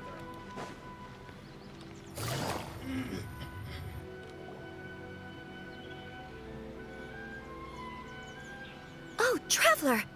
I assume you've heard about everything that's been going on out there. What on earth is happening? Don't worry, we can explain everything. So, what happened was... Eavesdropping. After the Tenryo Commission arrived, they suddenly became alarmed. They keep having secretive discussions and won't allow me to have any direct contact with the Tenryo Commission. I never would have thought that this was Sir Kamisato's plan. Now it all makes sense. Made up your mind? I'm sorry. I haven't. Maybe there's no right or wrong decision. Maybe everything would be easier if I simply didn't have the choice. I used to tell myself things like this to avoid having to think about it. But once I saw the notices appearing out of nowhere on the streets, signaling that the wedding was confirmed, I didn't feel reassured at all. Instead, I felt a great sense of regret. I keep thinking back to what Sir Kamisato said. This is supposed to be my bright and beautiful future. But what if it's not? I can happily accept that if someone was trying to take advantage of my marriage, I should absolutely refuse to go through with it. But that's not the answer I'm looking for. And also, now that things have escalated to this point, It will be tricky to resolve. Ah, Lady Hiragi, here you are. You scared me for a second. I thought you'd gone missing. You... Wait, you're the ones who were with the Yashiro Commissioner that day. What do you think you're doing here? Are you trying to convince Lady Hiragi to leave? Calm down. They're my friends. They're just here to visit me. Friends? Are you sure? Just friends? Lady Hiragi, I told you already, these are exceptional circumstances. You need to be more vigilant in everything you do. You are extremely important to us, and to the entire Konjo Commission. Oh, now you realize it. Who's to say they don't have a hidden agenda?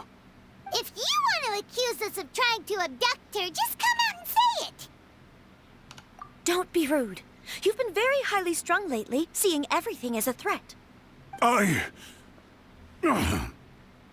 Listen to me. I know all the ins and outs of everything that's happened so far. Her arrival might well be your very last chance to fix this. The present state of affairs in Rito shows me that the situation has escalated well past the point where you could hope to control it. If this deadlock continues any longer, we will have nothing to gain and much to lose. This is not an order. All I need you to do is give me an explanation and take responsibility for the situation. Yes, I hate that. Understood, my lady. I shall discuss with the others right away.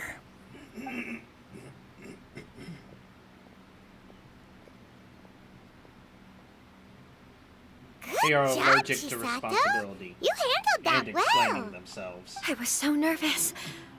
But I thought things are now so critical that I should at least give it a try. And it worked remarkably well. Yes, well, let's wait and see what happens. I hope they provide a satisfactory response. We had a serious discussion and reflected on our mistakes. In all honesty, no one can handle the weight of the situation here. Everyone is beside themselves with worry. It'll drive us mad if it continues any longer.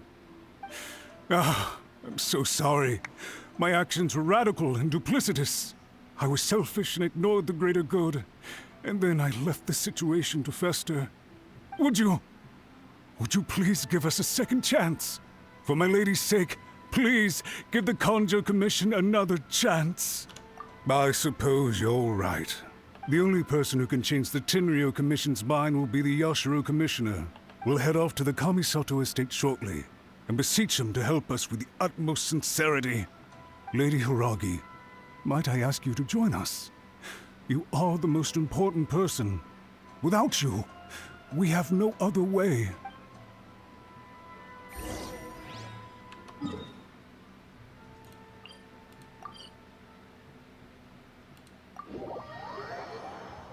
By the way, aren't you a good friend of the Yashiro Commissioner? Please put in some good words for me. I mean, fabricate.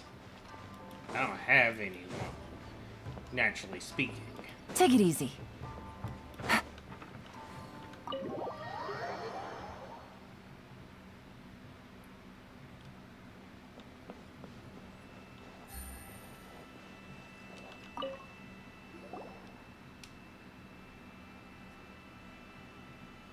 Yashiro Commissioner, I'm sure you've heard the news. The Tenryou Commission has now occupied Rito, refusing to leave until we hand Lady Hiragi over to them.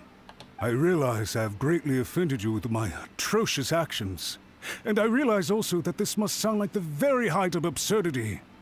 But please, have mercy, good sir.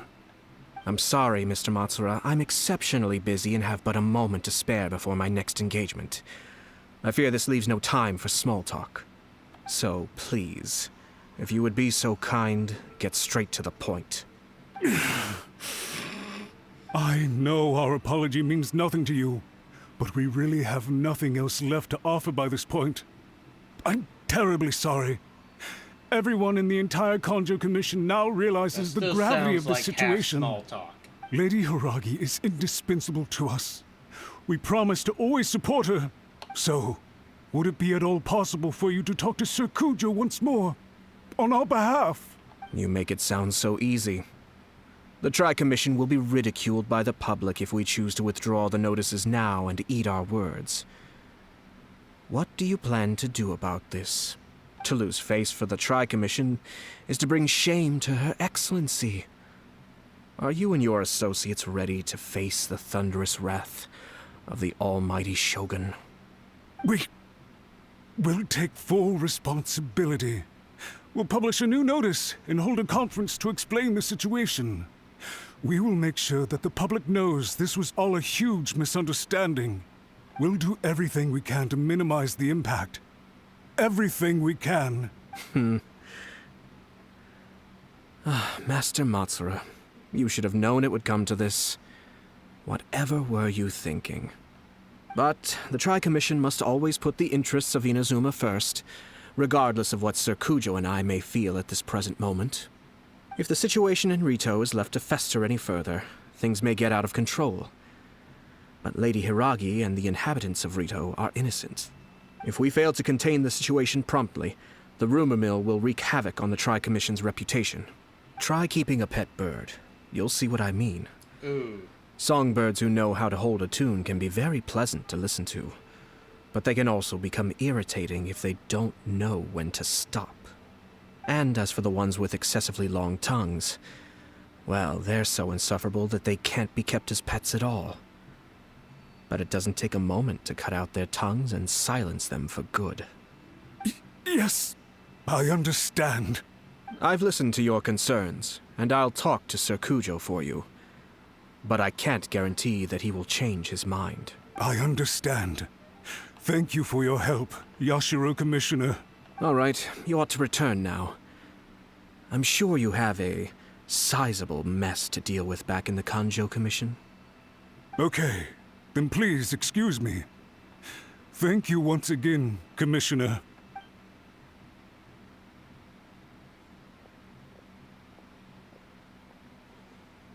Ah, yes, Lady Hiragi. I have something to tell you. Would you mind? Oh? Why, of course. Sir Kamisato, you became a completely different person just now. It felt so intense. Unruly servants like him need to be severely reprimanded. As a commissioner, the almighty Shogun trusts me to do her will. I did as I should. But now, I'd like to take off my commissioner hat and share a personal story with you. Oh, please. I'd love to hear it. You must have heard that the Kamisato clan once went through an extremely difficult period. My father worked incredibly hard to compensate for the grave errors made by the Kamisato clan long ago and restore our reputation. The work took a toll on his health and ultimately led to his untimely demise. My mother loved him dearly. She passed soon after. This sudden turn of events dealt a heavy blow to the Yashiro Commission. Behind the scenes, things became very unstable. Everyone thought that the Kamisato clan had lost power. That made my sister and me nothing but burdens hindering the ambitions of others. It may sound preposterous now, but I assure you that is the truth of what the Yashiro Commission has been through. Huh. Pretty similar to how the Kanjo Commission is now. Back then, Very familiar I had no choice but to accept the position I was in. While I desperately looked around for powerful supporters, I endured smear campaigns and attempts to exploit me. I had no other choice. I had to honor my parents' dying wishes, and I also had a young sister to take care of. I didn't mind what became of me, but my family. No one can ever be allowed to trample over my precious family. Fortunately, I persisted, and the Kamisato clan was able to survive this storm. I think I now know where my sense of loss and confusion was coming from. Shinojo once told me that he saw what was in me, in a way that no one else did. That's why he couldn't bear to see me live the rest of my life depending on someone else. I thought the reason I felt unsettled was because of uncertainty over getting married. But the fact is, it's because I felt too young and inexperienced to handle the situation facing me. The reason why Sir Kujo was able to face the prospect of marriage so confidently is because he's prepared for anything. That's it. The situation I'm facing now is the same one he faced back then. When his clan was in crisis, he bravely drew his blade and challenged the almighty Shogun. And now, it is time for me to make a stand and become my own person. Well said. I'm sure once you have grown and gained confidence, your father will be able to let go and allow you to decide how you want to live the rest of your life. It might not sound exciting, but this kind of personal growth is a necessary step in the pursuit of true happiness. And I'm sure I can get there. I will use this as an opportunity to take over the responsibilities of the Hiragi clan. I'll think about marriage again after everything is more settled.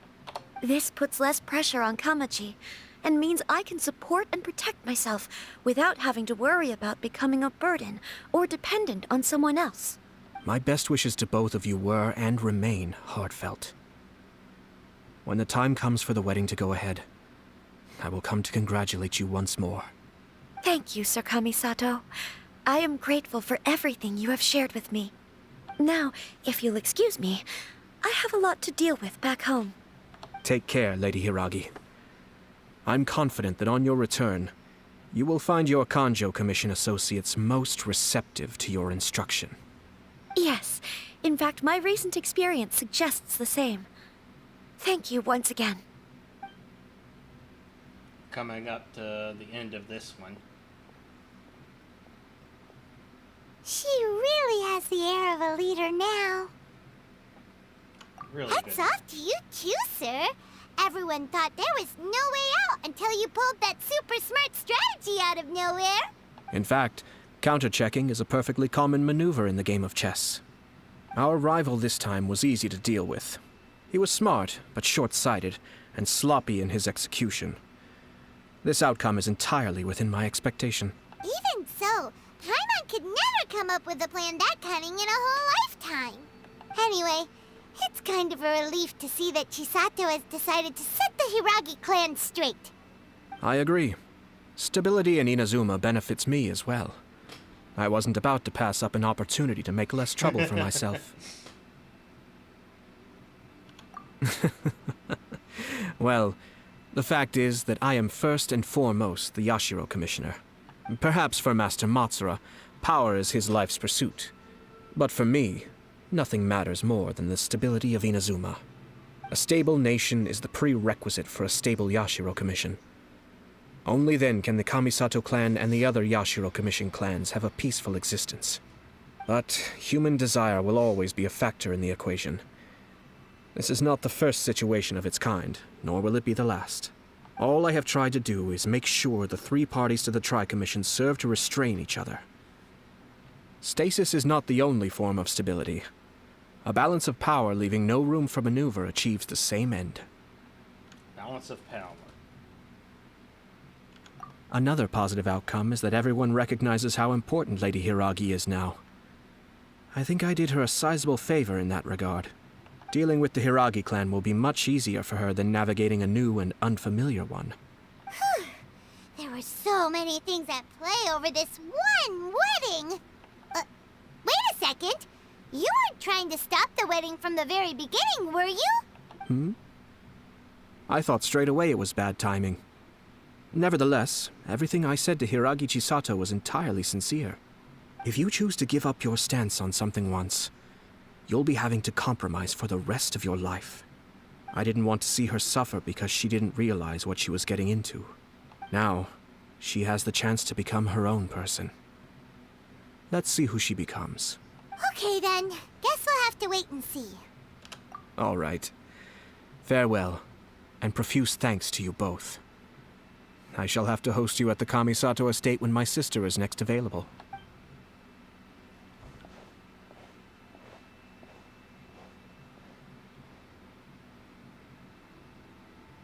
Looks like everything's resolved.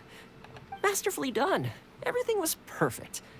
Well, except for one minor detail. I somehow ended up with a glass of very peculiar tasting milk. Didn't you like it? I distinctly remember you saying you are quite partial to exotic flavors. Oh, my lord. The Traveler had one of those as well. I'm sure she's made a great impression on you. The Traveler did indeed play a critical role in this case. I'm sure both families would have been more guarded against me had she and her companion not been present.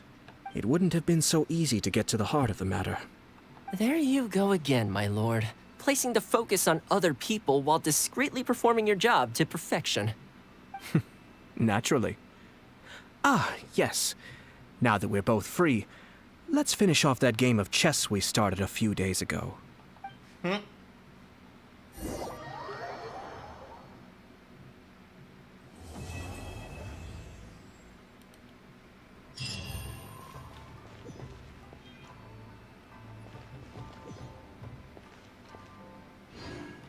I gotta say, if only I could be that good at it. Alright, 4.5 hours, 3 quests. I think that's gonna do some good progress.